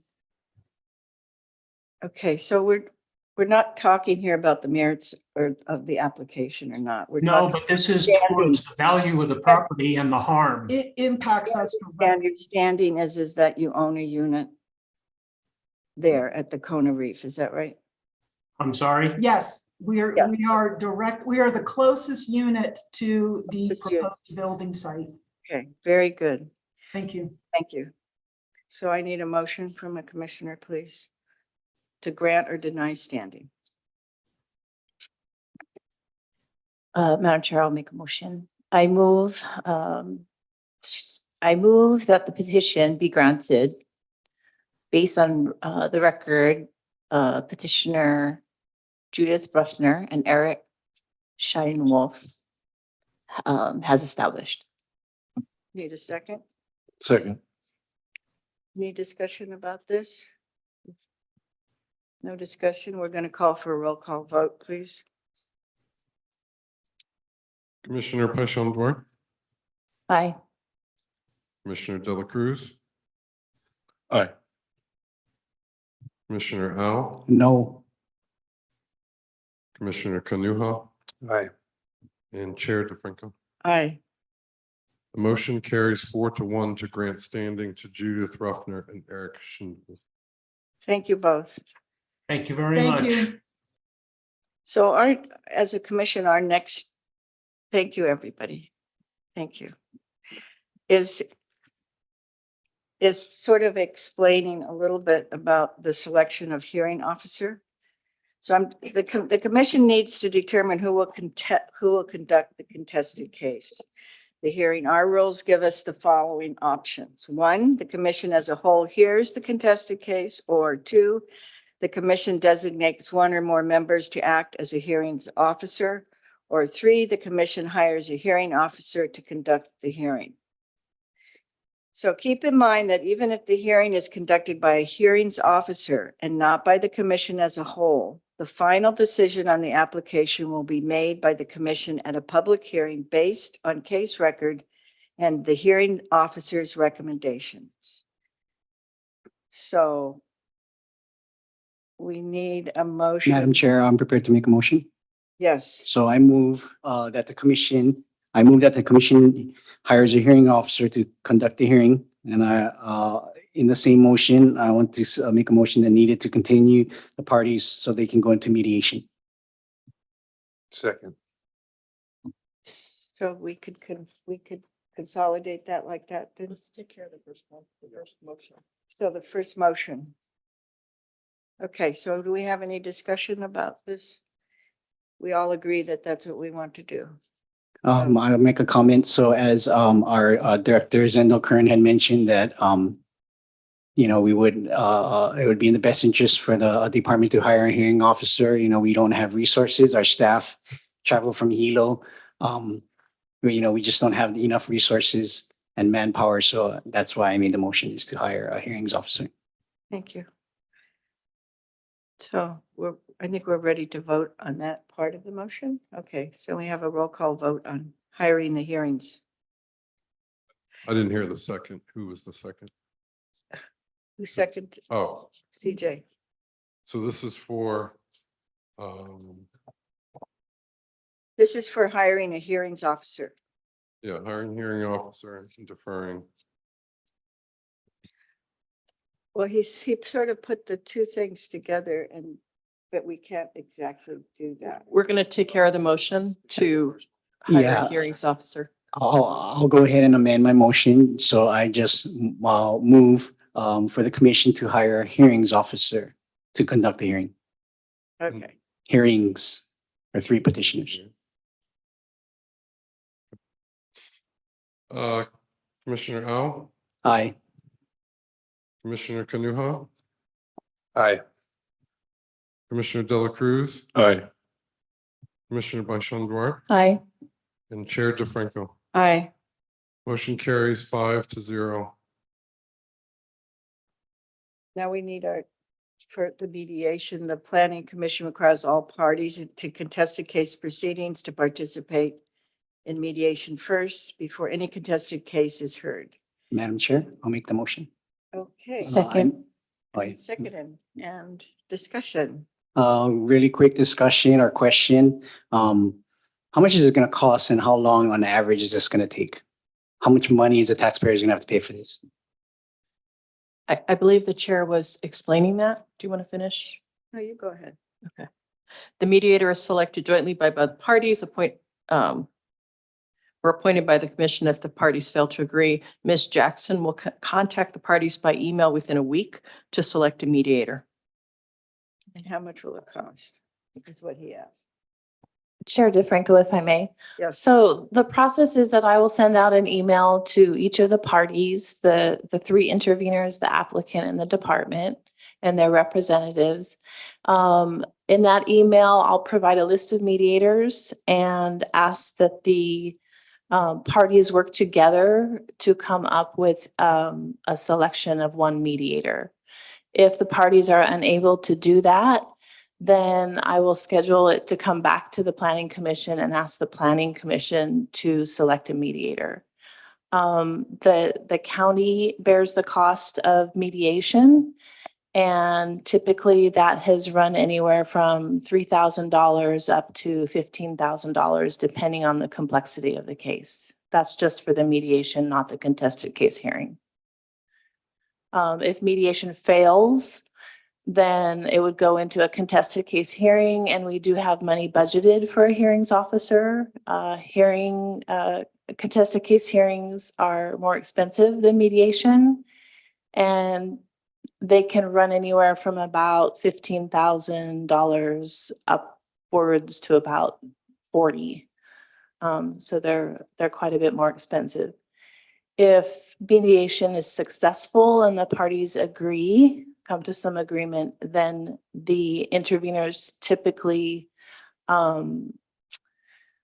withdraw their petition for standing in contested case, and the matter will come back to the planning commission. Thank you. And on the flip side of that, if mediation fails, we go to contested case hearing. Hearings officer hears it. They make a recommendation report to the planning commission, and the matter will come back to the planning commission with the hearings officer's recommendation. And the commission will read that, listen to testimony, and make their decision to approve or deny the permit. Thank you, Ms. Jackson, for answering that question. You okay? Just wanted, you also had asked the duration. We should also talk about how long this generally can take. Yes, thank you. So it can take some time. I don't know if the commission recalls, some of you were on the commission when we heard the Myson application that was on a Lee Drive. I think that started mediation in the application came to you in early 2022, and it's gone through mediation, and it's going to come back to you in May of this year. So it can take 6 months to 2 years just for the mediation. Contested case hearing may take longer. Thank you. Are there any other questions? No. Okay. So we're going to vote then on mediation. Can I get clarity on the motion? So the mediation is a given. But is my understanding that you made a motion to defer the hearing to give the parties time to participate in mediation? Yes, that was my motion. Great. Motion to continue so the parties are able to participate in mediation. So we need a vote on that. And who seconded? Thanks, CJ. Thanks.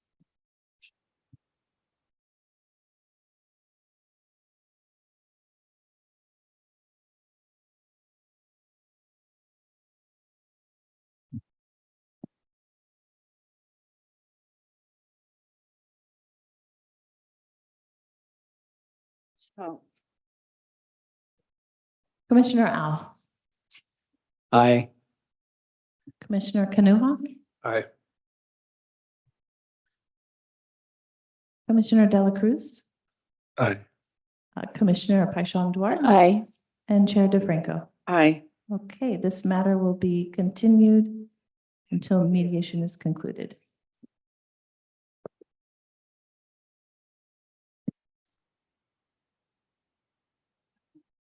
We're here. Yeah. Okay, so they're going to do a presentation.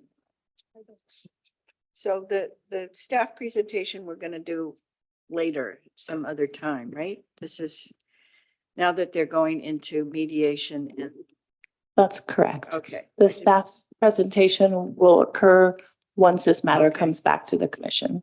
Okay, thank you. So we're going to go to agenda 5, is that right? Okay. No, Madam Chair. you have to be excused. Yes, my view, excuse. Thank you. Yes. Thank you. Okay, you're excused. Okay, so now we're gonna just ask, thank you. It's gonna focus you now. We have the agenda item number 5. The applicant Hawaii Island Community Development Corporation, PLREZ-2023000054, amend the REZ 2009-000112, application for a 5-year time extension to condition C, final subdivision approval of ordinance number 10-101, which reclassified approximately 18.38 acres of land from agricultural 20 acre to a single-family residential 15,000 square foot RS 15, single-family resident 10,000 square foot RS 10, and single-family residential 7,500 square foot RS 7.5, and open zoning districts. The property is situated along the North Mackay side of the Ikoni Puli Highway, approximately 600 feet west of the Kohala High and Elementary School Complex, Pahoa North Kohala, Hawaii TMK 35-5-019, 025, and 027. We have a staff presentation from Jessica Andrews. Thank you. Thank you, Chair.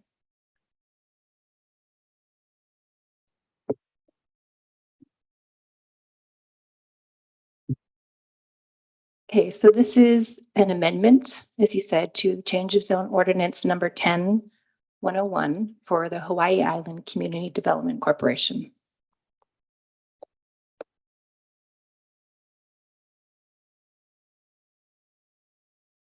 The location map here shows the subject property with a red star. It's located just Mackay of the highway near Kohala High School.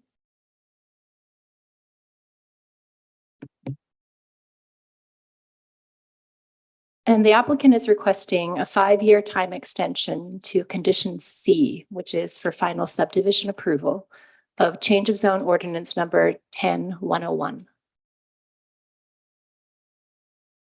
This time extension will allow the applicant to develop the next phases of the Kumakua self-help housing project. The first 2 phases included the construction of 44 self-help homes. The proposed subdivision will consist of 32 10,000 square foot minimum house lots, 1 8.12 acre bulk lot, and a road lot. When the applicant submitted a subdivision application in 2023 for the proceeding, they were advised that the time to secure the final subdivision approval had expired, in the ordinance had expired. Thus, they were requesting a 5-year time extension to complete the subdivision.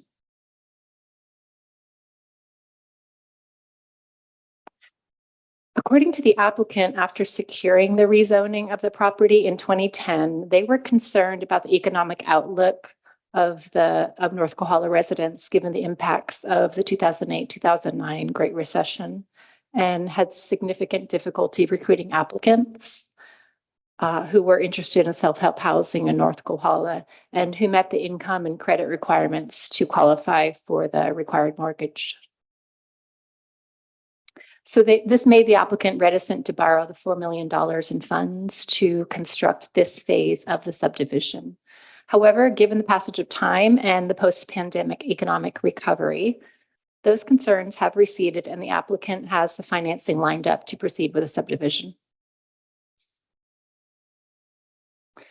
The rezone area is shown outlined in red here, and you can see it has a few different existing zoning designations. So single family, 7.5, 10, and 15.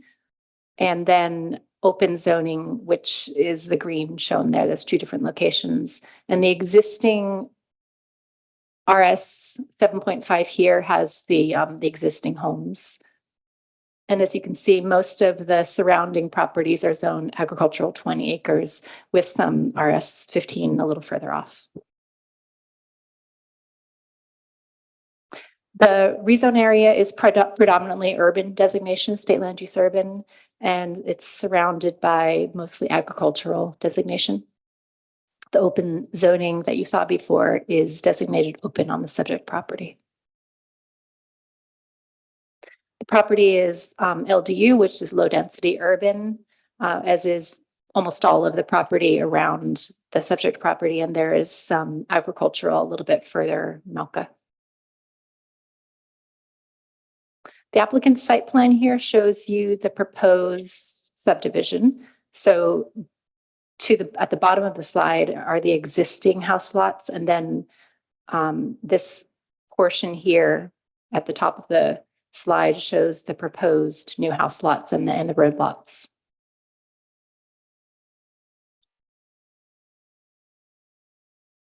The aerial photograph shows you the existing conditions of the undeveloped portion of this project with the rezone area outlined in red. And then these are views of the rezone area. So on the top, you see the rezone area from the Kumakua Street, Papa Street intersection looking Mackay. So these are kind of the stubs of the existing roads that would be extended with the future project. And then this is looking Mauka towards the previous phase of the self-help housing. And the planning director's recommendation is a favorable recommendation. And given that the applicant actually requested a 5-year time extension, I wanted to note that the planning director is actually recommending a 10-year time extension to account for the time that it may take to proceed with the final subdivision approval. Thank you. That concludes our presentation.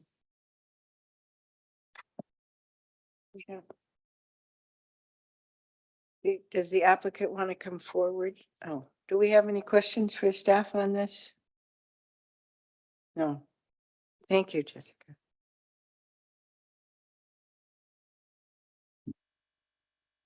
Hi, good afternoon. You've been very patient.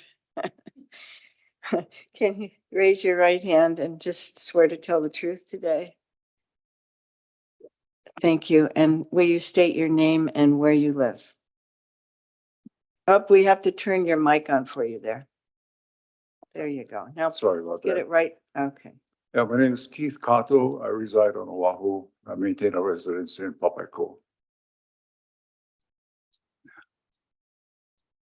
So you've received all the background information and the recommendations from the planning department, and you agree with those recommendations? Yes, Yes, including the proposed conditions. Yes, I'm sorry, what was that? and any proposed conditions. Yes, we're in agreement Yes. with that. And do you have any further comments that you want to share with us about the project? Well, no, it's just, we've done 44 homes and they're already, we'd like to proceed with the last subdivision to do 32 more. So the commissioners, do you have any questions for the staff or the? Yes, I do have, Yes. Madam Chair. Commissioner Au. Hello, Mr. Keith Kato. Thank you for coming. You're a very well-respected individual in the community, and your organization is even more well-respected. So I want to thank you for producing affordable housing for Hawaii Island residents for in the past, now, and the future. We need more people like you. Hopefully, you're still in business for the next 20, 30 years. But thank you very much for coming. Quick question. I couldn't hear you. You said you guys are proposing 32 more homes? Yes, Okay, so with the existing 44, you're proposing 32, and it's just preliminary, right? at this point? What was that? Is it just preliminary or is it possibly could be more homes? Well, the subdivision plan is for 32. Okay. Okay, yeah, I would like to have you maximize the affordable housing projects that you could build in that area and that you're able to. So thank you. Are there any other? Go No, ahead. no question, just a comment. I too want to express my thanks to you for, for building affordable housing for our residents. And yes, you have great credibility in the community. So mahalo for what you do. Thank you. I think Commissioner Kanuha and I also wish to express that same feeling to you. And thank you so much for what you do and how you're committed to our community. Thank you. Okay, do we have any public testimony on this, on Zoom or here? No, there's no public testimony. Okay, so we need a motion for action. Make a motion, Commissioner Fair- Kanuha. favorable recommendation be forwarded to the county council on application for change of zone docket number PL-REZ-2023-00054. Based on the planning director's recommendation shall be adopted. I'd like to second. Okay. Discussion then, or we're just all in happy agreement here? Okay, so now we're gonna have a vote then, please. Only the session is we need more, and we need more developers to do good things for the community. So mahalo. Yeah, thank you. Set a good example, huh? Madam Chair, could I just ask a really quick question? So I've been reading a lot of articles. I live in Waikoloa and my daughter goes to school in Waimea.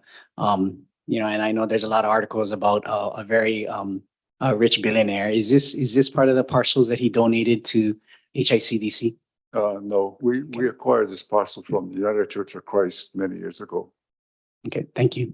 Thank you. Okay, we're voting. Okay. Roll call vote. Starting with Commissioner Kanuha, Aye.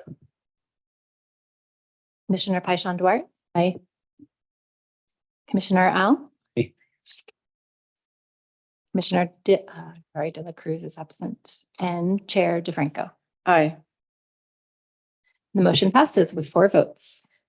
Thank you. You're gonna be notified in writing too of the commission's decision. Thank you so much. Thank you. Mahalo. Mahalo. Okay, Thanks, Jessica. thank you. Thank you, Jessica. So now we have a planning director's report. Maya.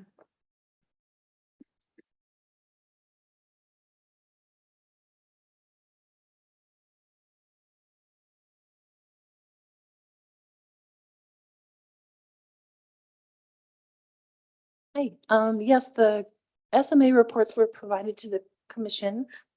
I think there were 5 or 6 months worth since the commission hasn't met for a while, and I'd be happy to answer any questions you have on those reports.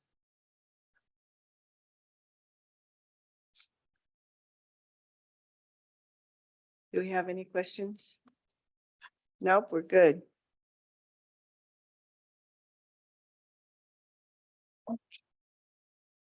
Those are the only planning director reports we have.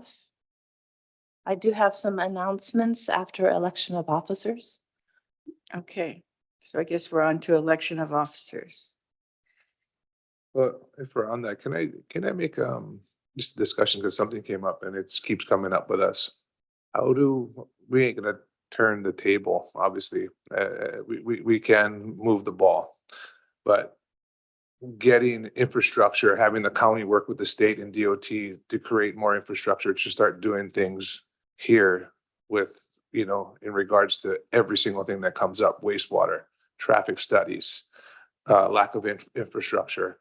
How do we all work to start moving that ball forward here, as a commission, and putting it out there for, obviously Mr. Kern, but also Mr. Roth, Yeah. to work with our governor, work with DOT to get the state and the county all together as one to create a cohesive plan to make this functionable and that's just something that's coming up. I thank you for saying that, because, they put us in a position of denying things to help move this forward.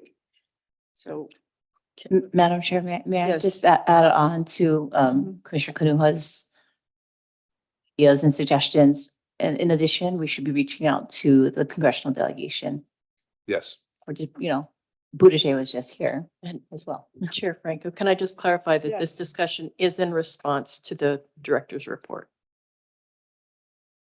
definitely. Yes, this is retaining to all our SMAs that are going on. That technically with law doesn't abide, but the question that does come up for anything that comes to our commission, we have to deal with it. So just getting something moving, you know. I know sometimes the state's hard to deal with county, and there's two separate entities, but it'd be nice to get everybody on the same page and start working towards some common goals. Madam I'm Chair, sure if I we're the may. only, not the only county to deal with it. So, Director Kern? So just to throw a little conversation around with this, the Kona CDP was put in place. A lot of work was done, coming together from a lot of different perspectives. There was actually really comprehensive work done on infrastructure needed, costing, and kind of a holistic approach to what needs to get done. So I believe we have a good understanding of what we need to do.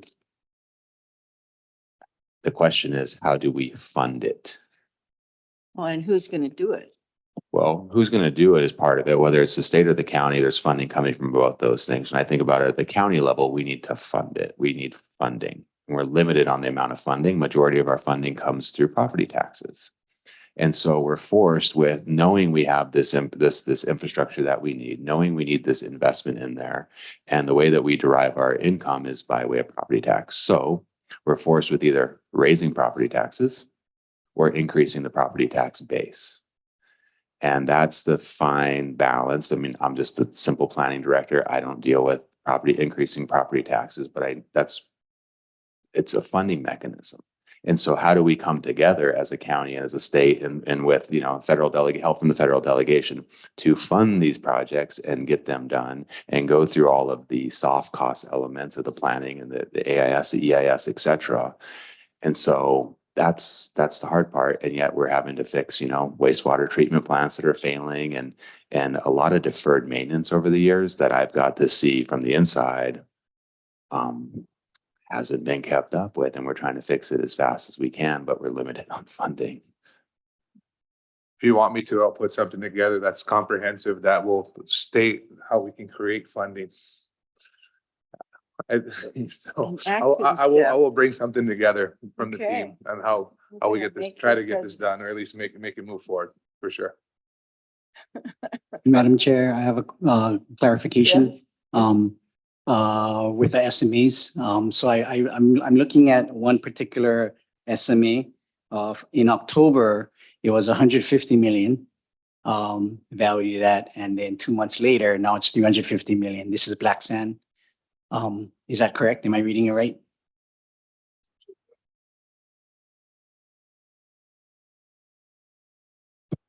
Project estimate has changed based on the changes that go along with the applicant's meeting with the community. So the applicant had an idea, that idea has been modified. But when you get up into hundreds of millions of dollars, it's hard to estimate. And so, you know, I think right now she's up to, or what was stated in the application is 150 to 300, maybe 250 to 300. But it all depends on what actually can get done. Some aspects of the project aren't being pursued, but in the future, which would, you know, add to the value. So. Okay, thank you. I just saw that enormous amount of number change from 1 month to 2 months later. So I just wanted to make sure.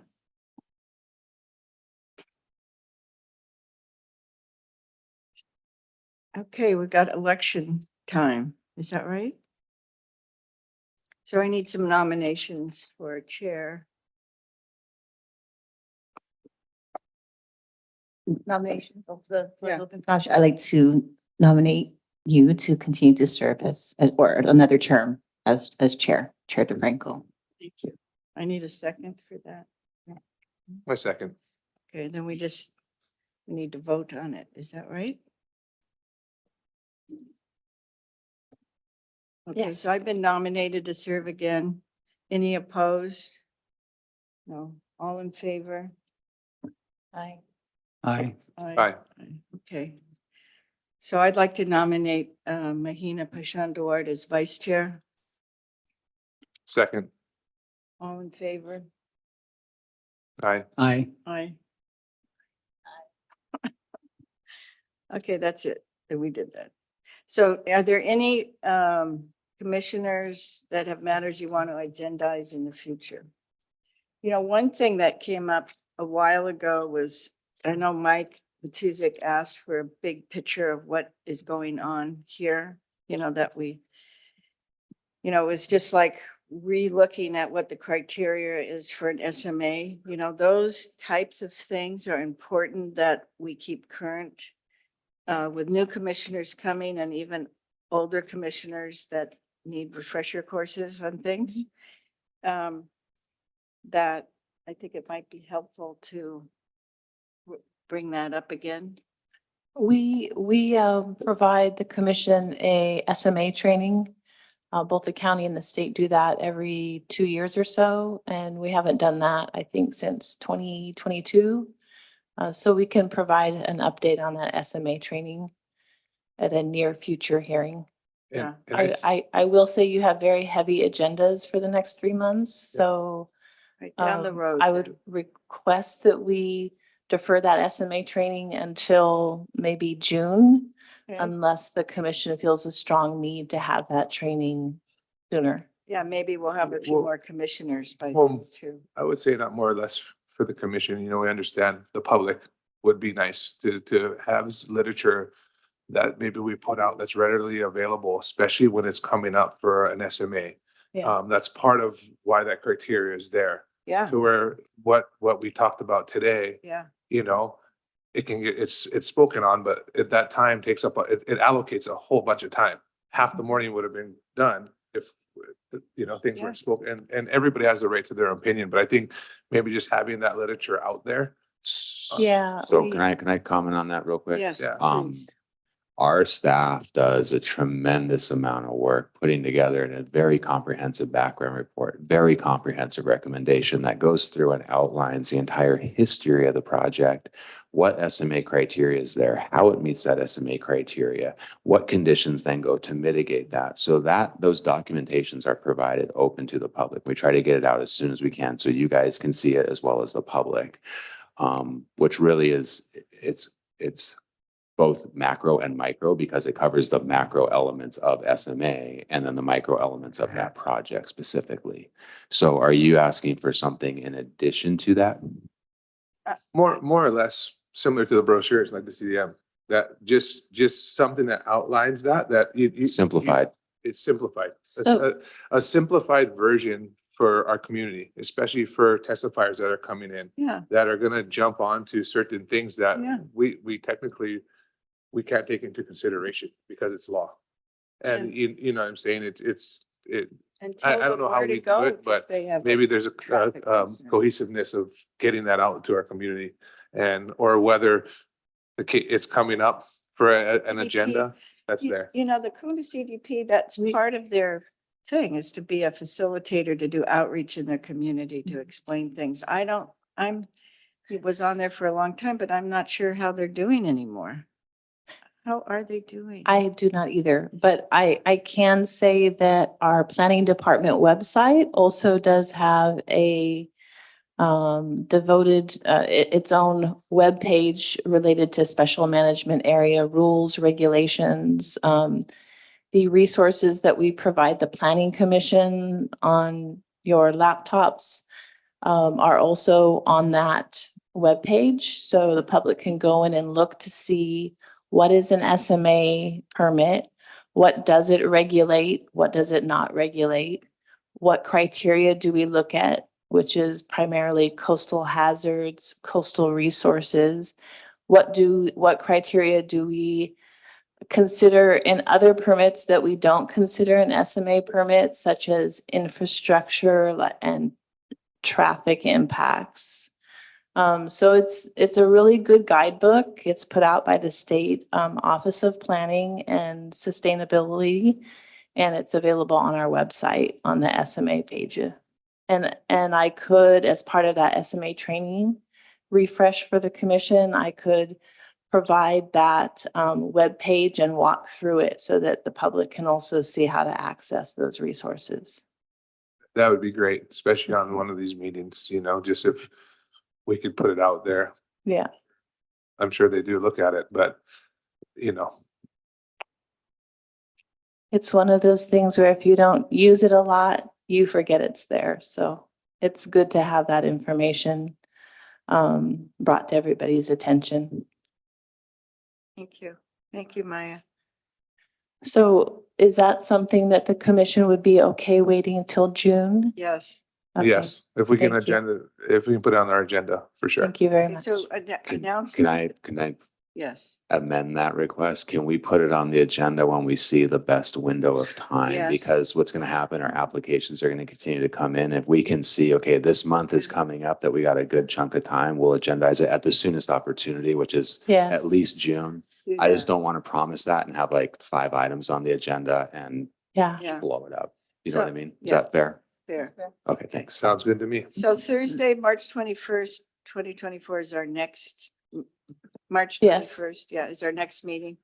And there was also one more little thing that is at the end of our agenda that isn't really even on the agenda, and that was There was a Caja Kai miscellaneous School. communication that was on the January. I don't believe it's on this I think agenda. well, it was on mine, but anyway, Caja Kai School, there's something in the parking lot that they need to pave to open it up for evacuation. Do you remember this? There was some additional testimony provided that wasn't related to any items on the agenda. Okay, So we provided that to you. If it's something you want to discuss at a future meeting, we can do that, but we can't discuss it at this meeting. okay. Well, I would like to support that idea, that happens for them. So I don't know, I guess we have to put it on sometime so that they can be looked at and heard.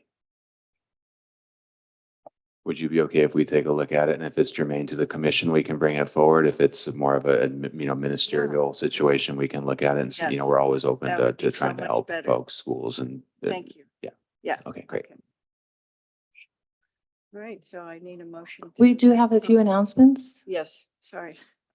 So at your upcoming meeting on March 21st, we have,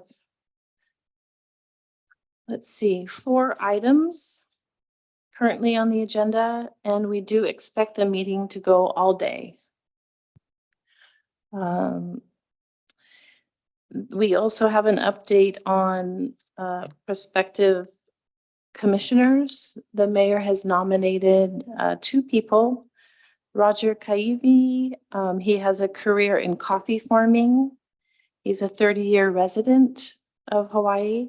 He's married to And my son is married to my his granddaughter. nomination has received a favorable recommendation at the planning committee, and it will be heard by the full council on March 6th. And if he is confirmed by council, he will fill the at-large South Kona seat that Michael Vitusik vacated.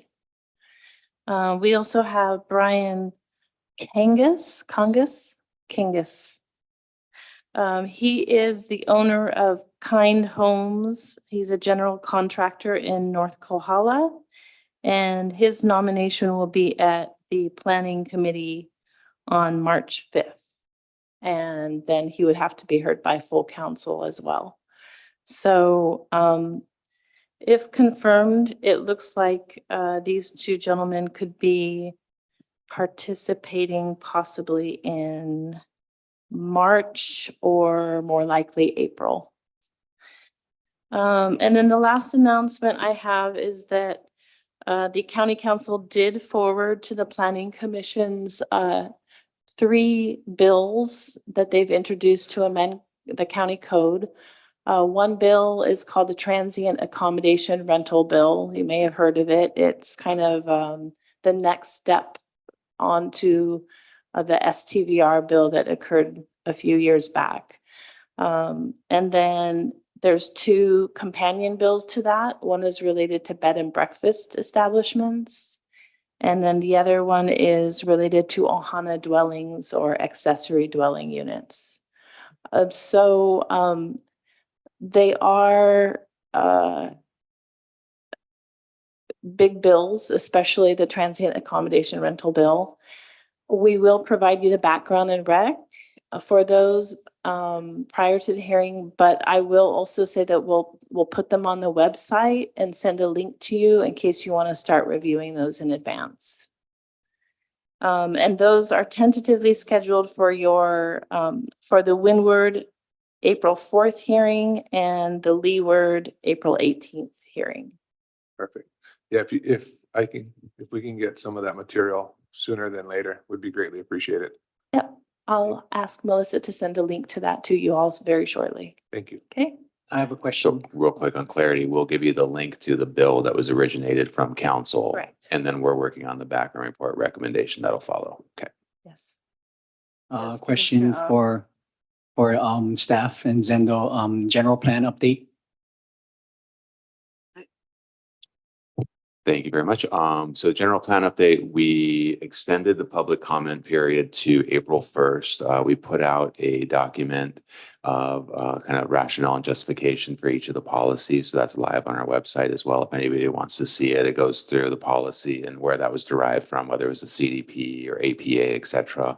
Once public comments close in April, we'll be taking all those comments and going through them, making any adjustments if there's needed to the plan, and then bring it out to the commissions. I'm not exactly sure on the timing as of the moment. My lead for the general plan, Bethany Morrison, was recently appointed to be the administrator for the OSCR, the Office of Sustainability and Equity and Resilience. So I'm short-staffed once again, working on getting it done as fast and as efficient and as thorough as possible. So I'd expect it a bit later in the year. Thank you. So just thanking all the commissioners for coming today. And again, because there's so many new things that come in, that we have to come a little early, at least 30 minutes early to read up on things.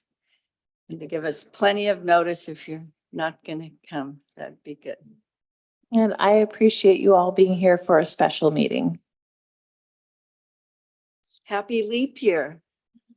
So I need a motion to adjourn. Motion to adjourn. All in favor? Aye. Aye.